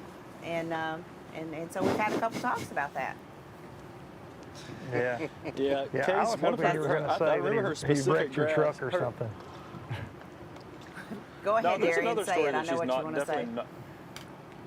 There's another story that she is not telling that we cannot tell, but the specifics. I remember Kay sent me a text that said, she said, you have to watch out for snakes, and sometimes they live in the grass and you can't see them. And that was just where she left it, and didn't even text me back after that. And I was like, all right, okay, noted. And by the way, on record, she was very accurate, very accurate, very accurate on that one. Good luck, guys. Thank y'all for your time today. That was one of them. I said thank y'all for your time today. Good luck. We'll catch up with you later. I say this all the time, and a lot of people don't know Darian and Luke and I off camera, but I've known Darian a very long time. I've said this several times. I thought of him as one of my children for a long, long, long, long time. Still do. I'm so very proud of what he's been able to accomplish in his business. Him and Hannah and Cannon and the family that they've, created together, and the job that he does is amazing, as I am with a lot of the people that work with us and what they're able to accomplish. But I've known Darian a long time. Felt like he grew up around me, and I'm very proud of him. And I also appreciate those conversations because things come full circle. And when I went back to Darian and asked him would he be interested in doing some live and some MCing for the Alabama Bass Trail, I really kind of hesitated about that because I didn't know if he was kind of burnt out on the fishing industry or if he wanted to come back. But I'm so very proud of what he's accomplished. I'm tickled to death that he works with us now. Well, thank you. Good kid. Okay. Well, thank you, Luke. That was more compliments in a 2-minute span than Luke would ever consider giving me in the rest of my life. So I appreciate that. I really do. All right, guys, we'll be back in just a minute. Gerald Swindle is going to be on the phone with us. He's going to talk a little bit about what he has seen on live, what he knows about Fisher and Ryan and Naya, and what he thinks it's going to take to win this tournament. We'll be back in just a minute.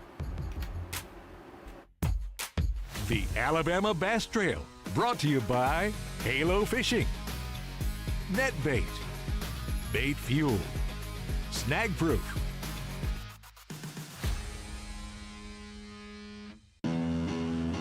At Phoenix Boats, our passion for fishing is obvious. Whether it's a pro event or fishing with our family and friends, We truly love the sport of fishing. that's why our goal is to make every single Phoenix boat that goes out the door the best fishing platform it can be in both design and construction. We love to fish as much as anyone, and we believe it shows in every boat we build. Phoenix Boats, built by anglers for anglers. Here at Landers McClarty Chevrolet, it's time to pick your offer on a new Chevy Silverado 1500. That's right, pick the offer that's best for you. Choose rates as low as 2.9% for 72 months, or how about up to $12,000 off all Silverados? They have the best selection in years with over 500 pre-owned vehicles available. Big store, big on savings, and big on customer service. Visit LandersMcClartyChevrolet.com.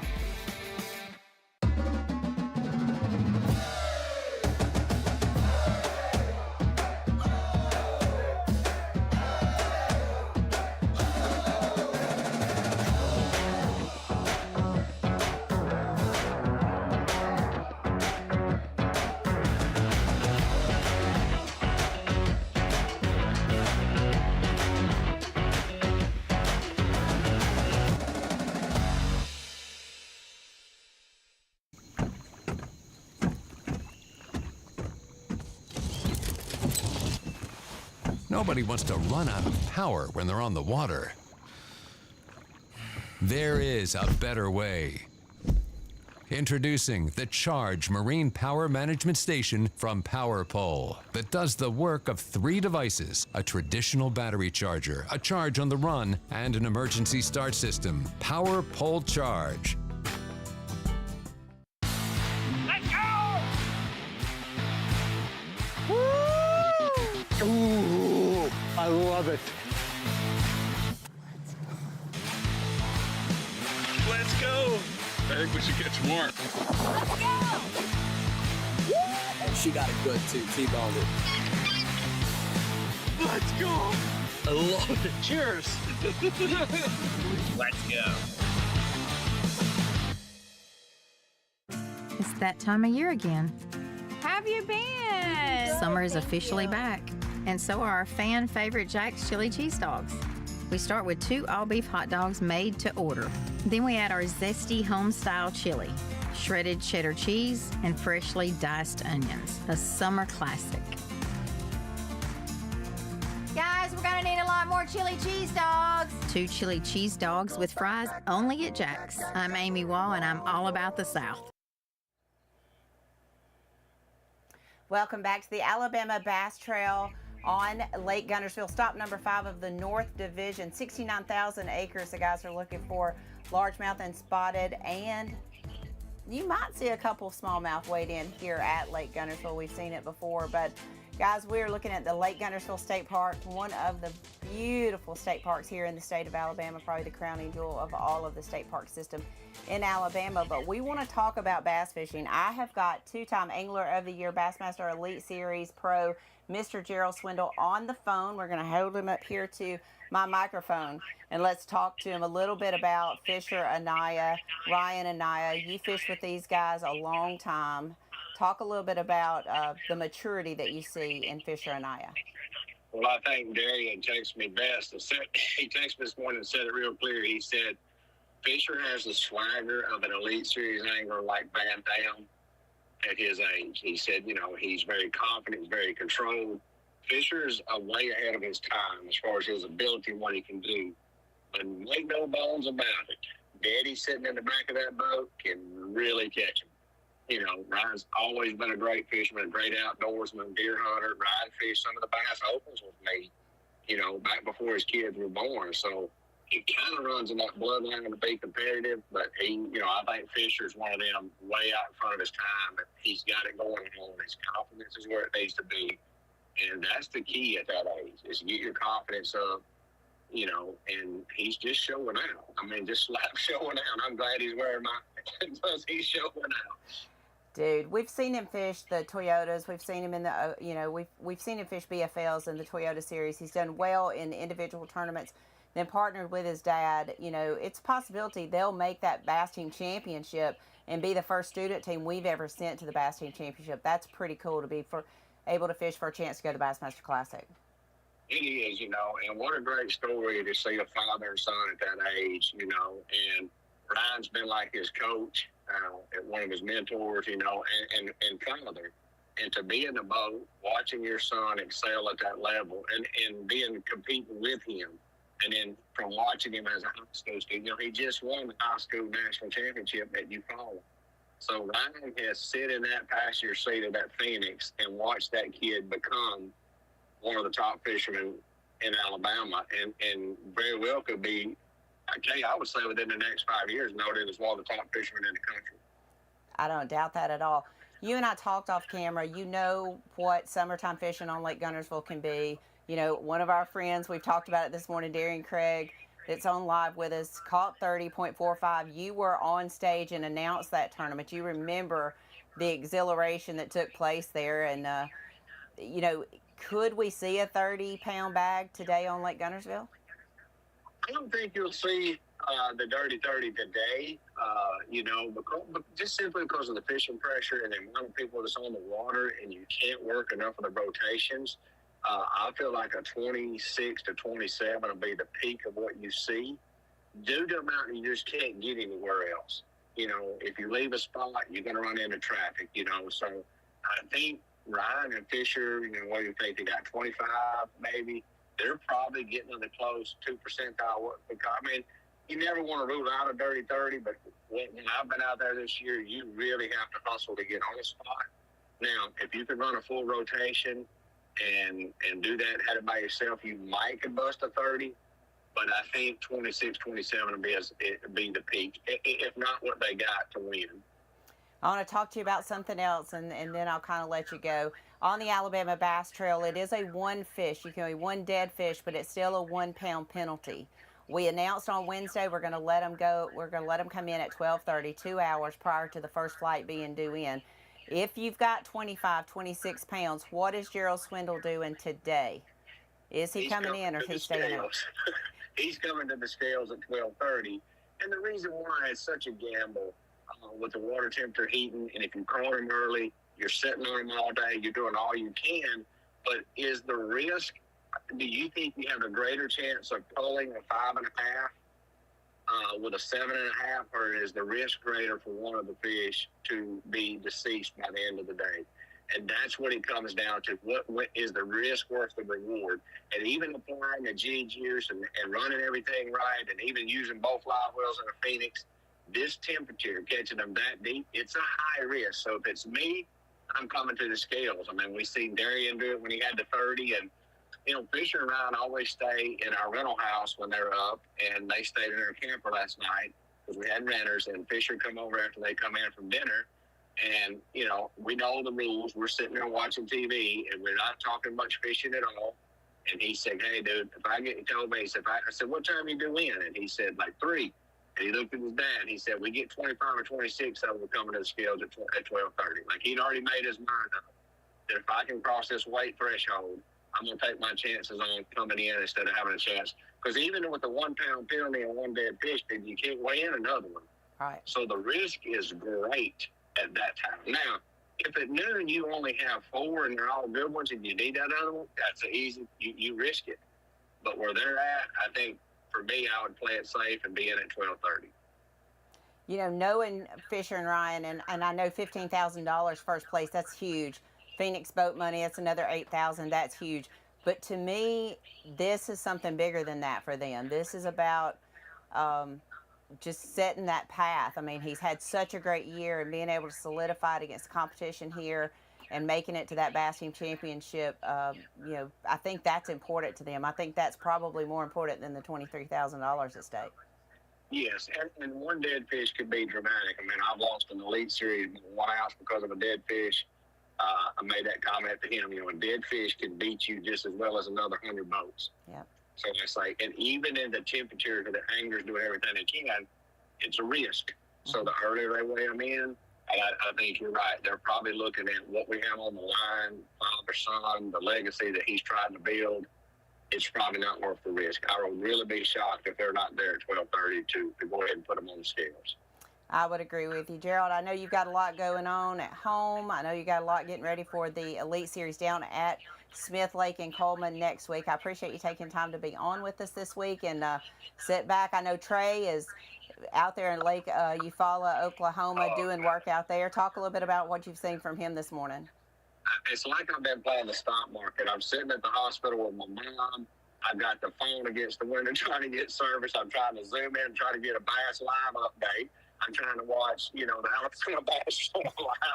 So I've got Darian reporting from the water, and I'm watching my nephew this morning, and I'm like literally sick at my stomach. He broke off 4 fish this morning on one before he caught one. And right before I left the hospital, he caught a nice one, looked between 3 and 4 pounds, and got him back on the board. And like the nerves, I'm pulling for both teams. I'm watching, like, getting reports from Darian. I'm like, good for Ryan and Fisher. I'm like, come on, Trey, come on, Trey. I told my wife, I said, I'm sympathetic now to the wives who watch Bass Track or the ladies who sit at home and watch their family on ABT, because I'm like, I just wanted to puke. I just wanted to scream through the phone, retie, son, retie, like you just so bad. But I'm just watching, and then when he finally caught one and he's landing it, my heart's racing. I mean, I don't get that. Literally, I don't get that nervous, guys, when I catch one. But watching him fight that day with this morning, I'm like, just get him, son. Please, dear God, just get the fish. So it's a great day in fishing for me to watch someone. I love Ryan and Fisher.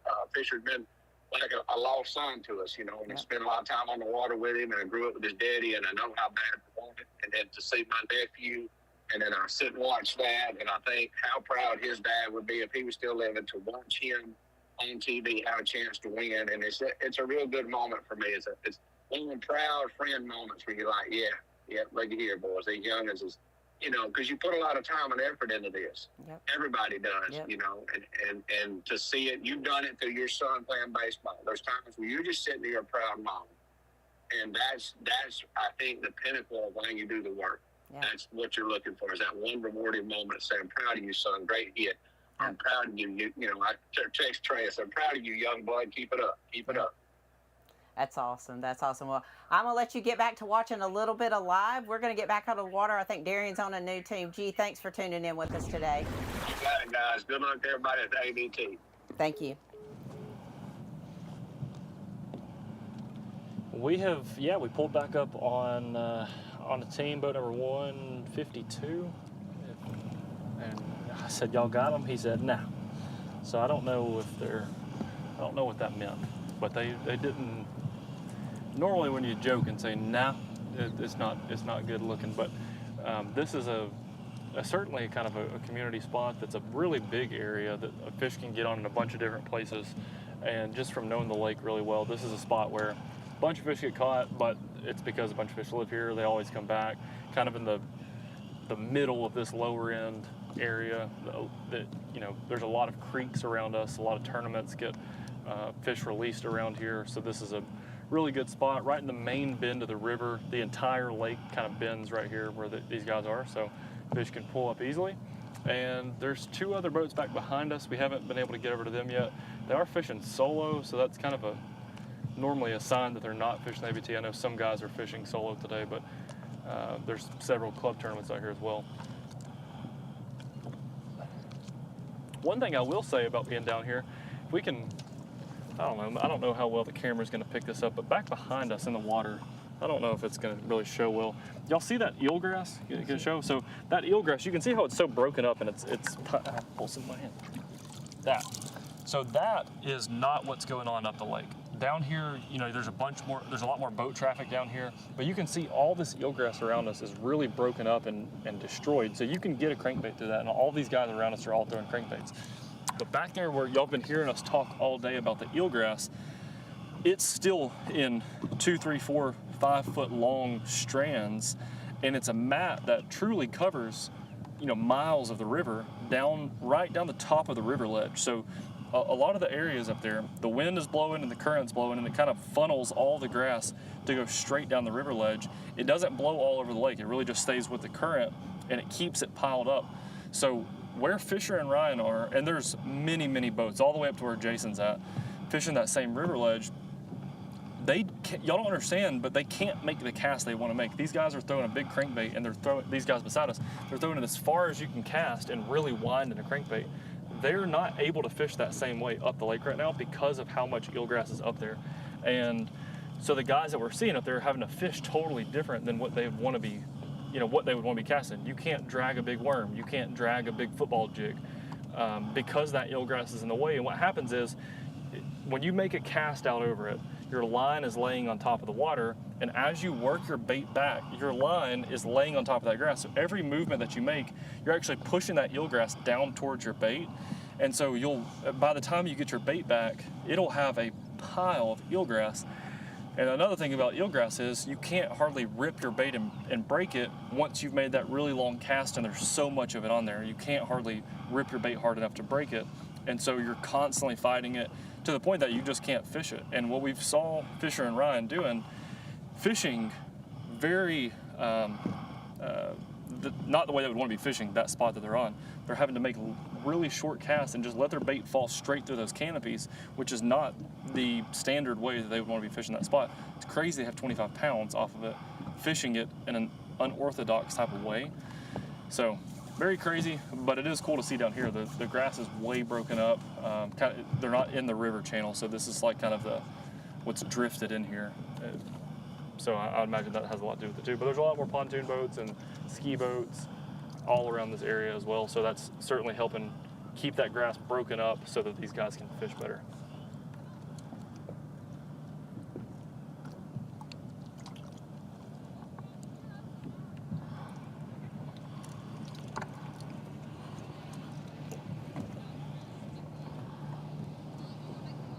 Can't hear Vince at all.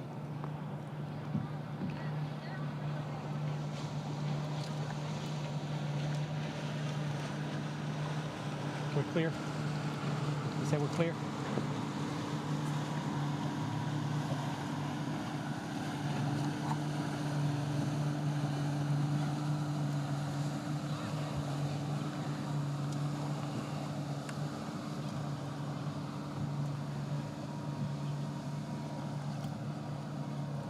So guys, one thing I wanted to mention really quickly, Ms. Kay has sent us multiple texts today for the people who are watching at home. We just want to say a huge thank you.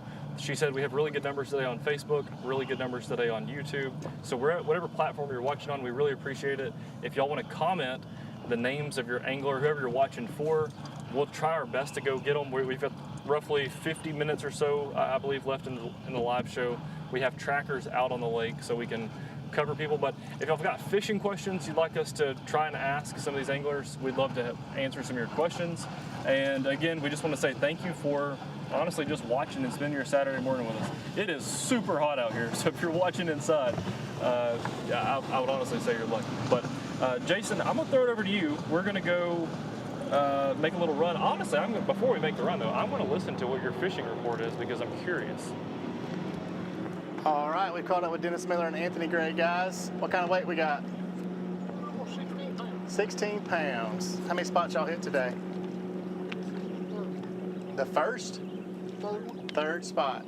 Not like that, we caught them all here. You caught them all here. All right.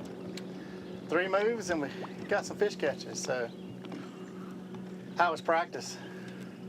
It was so-so. Yeah. It was slow, and hot. Yeah. That's not going to change today, probably, the hot part. No, it's not. So break down this spot just a little bit right here. What's going on in this area? Flat that's got some grass on it. Sporadic. And we're just going through bladed jigs and crankbaits. Caught a ton of fish. All little ones. Yeah. We have to cull through them just to get to the bigger. So a good catching day at least. Yeah.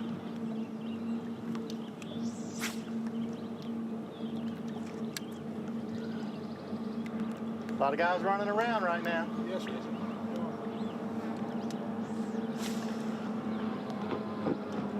Start a run or two just to find a kicker here for too long.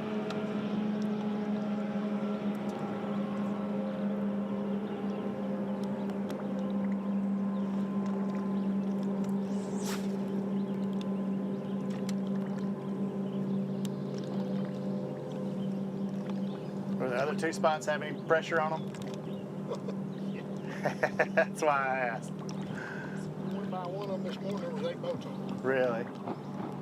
Back over there was 2 or 3. Stayed a little while, couldn't get position right, so we just go over here.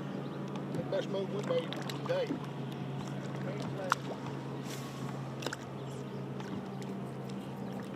These fish are having to learn to hide a little better these days. Yeah.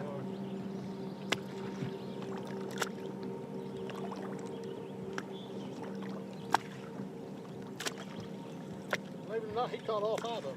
Wow. Well, now there's a story behind it now. Well, let's hear He'd it. catch one, I'd weigh it. I'd get it put in the box, fish on. I'd weigh it, fish on. That's he did the whole time. So you were the net man then? Huh? You were the net man then? Hey, And the look, weighmaster?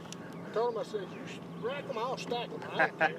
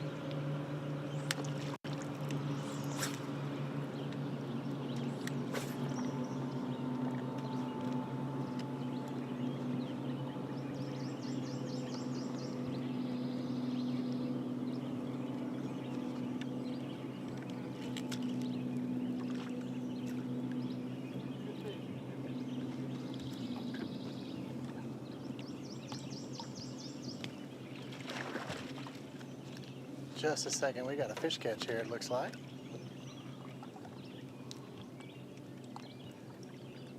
These guys have been catching them one after another. Mr. Gay in the front of the boat said he's been catching them. Looks like Mr. Miller's going to get a chance to catch one now. Although it'd be a little one, it is a fish.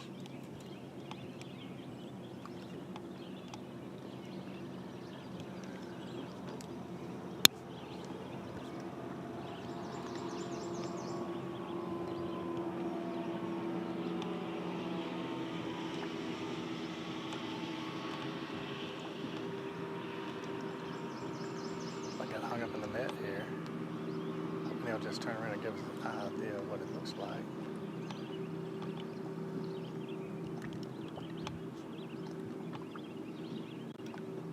Crankbaits and nets don't always get along.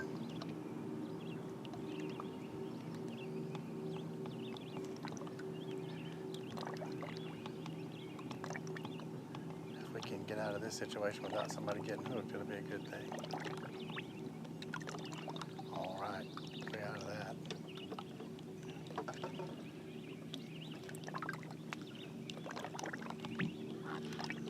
Maybe we'll get a visual on it.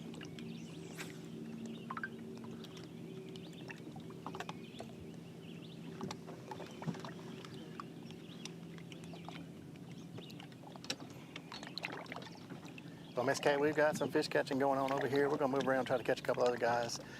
How warm is it in the studio? I'd love to hear that temperature right now.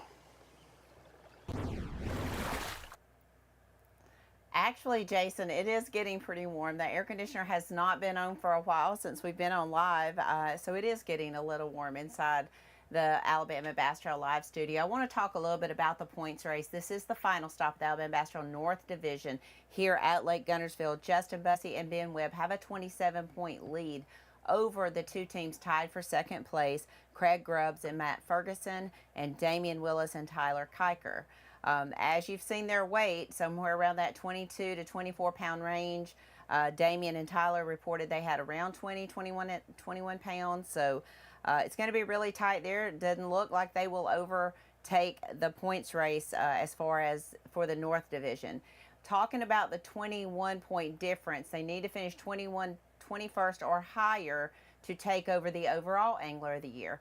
That's the competition between the North and the South Division. The difference is that the overall Angler of the Year takes home a $5,000 bonus. The runner-up takes home a $2,500 bonus. They also get a $2,500 Garmin prize pack, as well as they fish on the Alabama Bass Trail Dime for 2025. We pay their entry fees into the next year. So all in all, anywhere between a $7,000 to $10,000 prize pack that will be going to these Angler of the Year teams. We're talking a little bit about the top 9. We keep referring to the Bassmaster Team Championship. We have 9 people that we send, 9 teams, because we have 225 boats. We can send 1 team per 25, so that gives us 9 teams in each division for a total of 18 throughout the North and South Division. So that's what they're fishing for today, along with points to make it into that top 75. Top 75 automatically make it in. Winners automatically make it in, and so jockeying for position and making sure that everyone that can get in the championship does get in the championship. $100,000 no entry fee championship to be held on Lay Lake in October. So it's going to be a lot of reasons why a lot of these guys are here. They're in that 100, that 75 to 100 range, and they feel like with a good finish here, they can make it inside that top 75 to 79. So that's what's on the line here, as well as over $64,000 in cash. So there's a lot to be fishing for today. Darian is on another team. We're going to go ahead and get back out on the water to him, and they're on boat 107. Darian, talk about it. Well, we have pulled up to boat number 107. It's a little loud because we've got some road traffic. Well, we were pulling up. I saw the net got put away and G-Juice got put in the live well. Did y'all catch one? Yeah, that's good. How big was the one y'all just caught? The biggest one we caught? Yeah. I didn't weigh it, but it's got to be close to 6. Really? Yeah. That's good. Yeah, and then he caught another. It was probably a little 4. Wow. And then we got 33 pounds to go with it. Wow, that's a good bag.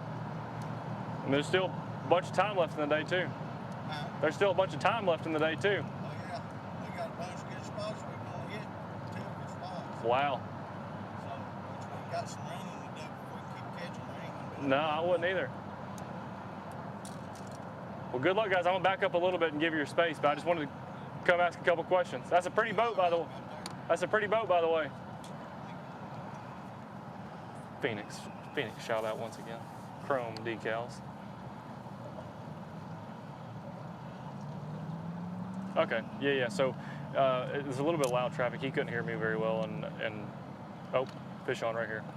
Bam! How about that? be a big one.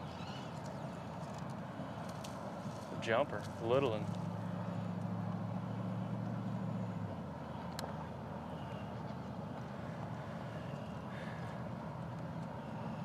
This is a 2009 Matt Lee hole. Matt Lee, if you're watching, this is a 2009 Matt Lee hole in the old Rangers. Yeah, so he said that they've got 17 or 18 pounds. They got one that's close to 6, another 4-pounder, and three 3-pounders. And they were excited. They said they've got a bunch of different holes to hit, but he said if they keep biting, I'm not leaving.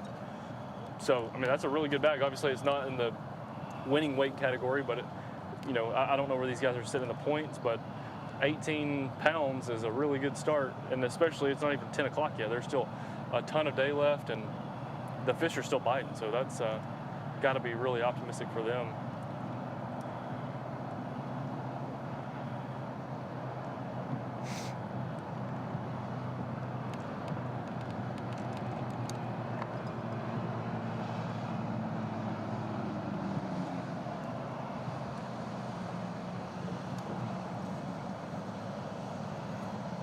We've actually got on tracker that Zeke Gossett and Kellett are in the back of this creek. It looks like they're fishing really shallow from what the tracker shows. And we're gonna jump over and cover them here in a little bit, but I'd like to see these guys catch another one, especially if they got a bunch of fish here. But it would be nice to see some shallow fishing guys. Obviously, Zeke's really good. Both of them are really good offshore and can find the fish out deep, but if they've found something that's shallow, I imagine they might have it all to themselves if it's a pattern they can run multiple places. So it's gonna be interesting to go back there.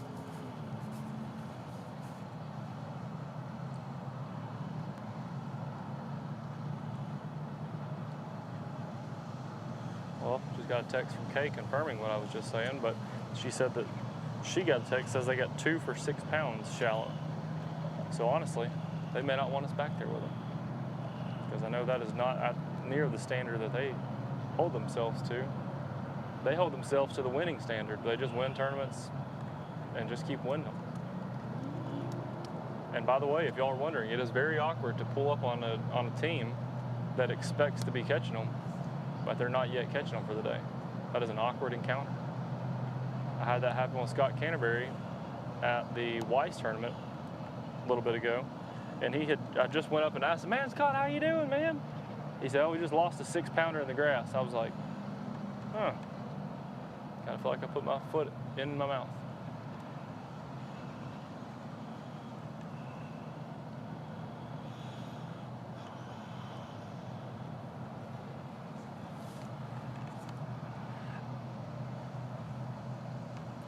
I don't know what these guys do, but they spend quite a bit of time in the bottom of the boat. I don't know if they're putting bait fuel every time they catch a fish. They're reloading their baits with bait fuel. They're doing something to their baits, and they're definitely throwing plastics.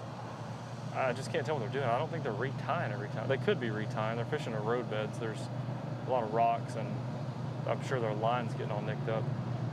I did see him spit on that thing, so that means he definitely retied right there.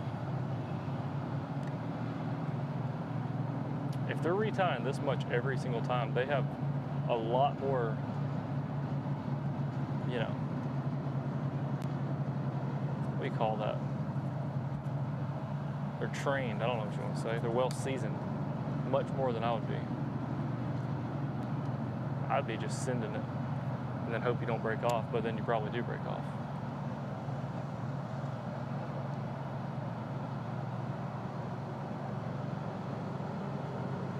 This also really looks like it could be one of Gerald's old boats.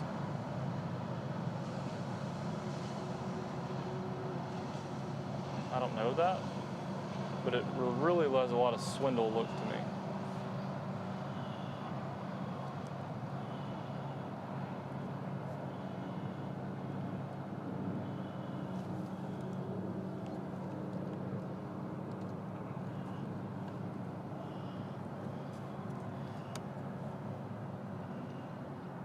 I'm not hearing a thing.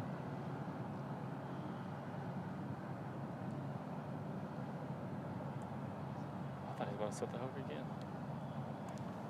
Whatever kind of plastics he's got, he's just dragging it down a roadbed. He's sitting right where the old bridge used to be. Basically, the roadbed he's fishing runs parallel with that one you can see back in the background. It's exactly parallel with it. And there's the old bridge right where he's sitting at is just the same as that old bridge underneath it. So he's kind of in an area where it's just an old creek channel that runs through it.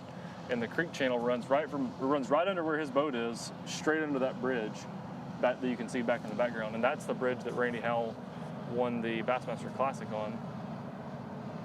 One of the key spots where he said he turned around running up the river. He turned around and ran all the way back down here. That's where he went to. Oh, he's hung up now. And he broke it free.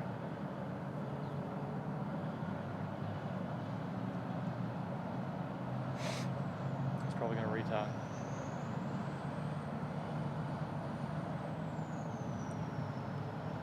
Called it. Man, these guys are getting one cast.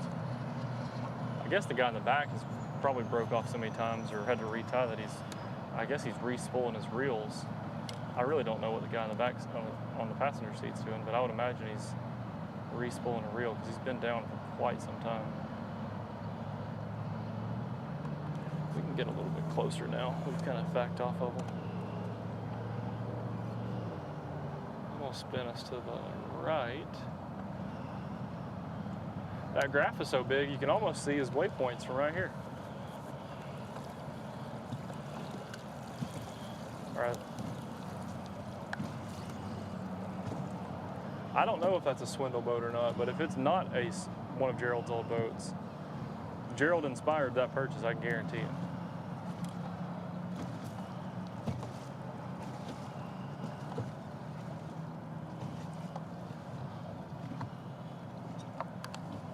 The only reason it's making me think not is because he doesn't have the Gerald signature Millennium seat on it. He has a regular Phoenix bicycle seat.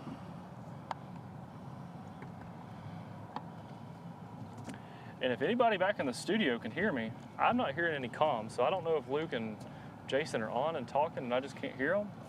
Otherwise, I'm just gonna keep watching these guys. They have answered me. I'm by myself, and I don't mind that at all. They're throwing a Carolina rig. I didn't realize that at first. He's throwing a Carolina rig. Nice. So he's dragging a big weight, and that line is just digging in those rocks. That's probably why he's retying so much. And retying a Carolina rig that many times is a pretty lengthy and slow process. You smell that garlic? You can smell their scent, their spray. I don't know if it's. I don't think that the smell that I'm smelling right now is not bait fuel, but it looks like he had a little chapstick thing, like the bait fuel stick. Oh, he better set the hook. He's bird dogging. He's bird dogging. He's trying to determine if it's a rock or a fish, and it's a rock.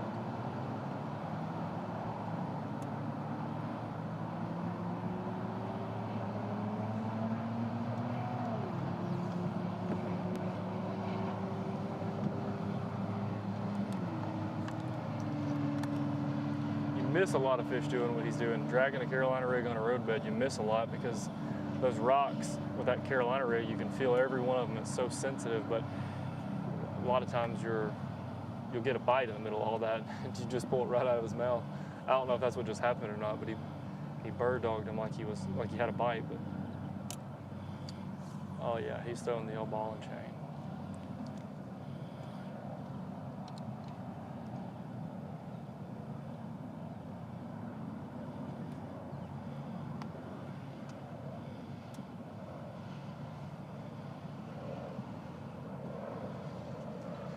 Jason Duran. I know what it's like, buddy, to sit up there and talk to yourself. Talk to yourself's not easy, is it? I don't. You know, Luke's really good at talking to himself. Well, I don't mind it. He can just talk all day. I catch myself. Yeah. Well, I'm watching good fishing over here, so I don't mind it. And I keep saying every tournament, and by the way, I'm not getting paid by Phoenix $1 to say how pretty these boats are, but gee, Pete, if you can see the one I'm watching right now, it is the prettiest one I've seen all day. But anyhow, what you got going on over there, J-Dog? I'm pulling up on a new Phoenix boat here, Mr. Delano Green and Delano Green Jr. got a new Phoenix boat this year, so they are definitely fishing in style today. The 920 Elite. All right, guys, this is why we come to Guntersville right here. It is. Fishing the grass. Y'all got the pick of the poison today.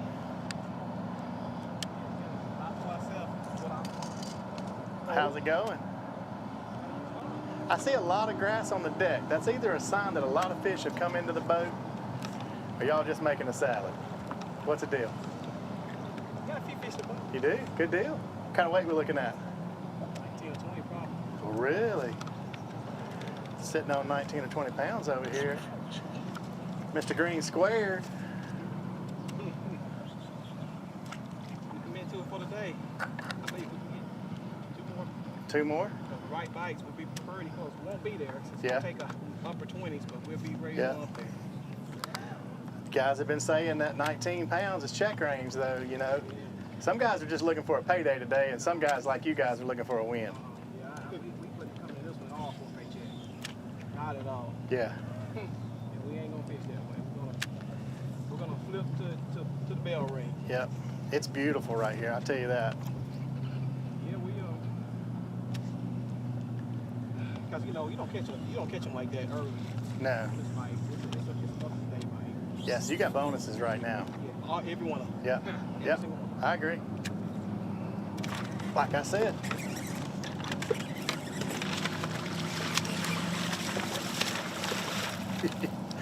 I mean, It don't get no fun. let's just call it textbook right here, boys. Good job. You know, what y'all don't know at home is, you know, we talked to the doc this morning. He said, if you'll come about 10:04, I'll set the hook on one. You can make some good TV. So here we go. I'm sure. There you go. I'm gonna check and be sure. Beautiful grass bite. Jason, for the one that, well, me and Kenny can't see what's going on. Could you please describe what you're looking at? Not gonna Are we help fishing a grass that mat? one. But so, no, we are fishing just a big grass flat. And it just grass, you know. So there's little clumps in the grass. So it's you underwater know, grass? This whole area is solid grass. It's underwater grass, just barely touching the top of the water. Folks at home can kind of see the cameraman's kind of showing a little bit of it. Just under the water grass. Some of it's just topping out just a tiny bit off the river ledge, sitting in about probably 3 to 4 foot of water. Way off the bank, but from here to the bank, it's about 4 foot. And they're just dropping it in a little place here and there, you know. They said they plan on camping out here.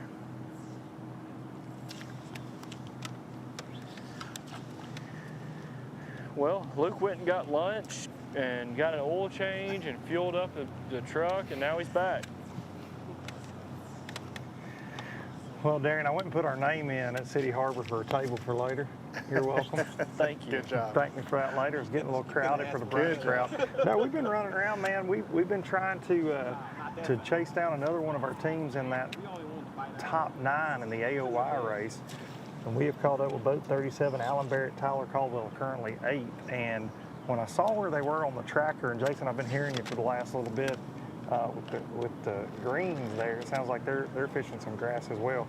We are all the way in the back end of Seabold, and everything is matted out, a lot of floating eelgrass, a lot of the other grass in here topped out, and they are frogging. And this is what you come to Guntersville for.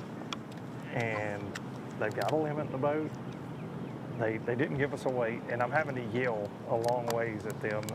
For folks at home watching, you can see that they're a pretty good ways from me, and I didn't want to go. They're fishing kind of mats on both sides. There's one ditch that's really between the hard bank line and then a mat out in the middle, and they're kind of alternating where they throw at the bank and then they turn and throw out the mat. So I'm not going to cut their mat in half on the trolling motor here to get over a little closer and talk to them. But in a ledge tournament, it's always fun to watch some frogging. That's for sure. For me, that's where my confidence is when I'm trying to swing. Yeah. What bait is this here?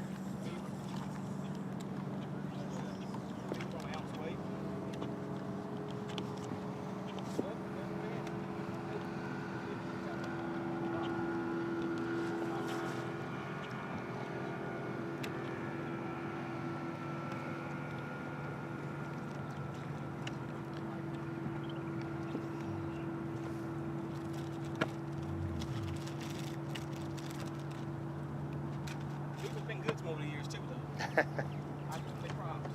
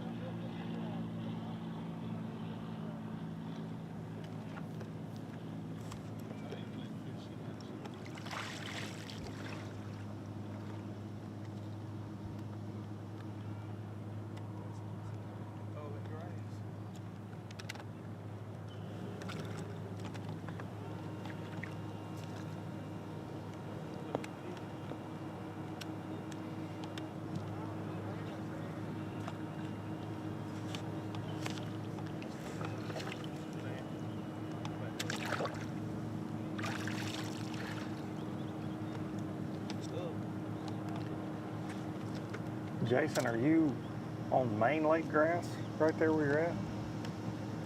I didn't look at the tractor. Oh, yeah. Yeah. I mean, if you want me to tell you where we are, if you want to come up here and fish this afternoon, you know, we're just right here at Scottsboro. I'll be busy. I'll be busy this right here afternoon, at Scottsboro. buddy. You and Darian will be napping and I'll be pretty famous working. landing from here. So Darian's going to be napping. So no doubt. But yeah, not too far from a pretty popular spot in town, you know, in the town of Scottsboro. So not on the spot everybody thinks about, just down a little bit from there. But it is that big main, just huge flat of grass out here. And it's not where we are right now. It's still just barely under the water. So you can, man, you almost could throw some top water in here.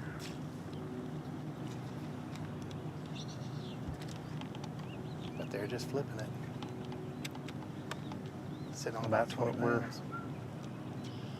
seeing, some frogging and some flipping right here.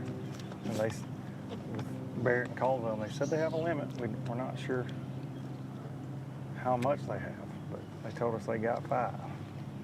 And there was another boat when we pulled in, we stopped on, checked on them, and they said, you don't want to cover us, go back there to those guys. They're catching them.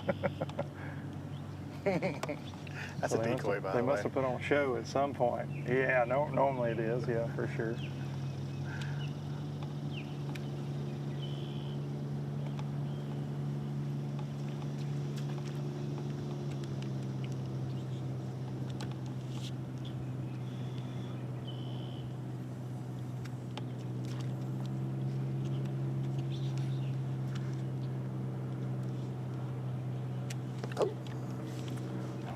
Guys, well, as our coverage winds down here, I think Miss Kay in the mobile studio is fixing to give us a little breakdown, and we'll see you guys in a few moments for the Bush Light breakdown.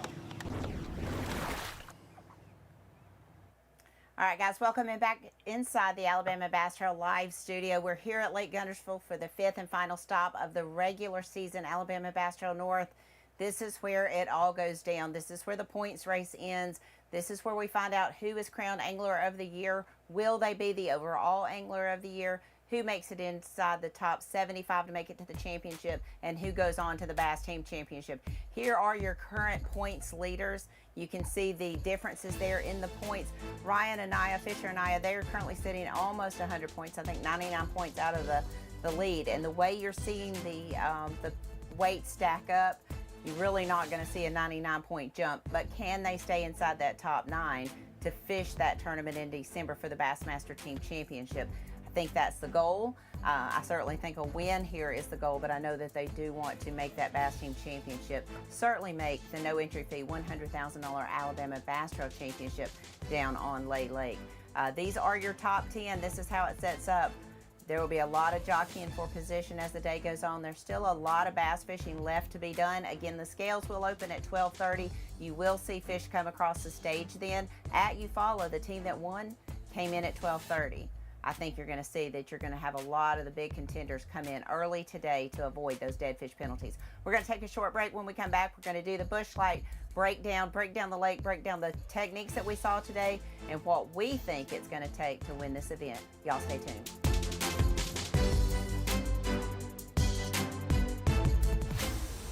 The Alabama Bass Trail is brought to you by Phoenix Boats, Landers McClarty Chevrolet, McGraw-Webb Chevrolet, and by Academy Sports and Outdoors. At Phoenix Boats, our passion for fishing is obvious. Whether it's a pro event or fishing with our family and friends, We truly love the sport of fishing. that's why our goal is to make every single Phoenix boat that goes out the door the best fishing platform it can be in both design and construction. We love to fish as much as anyone, and we believe it shows in every boat we build. Phoenix Boats, built by anglers for anglers. Here at Landers McClarty Chevrolet, it's time to pick your offer on a new Chevy Silverado 1500. That's right, pick the offer that's best for you. Choose rates as low as 2.9% for 72 months, or how about up to $12,000 off all Silverados? They have the best selection in years with over 500 pre-owned vehicles available. Big store, big on savings, and big on customer service. Visit LandersMcClartyChevrolet.com. Welcome to Minnow King. How can I help you? Everything looks good. I'm friggin' starving, man. Been spawning all morning. Ugh, TMI, bro. What do you want? I'll take a Crush City freeloader and gizzard shad. Anything to drink. Water. Pull ahead, please. Welcome to Minnow King. We're gonna have what he's had. Yeah, throw me in a Ned BLT, too. Pull ahead, please. Calm down. Quit feeding him so much. Hey, man, I'm trying to, man. If you overfeed him, he's gonna hide under a log. The perfect checking account doesn't exist. Not at a bank, that is. So why do you keep looking there? At AmFirst, you can get no minimum balance or monthly fees, an instant issue debit card, and free checks with unlimited check writing. But who doesn't want more? Like a rewards program you'll actually use, and convenient digital tools that make it easy to manage your account from anywhere. Now you could try and find that at a bank, or you could save yourself the trouble by checking with us. Stetson Blaylock, Todd Auden, Head Terry, let's go! Garmin Live Scope, I tell you right now, if you don't have it, you are behind. It's just wild. It's like a video game. If you do not have that Garmin Live Scope, you are definitely missing out. Bassmaster Classic Champion!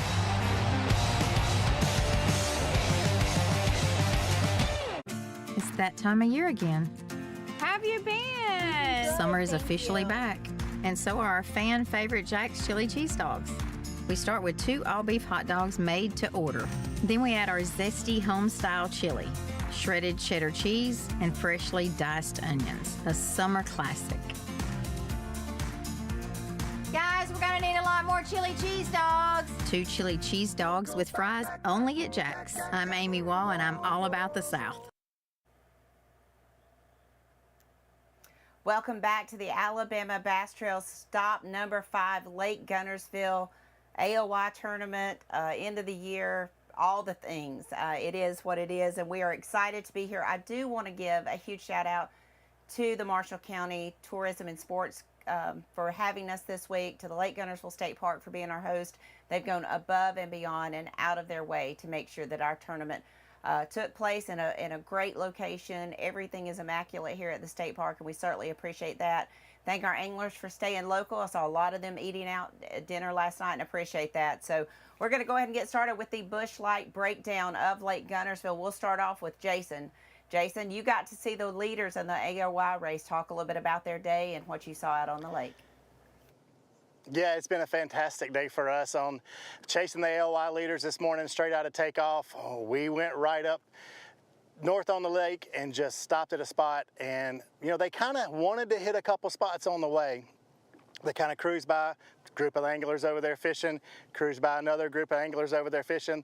They were like boat 79 taken out this morning, so they had 70 boats ahead of them that were already setting up on their spots. And they said to us, you know, those were some community holes that we probably wanted to hit, and we didn't want to hit the main spot until later in the day because they really weren't catching many fish later in the day. So we pulled up on them, and they were on their main juice. And they said, you know, we're going to see what we can do here. And they started scanning around. They had to sit down a couple times and scan around with their side scan to be able to really find the school. They said this school that they had located on Wednesday had over 200 fish in it. They had caught upwards of 26 pounds just kind of fishing around on Wednesday. And they said they felt like it was kind of a sneaky spot. And truthfully, nobody else really found it because they had the whole spot to themselves this morning.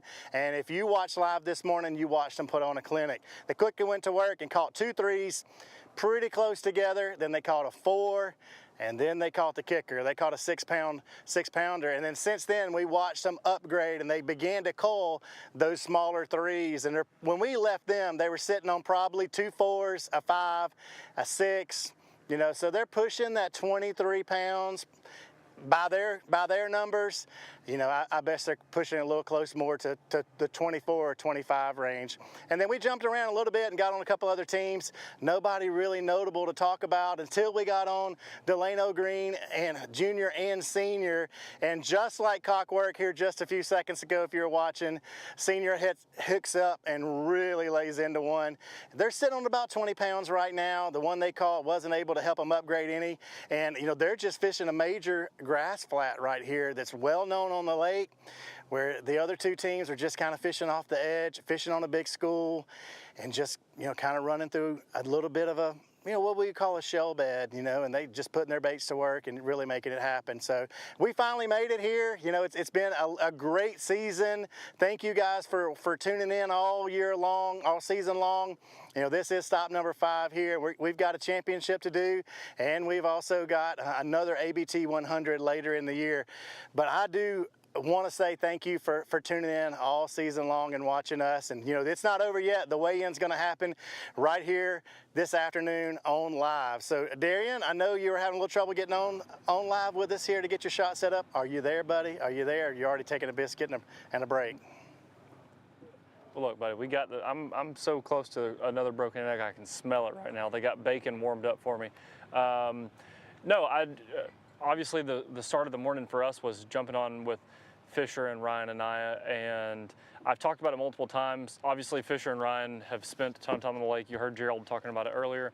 Fisher has spent more hours on the lake this year than, I would say, almost anyone other than the guides. But I think the unique thing about what they're doing, I've said this multiple times today, they can't make good casts onto their fish, and they still, the last time we left them two hours ago or so, they had 25 pounds making bad casts on this area. The water's not clear. They cannot fish a crankbait. They can't cast a big worm or a big football jig or any of the standard baits you would, you know, be fishing right now. So they're fishing a way that they don't want to fish. Very weird style of fishing, to be honest with you, and they have 25 pounds doing it. So I'm so anxious to see what happens after the current starts moving, the winds kind of died down. Does the grass spread out a little more and they can make better casts on it? That will be the unknown question for me. And I think that will be the cool thing about whoever's watching right now, to be able to come back to weigh-ins and see, can the father-son duo wrap this thing up with a, you know, over 25 pounds and take home a first place trophy just like the one I've got right here. Luke and Jason, I know y'all can't see this, but I am holding my trophy because I know someone today will be holding another trophy just like this one. Gerald said he doesn't think it's going to take 30 pounds. I'm not going to lie. I think it could get really close and flirt with it. And to me, it just feels like one of those days where we all expect 26, 27, and it can be one of those bombs away tournament where it's a 30-plus pound bag. So someone's going to take home a trophy, just like the one I've got here from 2017, 30 pounds. I want to say it one more time before we end live. Luke Duncan, wrap this thing up, buddy. Thank you, Darian. It does. It feels like 2017 out here today. I think a 30 bag could show up. You know, the crazy thing that we keep seeing is, and just as I'm doing this breakdown, John Maynor and Jimmy Mason roll in to fish this area in some grass and seabold that we're kind of set up in here. We've seen other teams in it, but I think what's kind of crazy to see today is some of these locals, like you mentioned, that have the amount of time out here, like a Fisher and I does. We've seen them choose to fish grass. We've seen that with Damien and Tyler choosing to fish grass. They reported they had over 20 pounds, and I've covered mainly teams fishing shallow, and it is going down in the grass. The question is, can they keep pace with those 4.5 and 5 pounders that some of those schools hold? To me, I think some of the bigger fish, Darian, I think you would agree with this, some of the bigger fish typically get caught in the grass. Those 7 and 8+ pound fish that we see get caught in the summer, you don't see a lot of those get caught in those schools. So maybe a guy runs into a little grass stretch and is able to put up that 25 pound plus. I do think we'll see some folks in the top 5 bring in bags out of the grass. We've seen so many people focusing on that today. So that's really going to be interesting at the weigh-in. And like you said, can Fisher and Ryan get it done? Is there another team out there that we haven't covered today? There are so many boats in this event that have already got that 28 to 30 pound bag that it's probably going to take to win. One thing's for sure, we're going to sort it all out at Lake Guntersville State Park here in just a few hours. Miss Kay, close this thing out for us. I want to answer a few questions that we had throughout live, and some of those posed from our camera guys, some of our talent out on the water. We have had 5 30-pound bags weighed in on the Alabama Bass Trail, the largest being here at Lake Guntersville at our very first tournament, 3202 with a 10-13 big bass. 4 of the 5 30-pound bags have been weighed in at Lake Guntersville. The only other 30-pound bag weighed in at Wheeler Lake in 2018 with, guess who? Mitch Mitchell, Candler McCollum. They had 2 wins that year. Started the season off at Wheeler, had one at Neely Henry. They got 4 wins on the Alabama Bass Trail. Pretty stout competitors. We've had several 29-pound bags weighed, and guess what? A couple of them were weighed right here by Josh Butts and Stephen McAvoy. So a lot of good information out here on Lake Guntersville. I do also want to say, you know, I think we're gonna get a little closer to 30 pounds than we initially thought that we were gonna get. The last time we were here in June 11th, 2022, it took 24.57 to win and 17.42 to get a check. I think you're going to see the 40 place check number go up significantly. I think you're going to be somewhere between that 18.5 to 19 pound range to get a check here today, and that's exciting. In 2018, we had 38 bags over 20 pounds. Can we see that? Not sure, but it's going to be a lot of fun. Today at 2:30 live here at Lake Guntersville State Park. 2:30 is when the weigh-in is supposed to start. Guys are going to start coming in at 12:30. We will capture all of that. We will make sure that you get to see it on live before we get started. You won't miss a single bit of the action. Thank you for tuning in today. We certainly appreciate it, and what a great way to wrap up our 11th season out here on the Alabama Bass Trail. Stay tuned. We'll be back at 2:30. Thanks for tuning in.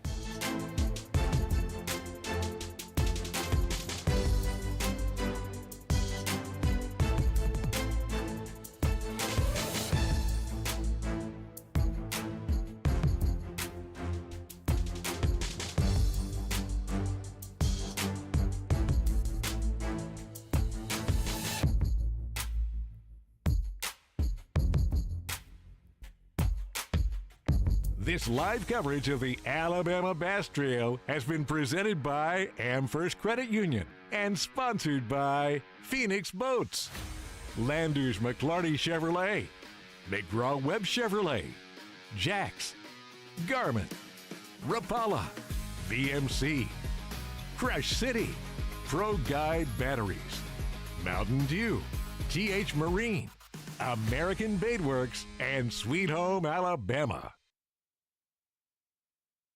The Alabama Bass Trail is sponsored by Rapala, VMC, Crush City, TH Marine,